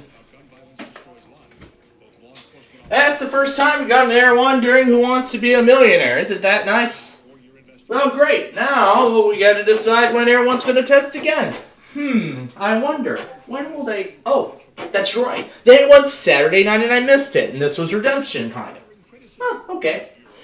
Oh, great. Okay, when will they test again? Let's see. Tuesday, tomorrow will be day 1. Wednesday will be day 2. Thursday will be their next test. That's bull crap. We did not get a TOP yet, but I did see the rice and steel. Okay, now that we know what happened with EMF, I could shout that all the way if I wanted to. You know what? I think we should try a rare on-air combo. Let's try it.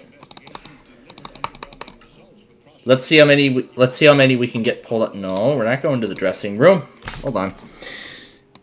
We're gonna try an incredibly rare. We're gonna try an interesting combo here.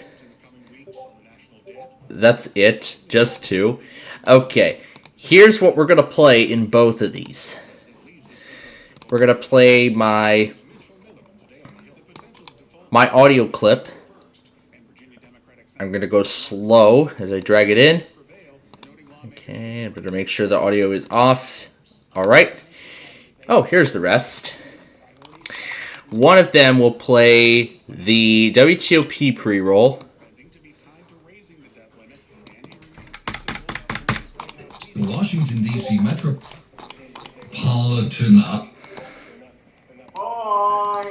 This one will play the KFA... nope, not KFYR. KFAV. This is a test.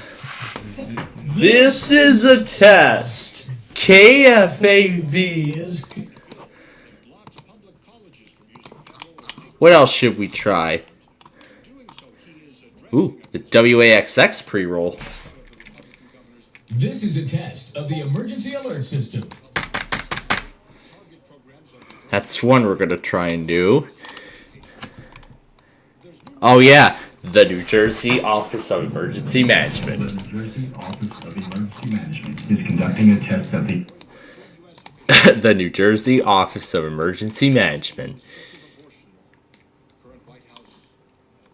And K-Love, too. Positive, encouraging, And, oh, wait. Aren't we supposed to do Air 1? Sure. Sure. We'll add Air 1, too. Yeah, it's about time for my snack break anyway, so... Air 1. Worship now. Alright. So, we're gonna come back to... This is where we'll be right now. And then... After this is done, and I find our next road, we'll take a break. And then when we come back, we'll finish this whole thing up. I mean, we're getting closer and closer to the end here. We all love Switch and Jeopardy Masters. Then we're going to play it all at once. And in addition, why don't I put the EMF Air 1 thing on the... Well, thank you, John, for actually logging it. Now I know why the local didn't even log EMF at all. It's 'cause it was down for days. At least that answers our question.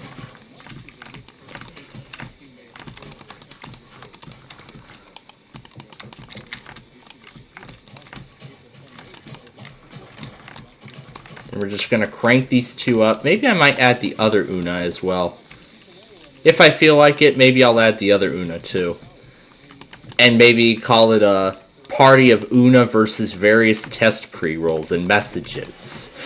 It's going to be a lot of fun. That's going to be called Una versus various EAS test pre-rolls. And I might add Regis Philbin congratulating on becoming a millionaire or something. I don't know. That's something I've been... Now, I'm not playing the video edition of it because, well, obviously you know what VLC likes to do. So that's why I'm doing audio only on the CP. And it's a good thing I created that. And then, alright. This is where we're going to pause for the time being.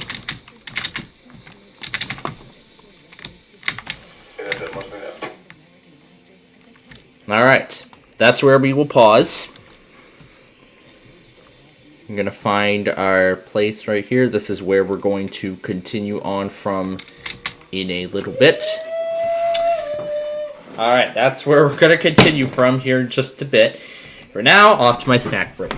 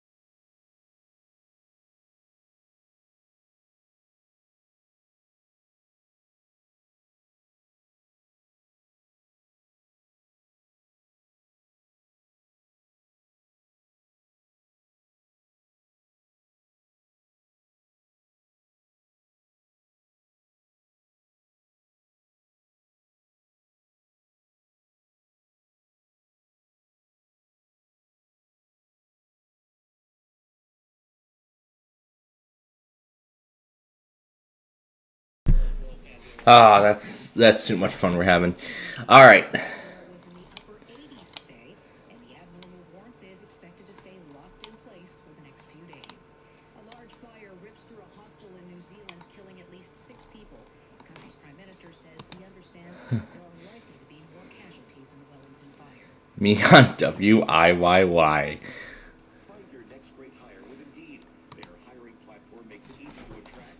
Wait a minute, that's the same sponsor from this morning. So Air 1 is the only thing that's happened so far. And here's all the stuff we've been playing for a while. So it's one of my most recognizable scenes from. It's this is construction site. This is basically the audio of the last minute of the story segment, and then I'm mixing it together with various pre-rolls, including Air 1, WTOP, KFAV, WAXX, Air 1, K-Love, WTOP, KFAV, WAXX, and New Jersey, mixing them all together. It's incredible how much we're adding as we get down to the final hour and a half. That's how much time we have left to make final additions and changes.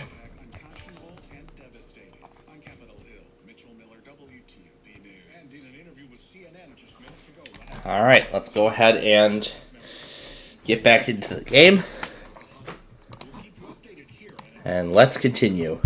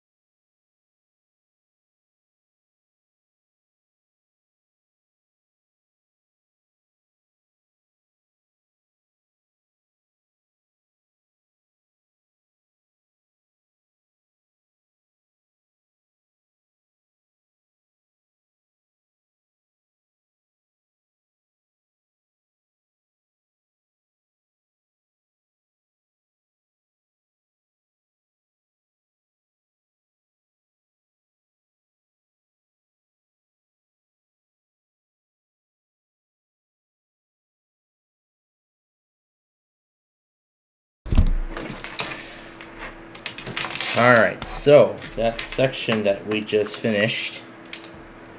Oh yeah, my power bank still needs to charge. It needs to be at 100% by tomorrow, so I didn't even have time to charge it because of all that prime time stuff, or I just forgot. But you know what? Yeah, it's alright. Well, let's get it taken care of now while we still have the chance. But anyway, we have about 10 minutes left, and we pretty much accomplished all of our tasks today. Well, in this week's show. So, what we'll do for the remaining time is we'll actually go ahead and get a head start on the paving of this extension. So we're gonna go ahead and get started with the paving. So pretty much we're paving the rest of the roadway. Eventually then, which will lead to its final state. We'll see how much of the paving we can do in these final minutes. And I will just let the power bank go on the fast charge.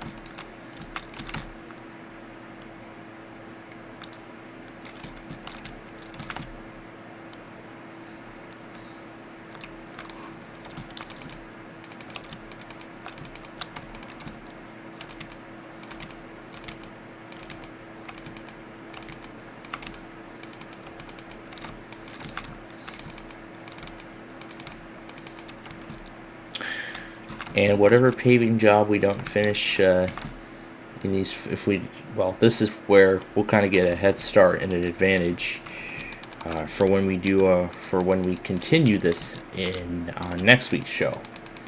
When we continue this process on next week's show, which again will not be here, it's going to be away, but we're still going to.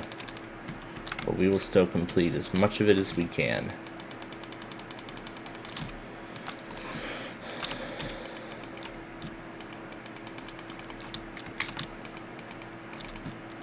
I can already feel the suspicion in me as we have like 5 minutes to go of our time on this show.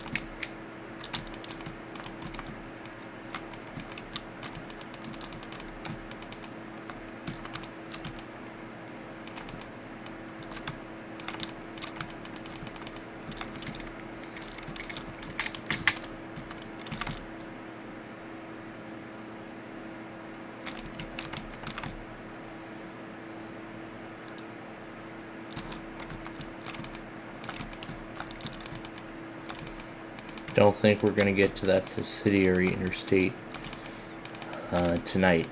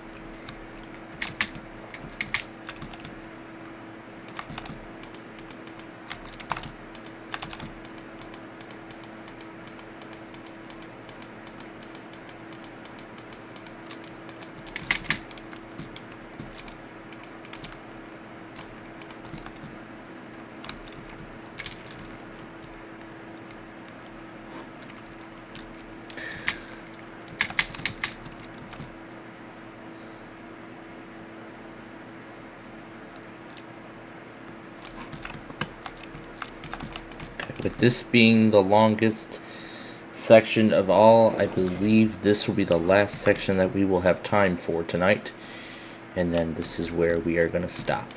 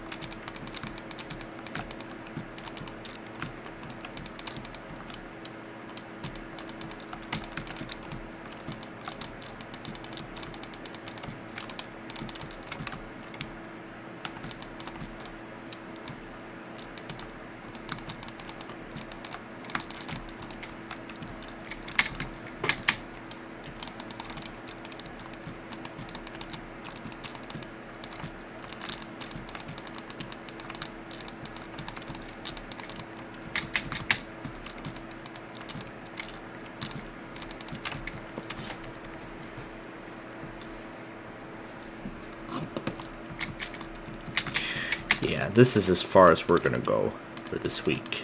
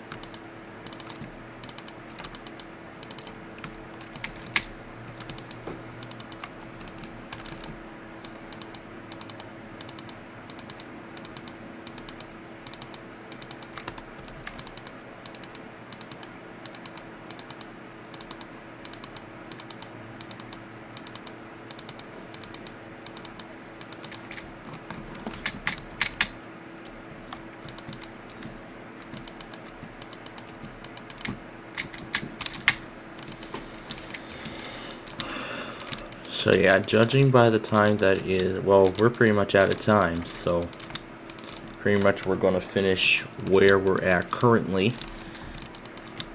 So after we finish this direction of paving, that is where we're going to end our show for this week.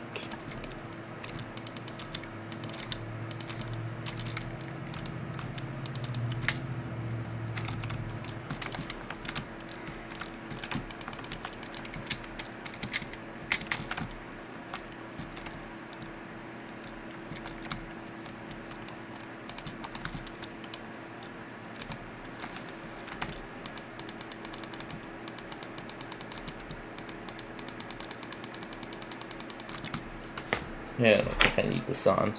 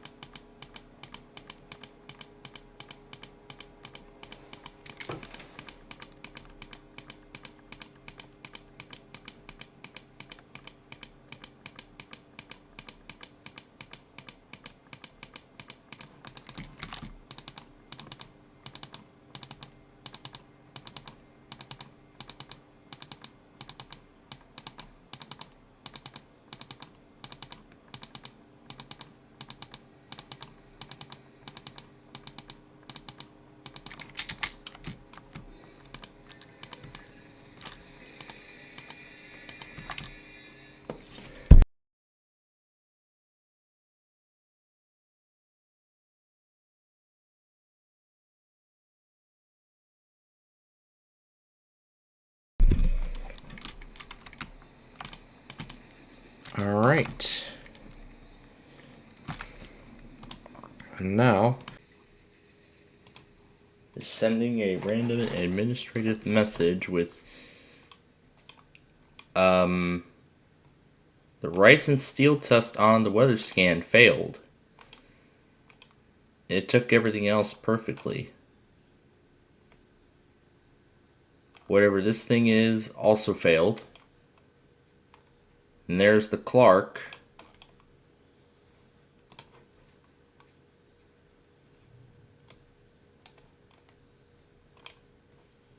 This is a critically missing adult alert. So it took nearly everything.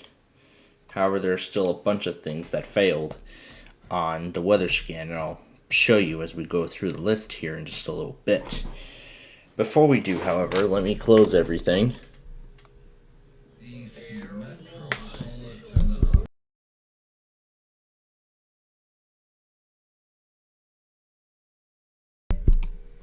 Yeah, encouraging. More encouraging.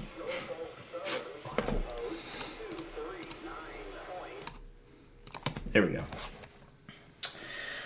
Okay, so again, as I had just said, that is where we are going to stop for this week on this week's Minecraft show. So, when we return to our Minecraft show next week, we are going to continue our progress on Interstate 1. Wow, we made a lot of progress with that extension project. We finished the road, we even got all the exits done in one day. We got the river road all set and done, the connections, and now all we just have to do is pay it by one, reconfigure the exits, and then we're done. That's how quick this is going to go. It's incredible.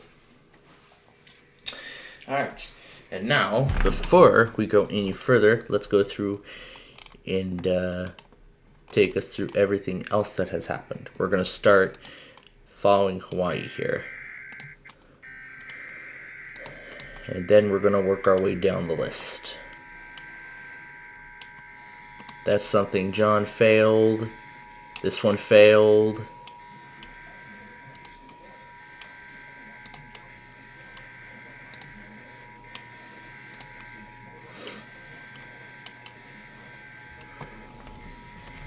For some reason John failed a lot of these.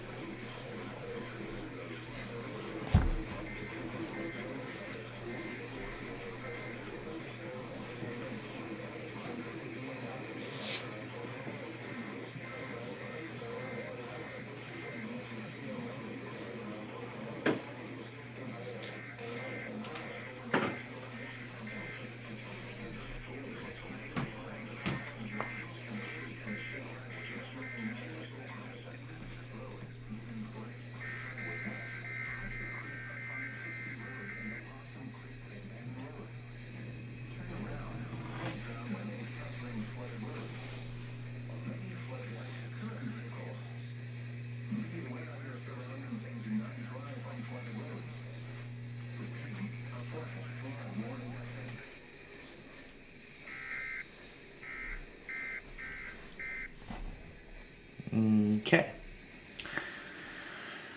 Alright. Now, we're going to do a combo.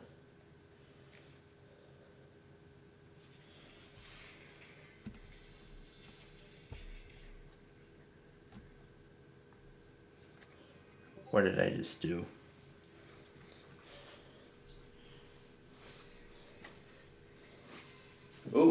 just in time for the DPU. Okay. While that thing takes forever to save, we're going to do a combination that many of you who have watched this channel before have known me for doing. It seems to occur every time I seem to miss an EMF test.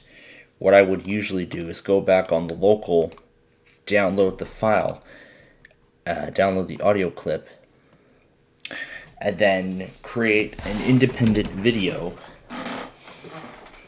of the Air 1 test using this audio.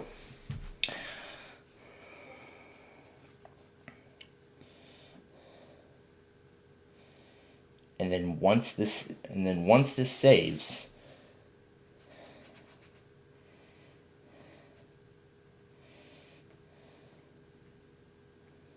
so I'm not sure who originated that administrative message. Maybe it was John himself.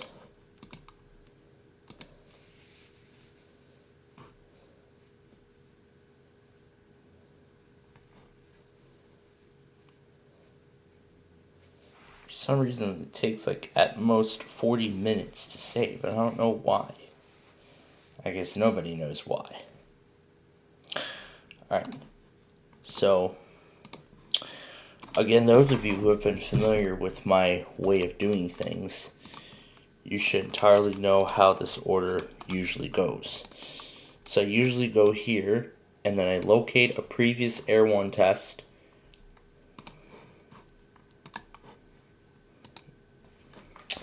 and then I go into here, locate the audio. Oh, I have to go back in here and tell it to save it. Then we drag it in.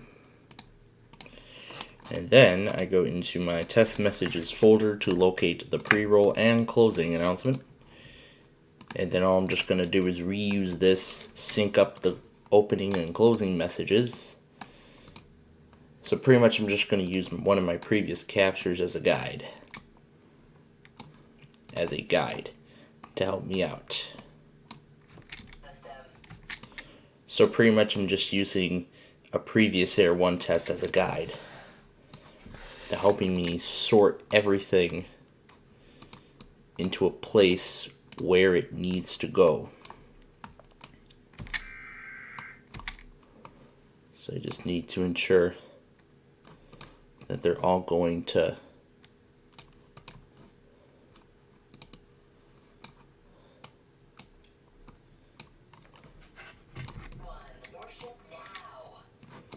Alright, so then once everything is in the right place, then I go in here and I locate my independent logo.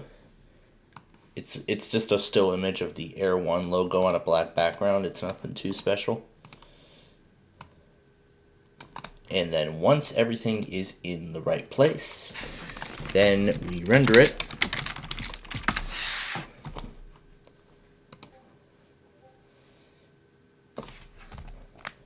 And it's not saving. Alright, so then we download, so then we render the Air 1 video, and as of now, that is pretty much everything.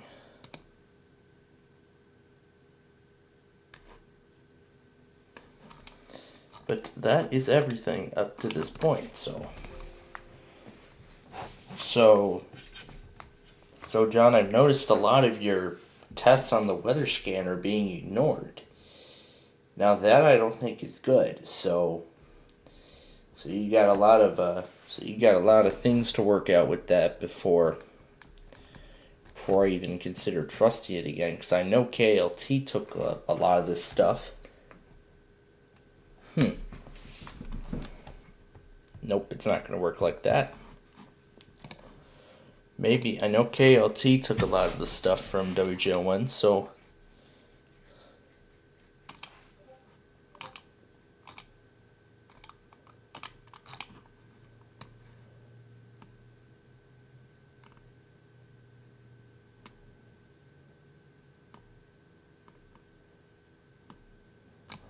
Oh, wait. We can actually go back on here and play everything. Yeah, I think we can. We can go back on here and we can play.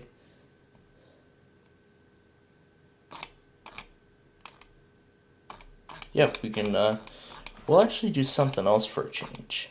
So rather than going back on all this stuff, why don't we go back on here for a change? I mean, something that hasn't been done in a long time, so I guess might as well. Alright. Once again, just like before, same story. We're going to start after Hawaii. We're going to do KLT because they're the only one that does things right. So we're going to play these two. And this one. This one too. This one also. This weekly test from WKES.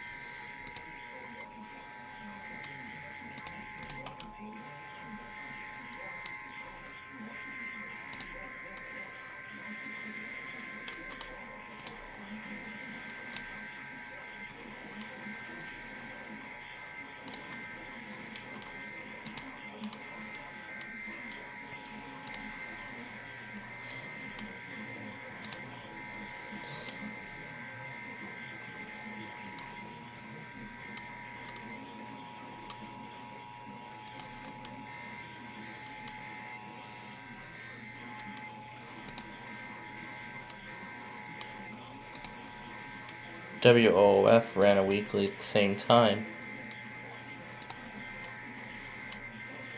So either that means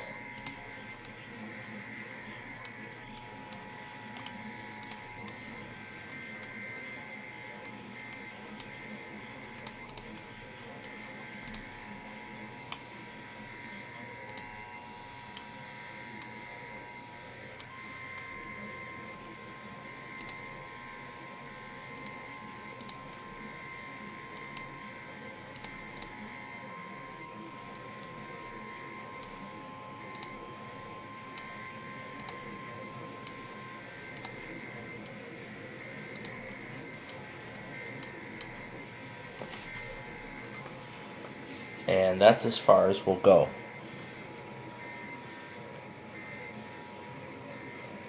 Now once I confirm that we have everything, then I'll download the Air 1 test on here and we'll upload it.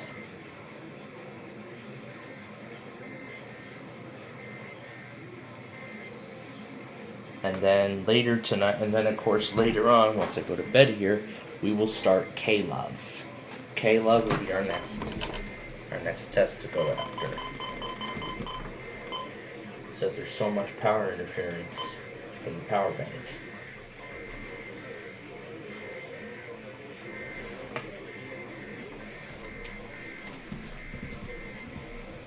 Let's just see how much it's affecting. Barely 50 on the 300.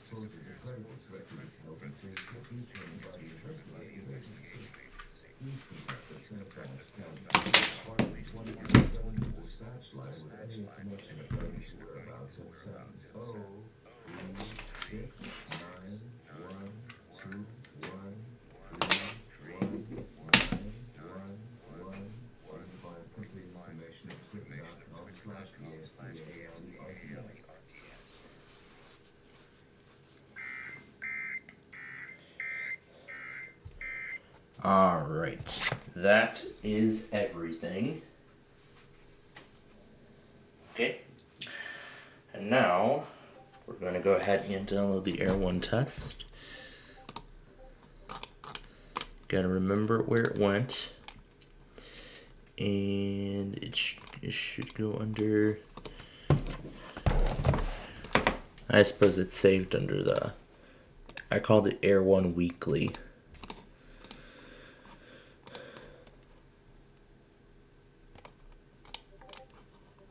If we just move it down to the bottom, we'll find it. But I know it's there.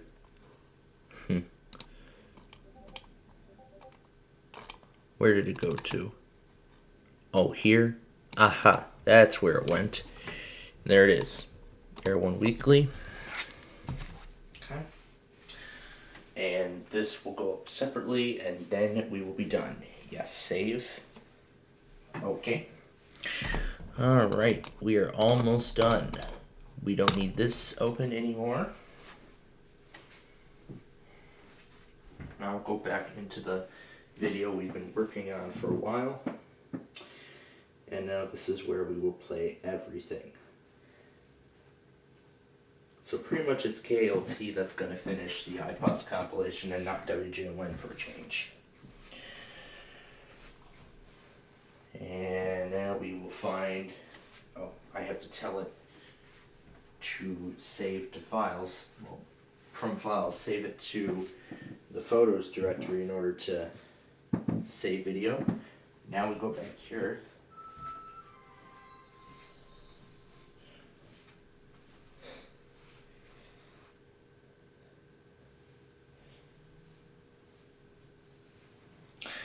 Yeah, I don't know why I'm seeing SLN group stuff, and their newest edition is a remake of the Out of the Blue Enterprises logo. In fact, it actually looks this logo with the arch, it looks nearly identical to Disney. Looks nearly identical to Disney. You know, the logo with the arch going over the castle. That's the logo that I think this copies. In fact, it nearly copies like the earlier variants of Buena Vista before, but like pre-Comet, I guess I could say. Alright, and now the Air 1 weekly test from May 15th. And then, of course, we added to the EMF Marathon. And there we go. Very soon, and if I get everything right, we will be back in business with regular captures of EMF. For now, however, K-Love starts tonight. So, that is everything that has happened up until this point.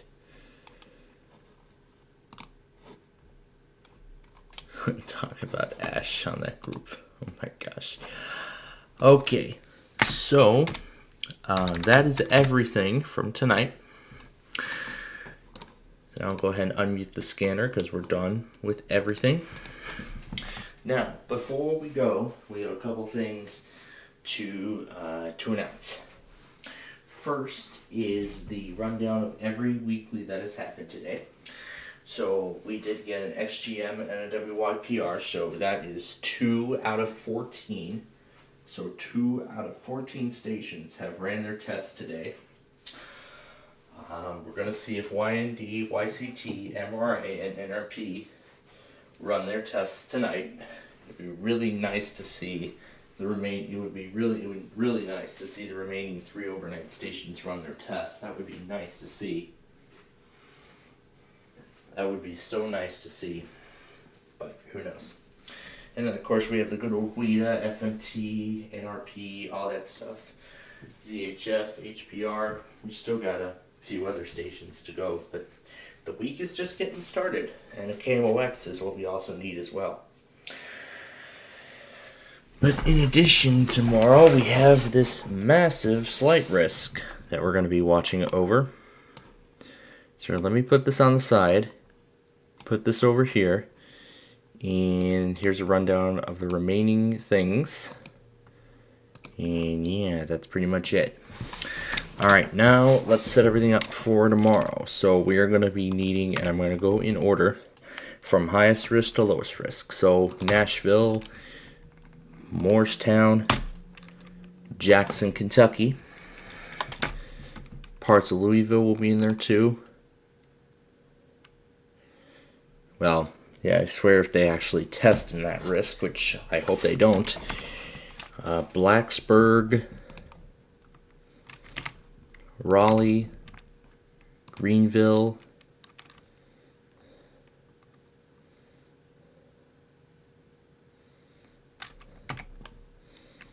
Columbia, Peachtree City, Memphis, a slight part of Paducah, parts of Wakefield, a slight portion of Sterling, a slight portion of Newport, and I think I pulled up Columbia already. Yeah, I did. So that's really everything for tomorrow's risk. So that's really everything for tomorrow, and then again, here's Wednesday. We won't expect much. So again, just like last time, I'm not going to care if anybody postpones in that marginal, because I mean, again, like I said, there are very few tests. Well, there are very few offices that we have streams for. Now, I was actually going through my collection earlier today, and I had just gone through and I found the San Angelo stream that we've had a long time ago that I was waiting for it to come back online, and it actually does seem to be coming back. So we do have San Angelo back, which I'm actually pretty happy. However, I don't have that or Beatrice on my list yet, on my playlist as of yet. However, I am looking to add those to my playlist at a future date. Alright, so as we near the end of our broadcast for this evening, did we not cover the playoff? Oh, frick, didn't we? Yeah. Yeah, we didn't talk about the playoffs, but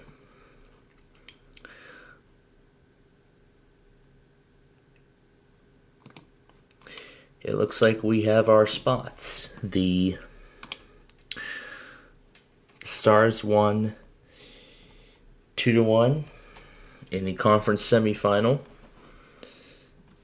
So they won the series 4-3. The Golden Knights won yesterday 5-2. They have the spot in the conference final. We'll have our first game later this week. Thursday the 18th will be game 1 with the Panthers and the Hurricanes. And then the game 1 with the Golden Knights and the Stars will be at 7:30. Now, I'm going to try and see if, because I keep forgetting about the coverage of the entire playoffs, but you know what? There are a lot of stations out there that have a lot of sports stations out there that have streaming restrictions, restrictions from the NHL that prohibit that restricts us from streaming the game outside of the broadcast market. So that is most likely the reason why we're unable to broadcast a lot of these. Bring you coverage entirely of a lot of these games, but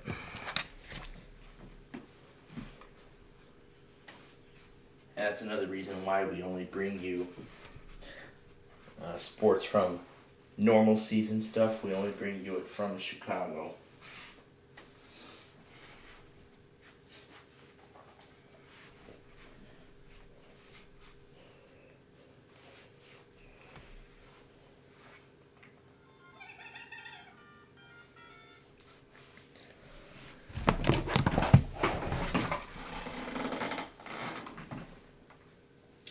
And here's another exciting video featuring this red bird.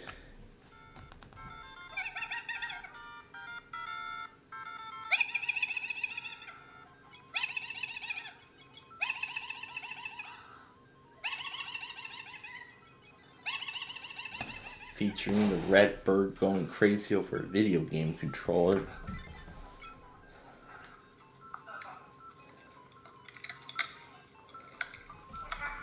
And the bird tries to break it.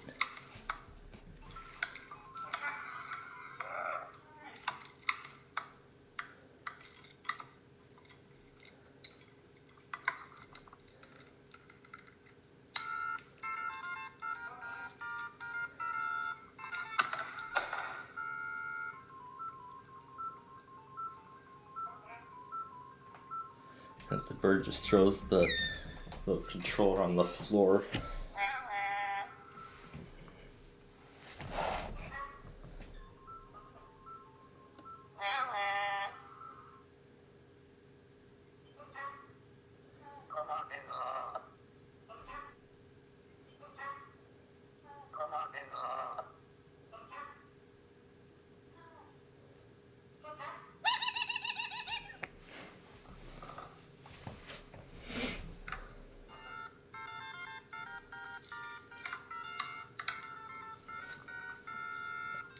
Like every time the bird knows it's a video game, it's just gonna start messing around with it.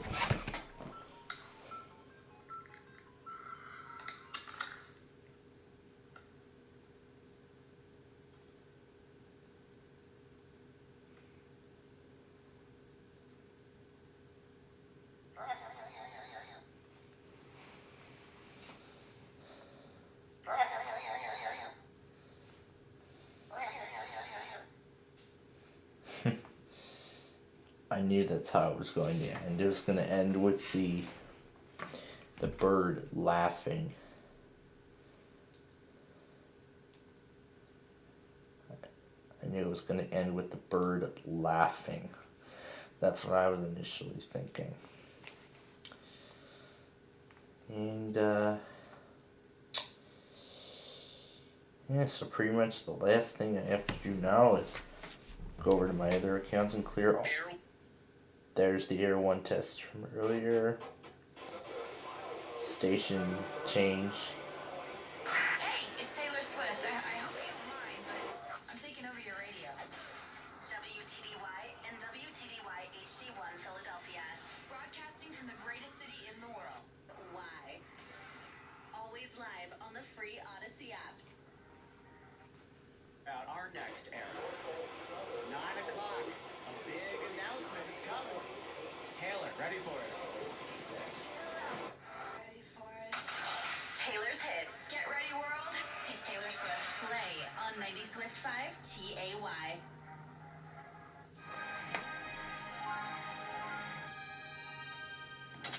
WTDY and WTDY HD1 Philadelphia. From the Hesser Chevrolet Variety, the new 96.5. Studio. Your way or no way at Hesser Chevrolet. This is Philly's Feel Good Variety, the new 96.5.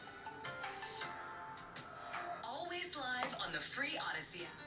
Let's do it. Philly's Feel Good Variety, the new 96.5. Always live on the free Odyssey app. So apparently, Station in Philly changed formats.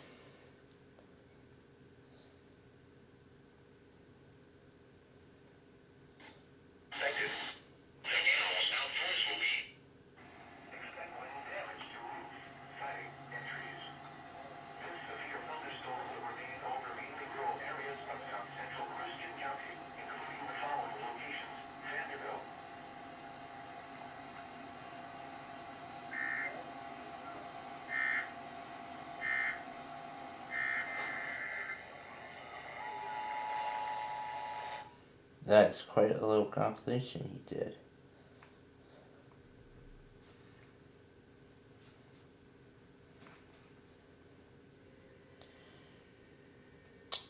I don't recall Dora the Explorer being streamed on Bubble Guppy's YouTube channel. That isn't even that is not even close to what the channel was even intended to do. I mean, it's supposed to be everything Bubble Guppies. It's not Dora. That's really all I know. Okay. And we're going to use the old layout for this. Alright. And now, the waiting game begins on WETS. Alright, and now the waiting game begins on WETS. And after we get that, then we are done for the night.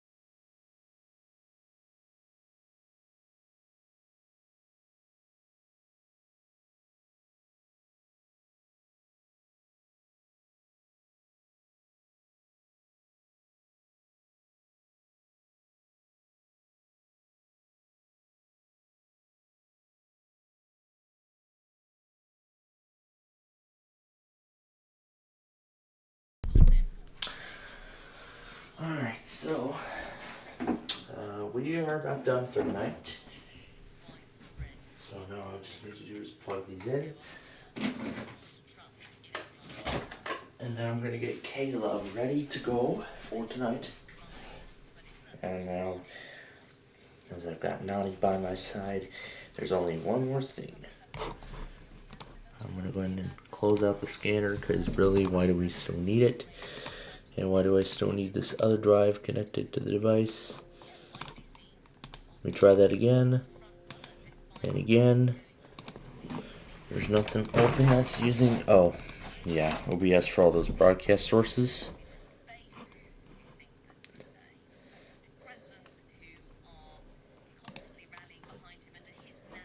Probably going to want to keep it. So we can set everything up for tomorrow. Yeah, probably might want to keep it so you can set everything up for tomorrow.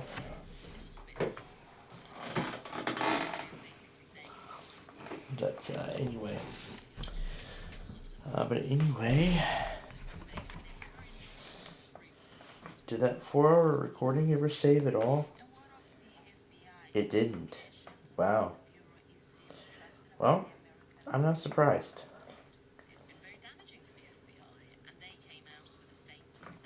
Well, I'm not surprised. I'm not surprised at all.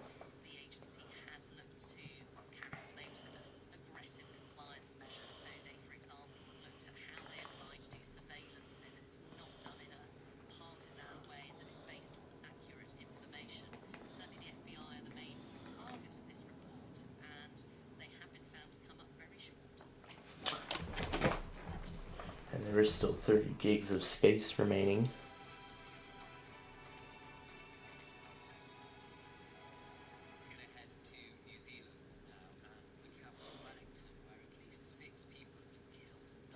Probably won't be enough to save the coming video.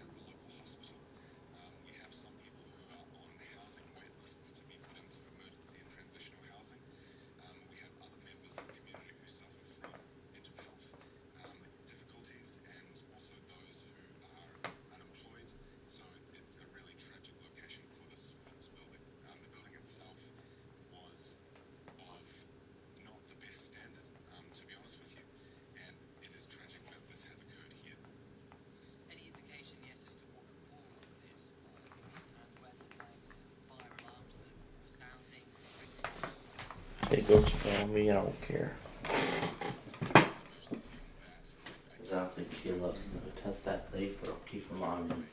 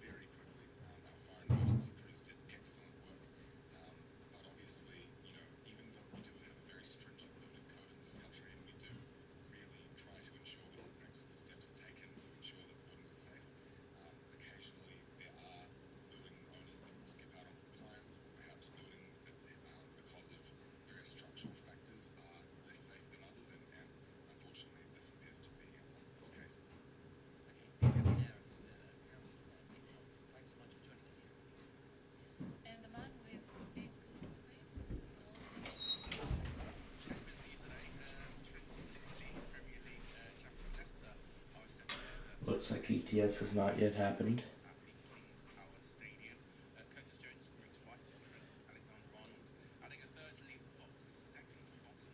Essentially, they have 5 more minutes to do it.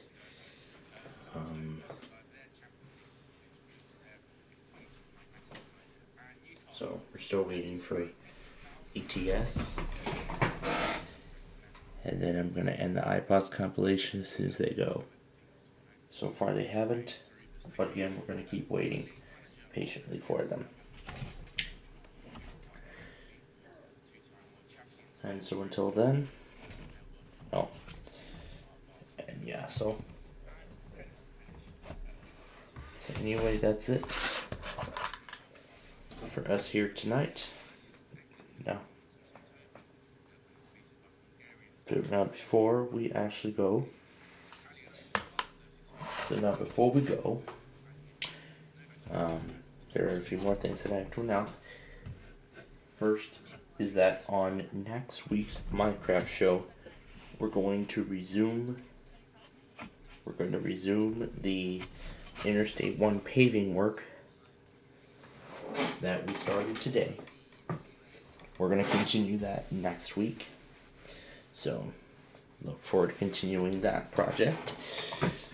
And then tomorrow's Roblox show shouldn't be too much of an effect, because that will be the season finale of Switch. And then Wheel of Fortune will begin day 2 of their Oh, there goes ETS. I've been waiting for them all this time. We've been waiting for them this whole time.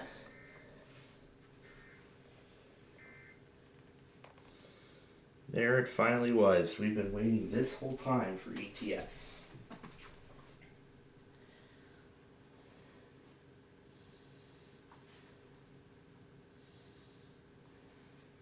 Alright. And I'm going to put the no sound effects at the end of that, and that is it. Half an hour, 36 minutes, the complete duration of the iPods tests. Alright. Now, we just wait for it to go up. So, now continuing on with what I was saying earlier. I guess about the finale switch of the AHS7 Plus giveaway on Wheel of Fortune. And then night 6 of Jeopardy Masters. And then we will move on to night 6 of Jeopardy Masters, and then a new episode of Split Second following that. And then again on Wednesday, we'll have a new schedule. Millionaire will now go at 5:30. We'll start Millionaire at 5:30. So it can accommodate for Masterminds and Switch. People Puzzler and Switch, because both are repeats now. And then Wheel of Fortune will start immediately after Millionaire. And then we'll take care of Jeopardy Masters night 7 on Wednesday night, and then Split Second following that. Then on Thursday and Friday, again, we'll be Millionaire at 5, then Wheel of Fortune, and then Split Second. And then the same story will be for Friday, except Millionaire will be at 4, and then Wheel of Fortune and Split Second. Oh, that's right, Split Second now has aired enough episodes for repeats now. So after Wheel of Fortune, then we get to come up here and start our Friday Fun Night show. So isn't that great that we get our whole Friday night freedom back? I feel very happy about that personally. But yeah, we'll see how that goes. And the White Sox will begin their next series tomorrow. So hope you'll join us for that game. So yeah, had so much fun today.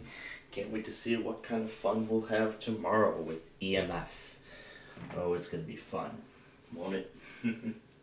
But anyway, until then, that is gonna do it for our broadcast tonight. Now, before we go, of course, there is one last thing I have to announce.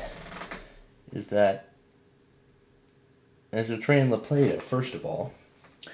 And second of all, that Plainfield TV is owned and operated by the SPCPlainfield Media Corporation, and that any videos other than mine presented during the broadcast today were from acceptance by other enthusiasts, and any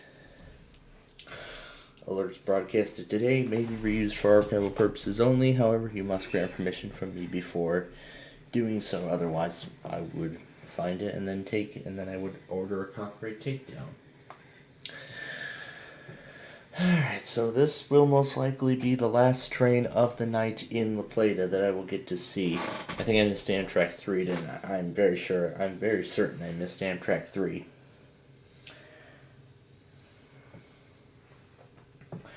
I am very certain I missed Amtrak 3.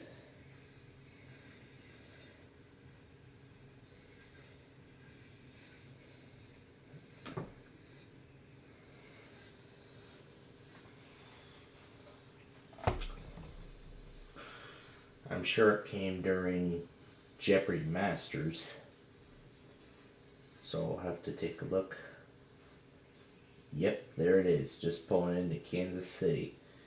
It arrived at 8:08 in La Plata. So it arrived at 8:08.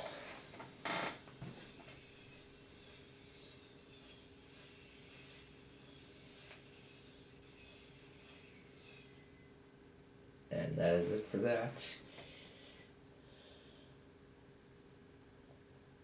Okay. Now we'll scroll back.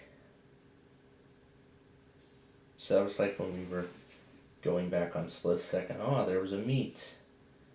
That was what I just missed. I had just came back and missed a meet.